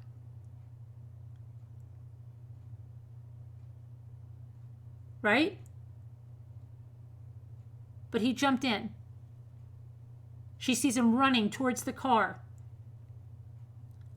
Right? You see some guy running, getting in. He's laying in the road.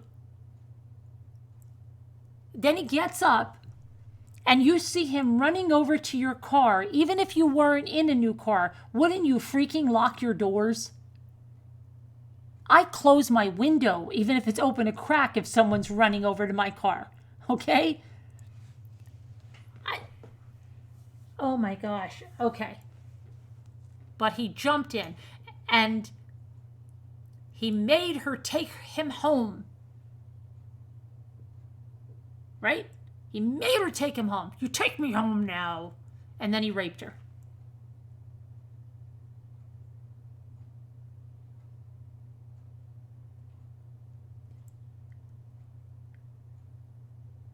Okay. Now, number 4. Letecia and Gannon were near County Line Road, Highway 105. On January 27th. And Gannon was riding a bicycle. Okay. Now, if Lena is riding the bicycle. Is this why she brought that they were trying to get Al a bicycle?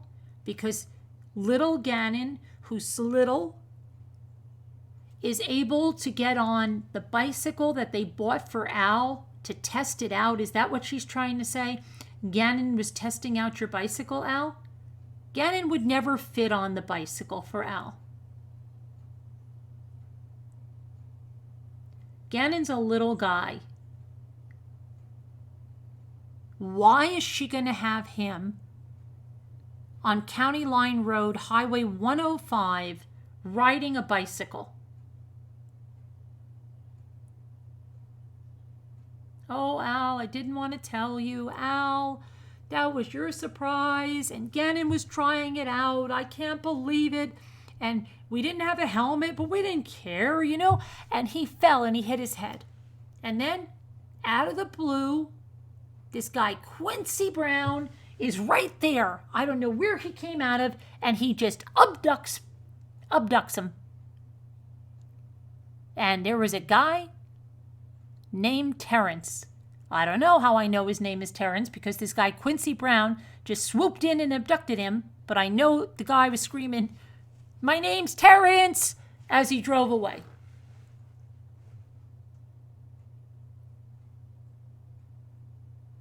But I didn't feel like telling you any of this, Al, and I decided to make up another story because I was mad that Gannon went to a friend's house, just because I was mad. And then I decided to tell you 3 other untrue stories before now I'm telling you this is the true story, Al. Story number 4 is it.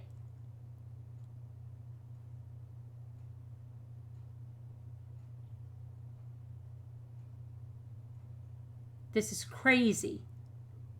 This is crazy. Okay.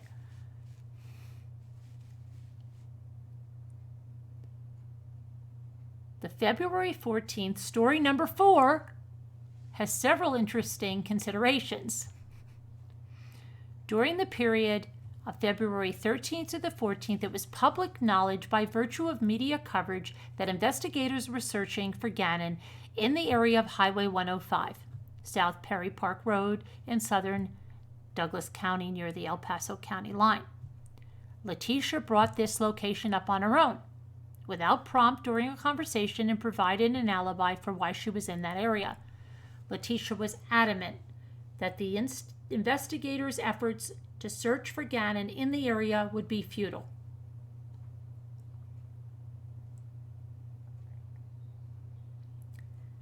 The area turned out to be significant based on the Tiguan's location on January 28th, and that Gannon's blood was found in the area, discussed in more detail on the piece of particle board, not a 2x4.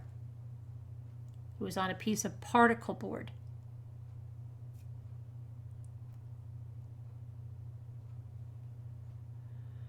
Furthermore, as mentioned above, Letecia drove through this same area in her Nissan Altima rental on January 31st. The day she gave the interview, she then had a Nissan Altima rental, a second rental.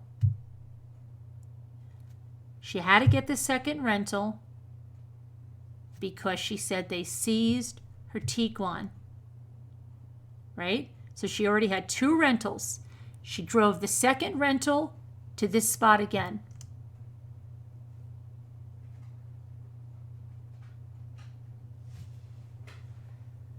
Okay.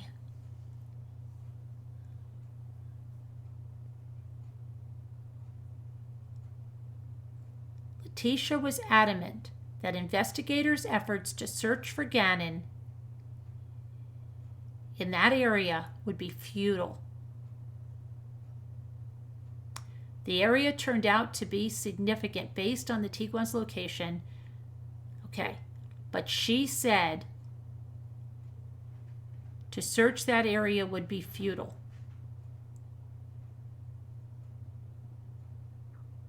And then she drove through that area again on the 31st in the Nissan Altima rental. I submit that based on the raw data retrieved from the Tiguan, Letecia was likely in the area of Highway 105, South Perry Park Road, on the evening of the 28th, and Gannon's remains were dumped in the vicinity of that area. Letecia's story lays the foundation for a reason why investigators may locate Gannon's body with head trauma. Right, because Gannon was first thrown by Eduardo right across the room. Then Gannon falls off a bicycle, right? And then he's scooped up by Quincy, who just comes flying out of anywhere, out of a car driven by Terrence,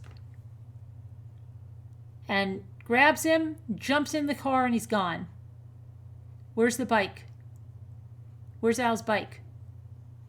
Where's the bike he was riding?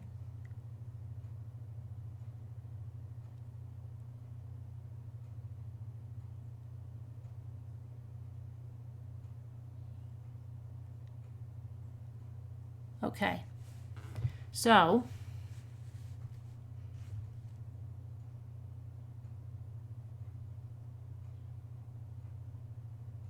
now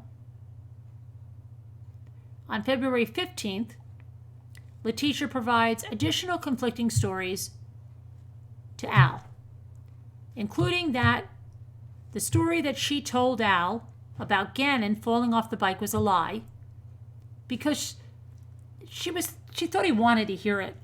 So now just imagine talking to someone like this, right? Can you imagine talking to someone like this? Okay, Al, listen. Yeah, you don't believe that story? Yeah, it was a lie about Gannon falling off the bike. Yeah, because I just thought it was what you wanted to hear. Yeah. Letecia stated that the blood in the corner of Gannon's room was a combination of hers and Gannon's. In this explanation, she states, now this is the craziest, this is number 5, and this is crazy. Okay, so she probably said to Al, based on story number 5, Al, I don't know what to tell you anymore. Now, she already told him that Eduardo raped her. She already told him that Quincy raped her, right? The most benign story, she waited for number 4, okay? She wasn't raped in number 4, right? That's the only one she wasn't raped in. So then she says to Al, I only told you that because it's what I thought you wanted to hear. You don't want to hear the real truth of what happened. The real truth of what happened is so horrible, and it explains, even though she's not supposed to know, that's why, you know, my blood and Gannon's blood, they're in his room really bad, because what happened is that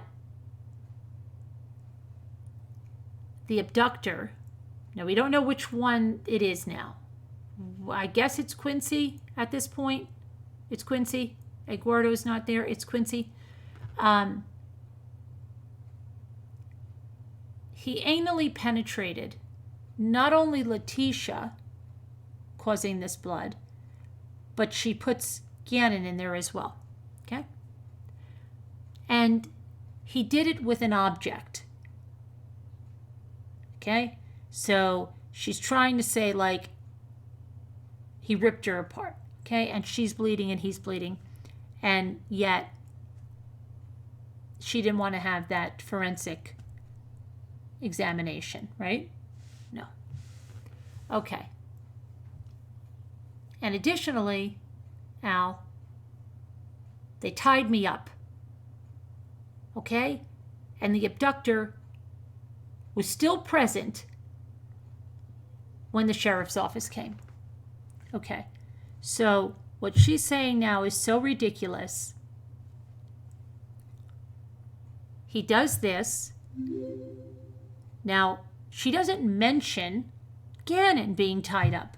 Where was Gannon? Where was Gannon?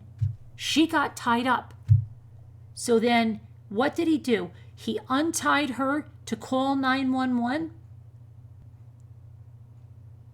Here, why don't you call 911 and report Gannon missing? Tell them that he went to a friend's house and he didn't come home. And I'm going to wait here while they come. I'm going to untie you. And you have all this blood evidence, because who cleaned up the blood, right? Who cleaned up the blood evidence when the sheriff's office came? All this blood. Who cleaned it up? And then, you know, I'm just going to hide. I'm going to hide somewhere where they're not going to find me.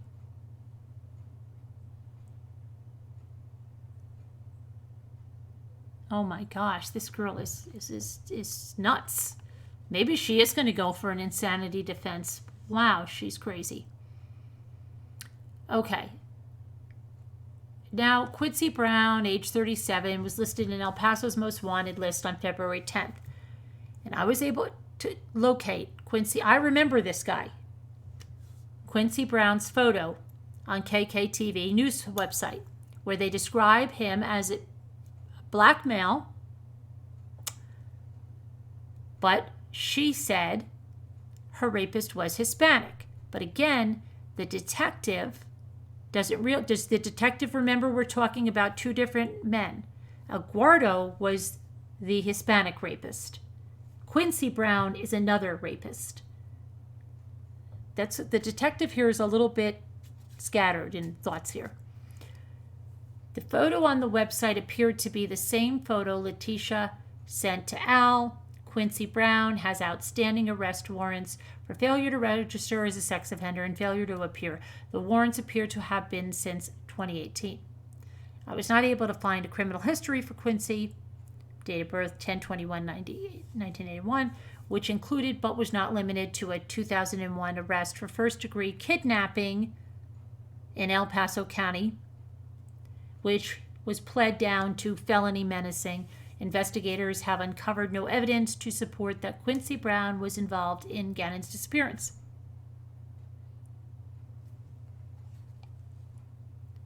Okay. As mentioned above, investigators began to focus a search effort for Gannon's remains in the area of Highway 105, South Park Pickery Road, on the 12th of February. This is not an exact address in reference due to the rural nature of the area. The particular location was deemed important because, based on raw data from that Tiguan from the 28th and the location date from her rental vehicle on the 31st, that Ultima, not the Kia, on February 15th, searchers located a piece of particle board during that search. The particle board had a stain that appeared to be consistent with blood and is pictured below. Okay, so yes, it says then here, after further testing, they explain why they think it was left there. The reasonable explanation for this discovery of particle board was that Letecia used the particle board to dispose of Gannon's remains during the disposal. The area in which the particle board was found is rural, and the ground was covered by approximately 6 to 12 inches of snow.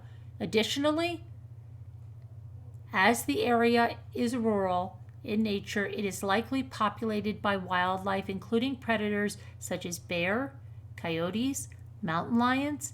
Gannon's remains have not been located, and while investigators will continue to search the area, it is possible those remains have since been scattered since January 28th. The below map depicts the area where the particle board was recovered, compared with the raw data from the Tiguan and from the GPS tracker data from the Nissan Altima. Now, the Nissan Altima had that GPS tracker on it.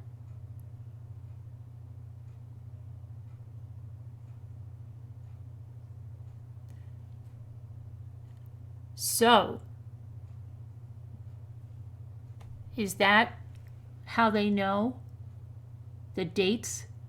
Did she drive that Nissan Altima all the way through to Florida? Is that how they know those dates? Because the Nissan Altima, now she's saying, crap, I should have brought the Kia Rio. They didn't have GPS on that one. Right?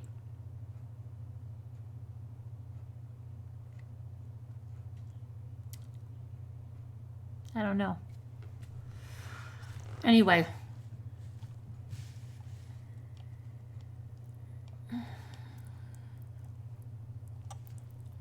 Investigators were granted pen register trap and trace device order, global positioning system, and cell site sector information. Investigators monitored Letecia's telephone and recorded hours of communication.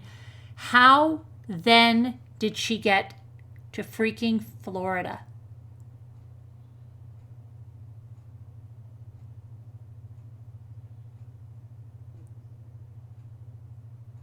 I don't know.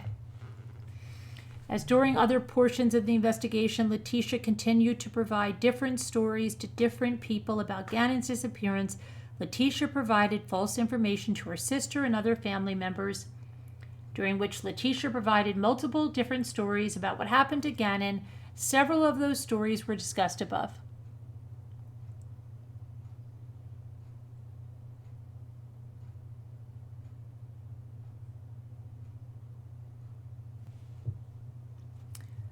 Okay. On February 16th, call or about 7:28, Letecia told a female believed to be Tecia Cummings that she has been giving Al numerous fake stories because she knows he will not believe anything she says.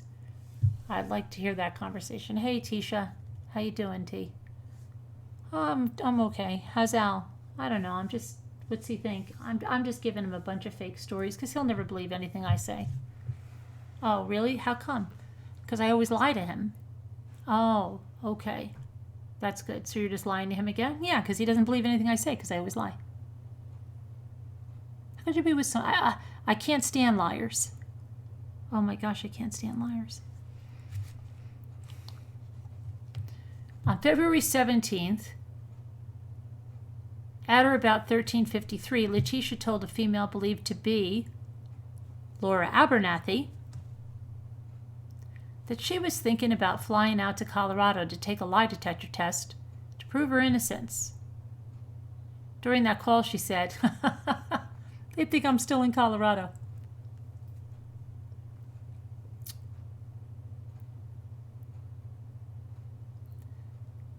So, I think I'm still in Colorado. On another February 17th call at about 4:11, Letecia told an unknown female that she's going to take a lie detector test, but that the test is not admissible in court and no law enforcement would be present. You know why? Because she's going to fakepolygraph.com.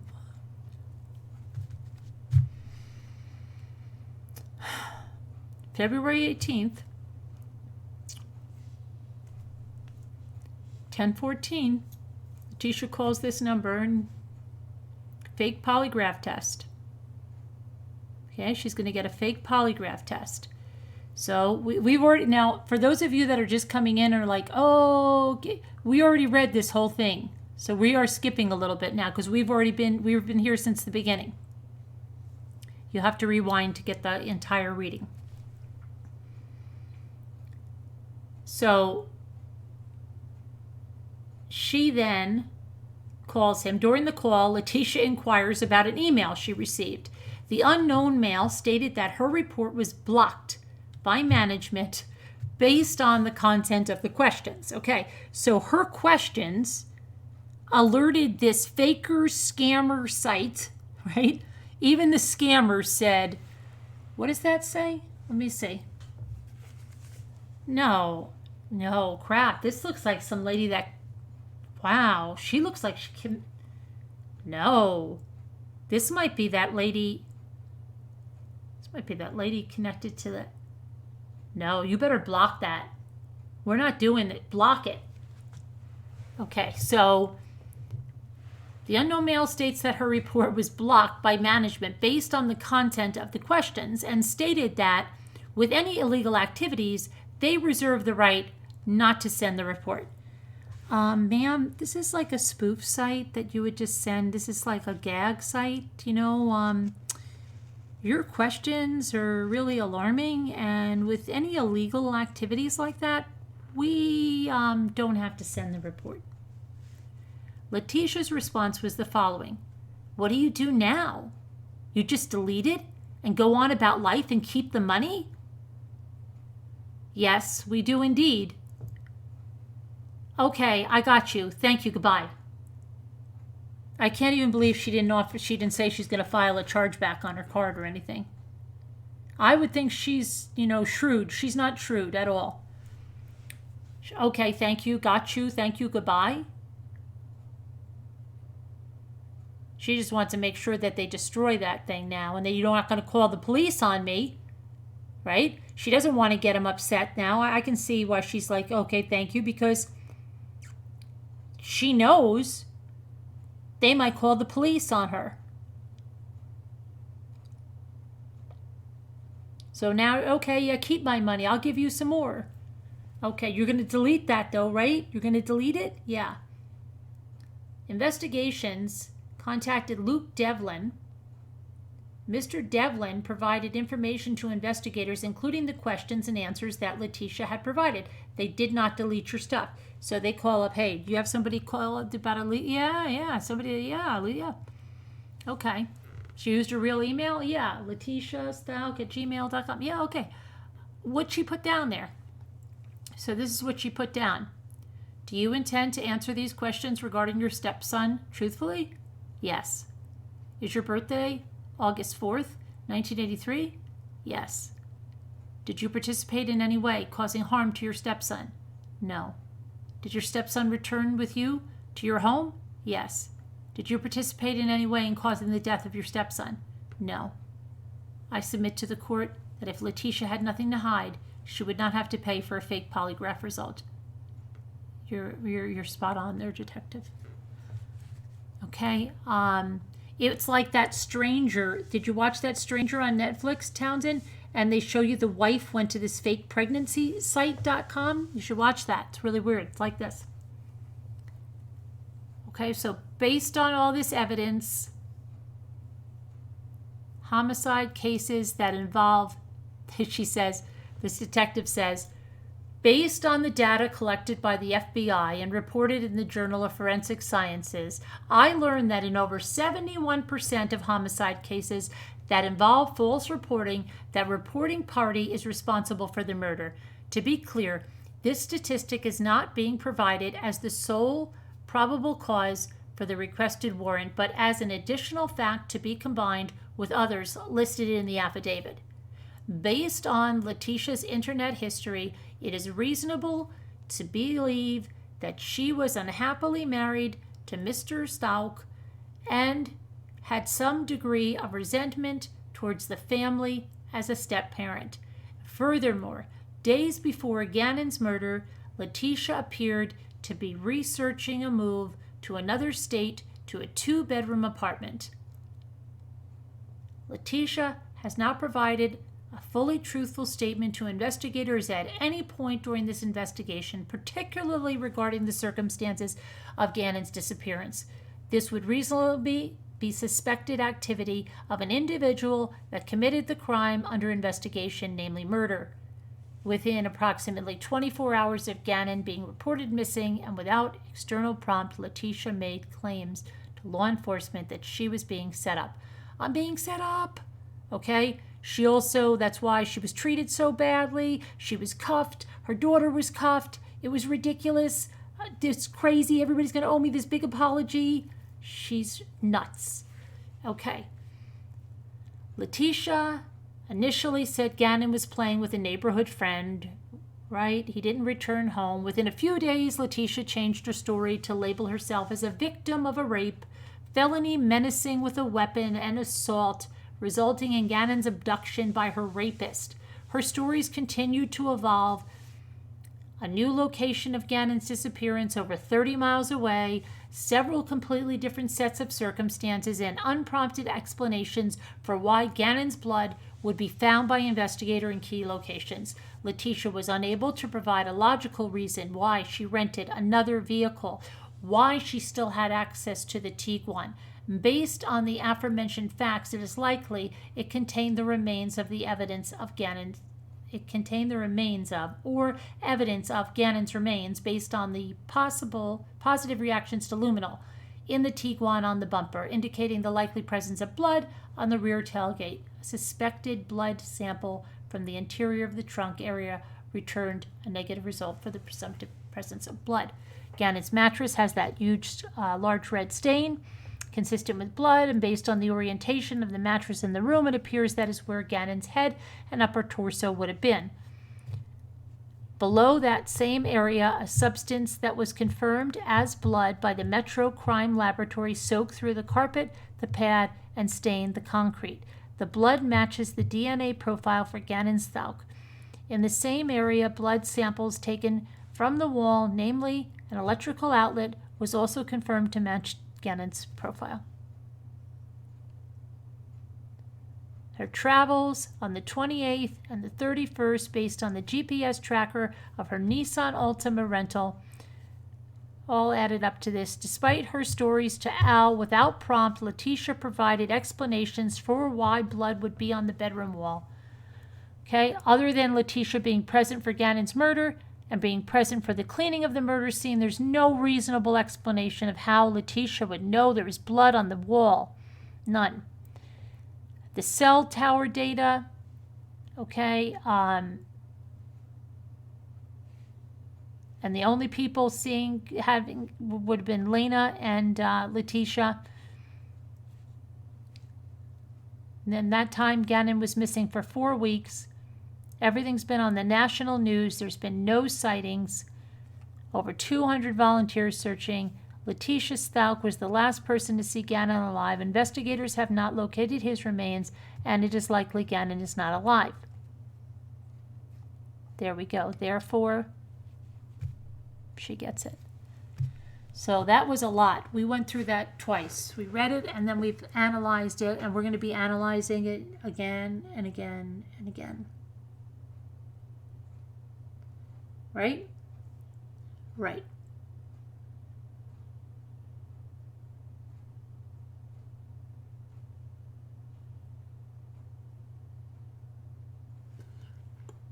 So what do you think? What do you think?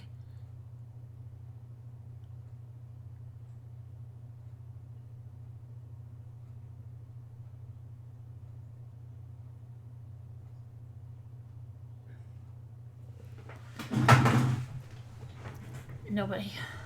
I'll have to wait so long for somebody to say something. Lisa's heart's broken, yeah. Sad. You're welcome, Starlove.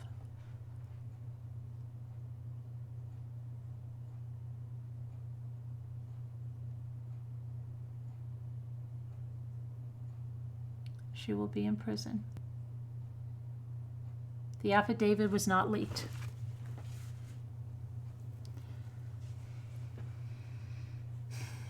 It's redacted. It was not leaked. It was on a site.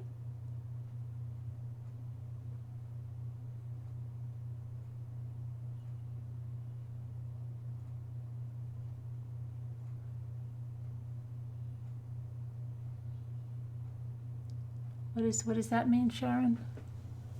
Oh, life without parole.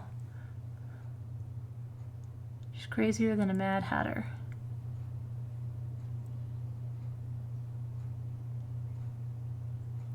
Why did the husband stay married to a pathological liar? But when you look back at it and you see, you think she's madder than a box of frogs. And when you see what she had already told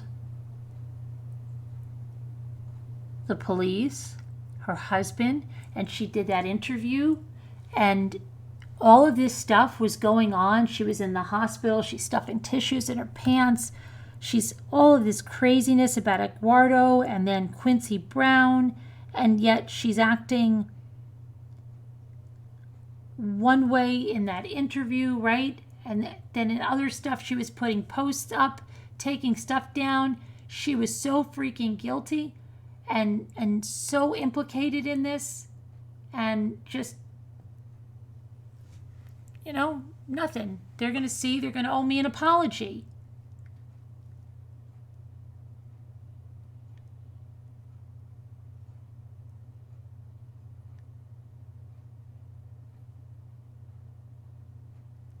I don't understand how she was ever teaching, because she cannot even speak proper English.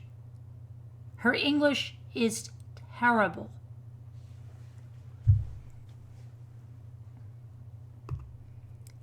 And this shows when you just want to speculate.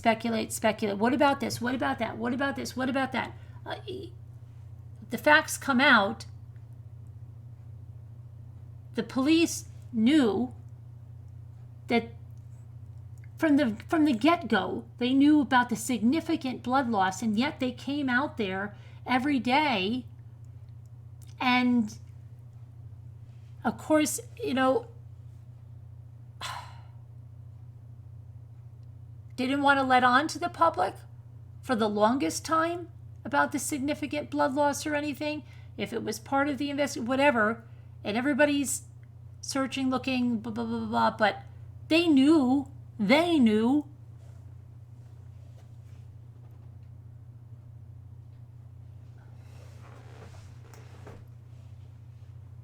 With that much blood, why didn't they look in that Tiguan in the garage? Why didn't they look in that car? You have a missing child that she's saying is a runaway. It's very possible he could have hidden in the car and fallen asleep, right? I'll show her I'm going to run away from home, and I'll just crawl in the back of this car and I'll fall asleep. Or did they take her word for it? I checked the car, he's not there.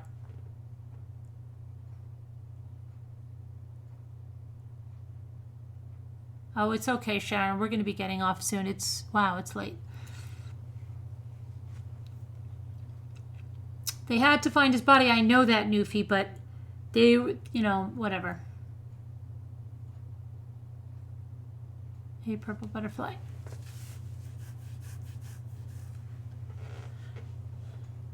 Yeah, oh my gosh, a prosecutor would have a ball with this woman. The lies, the extent of lies. It's like Carol Baskin, but on crack.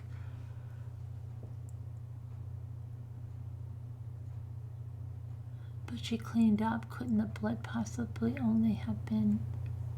No.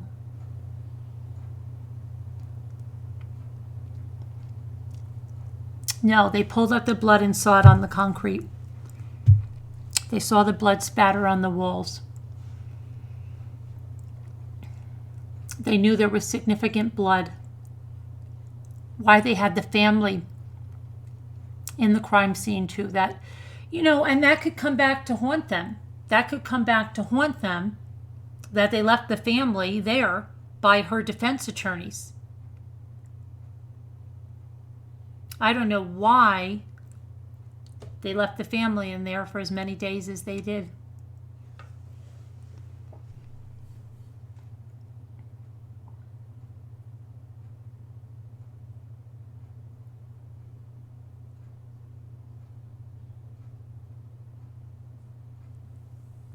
She came across as so convincing, had me fooled. I couldn't even imagine someone lying like that. Layers and layers of lies. I hope you're being sarcastic, mocking Lynn, or you really believed her. Carolyn, can you park at the hotel and take a shuttle to the airport, and from the airport to the shuttle, then they run 30 minutes. Yeah, I don't know. But about that other man in being involved, I bet you that's what Marie Antoinette was talking about. There were probably stories like that circulating in the neighborhood. And do you guys remember? Go back and remember. Remember the woman that was going crazy, one of the neighbors? and she said, Gannon is gone. She said, Gannon is gone. There's blood all over. Do you remember when she said that? Do you remember the lady that was on, I think she was on the sisters page? Do you remember who I'm talking about? She came out and told everybody in the beginning. Do you know who I'm talking about? And she was going nuts, and then the people were saying, oh, don't, she's saying, I know that, remember that? Yes, yes, yes, Anne. Do you remember? Think about what she said. Think about Marie Antoinette saying that her cousin that lived there, they're talking about another man being involved because they're hearing these wacko stories from Tecia about another man being involved. Eduardo, and then it's Quincy Brown. And then she's explaining away the blood. And then these other neighbors probably saw the stuff coming out of the house. We saw it from Twitter feed. They saw it right up close.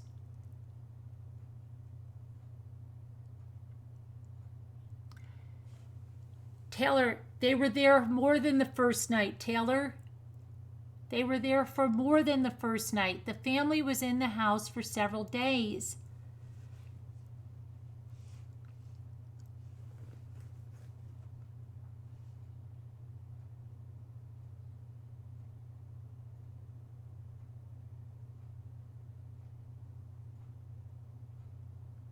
Second or third day, and right, second or third day, and the family was in the house at that point.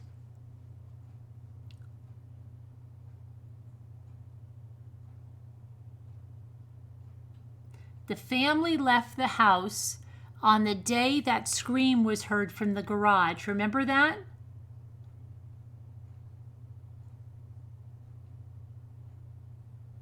They were going to pick up their clothes then.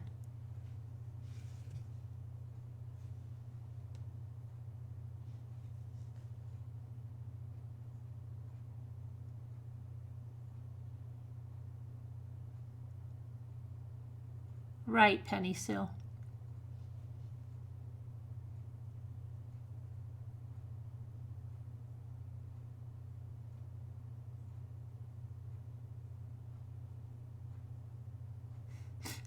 I know, VST. I'm wondering myself.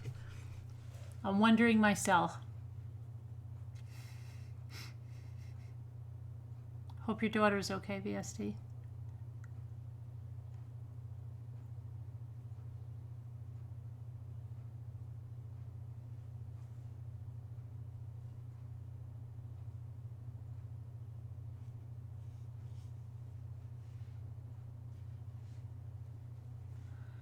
So that's a lot. Oh,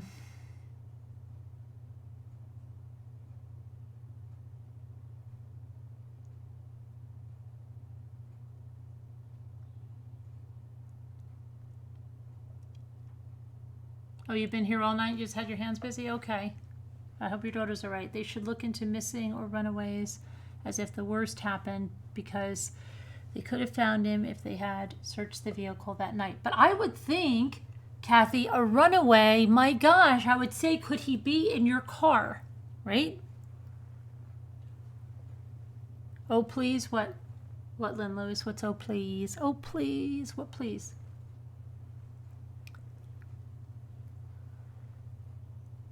But they already, what's oh, please, Lynn? I don't know what oh, please is. Oh, I don't know if that's an oh, please or oh, please.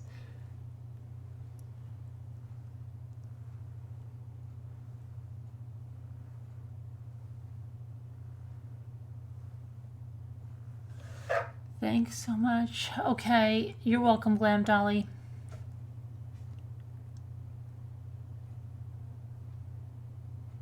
Yeah, never to lie ever, right?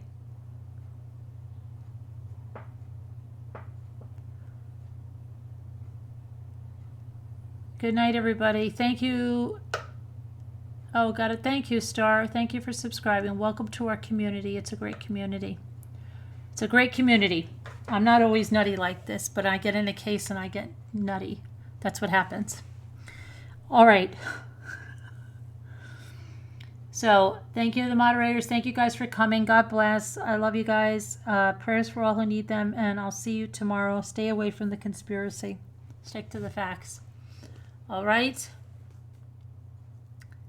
All right. See you later. See you tomorrow. I forget. Carol Baskin was planned, and then this just dropped in me. At me. All right. Take care. I'll talk to you guys. Let me see tomorrow. And this. And that.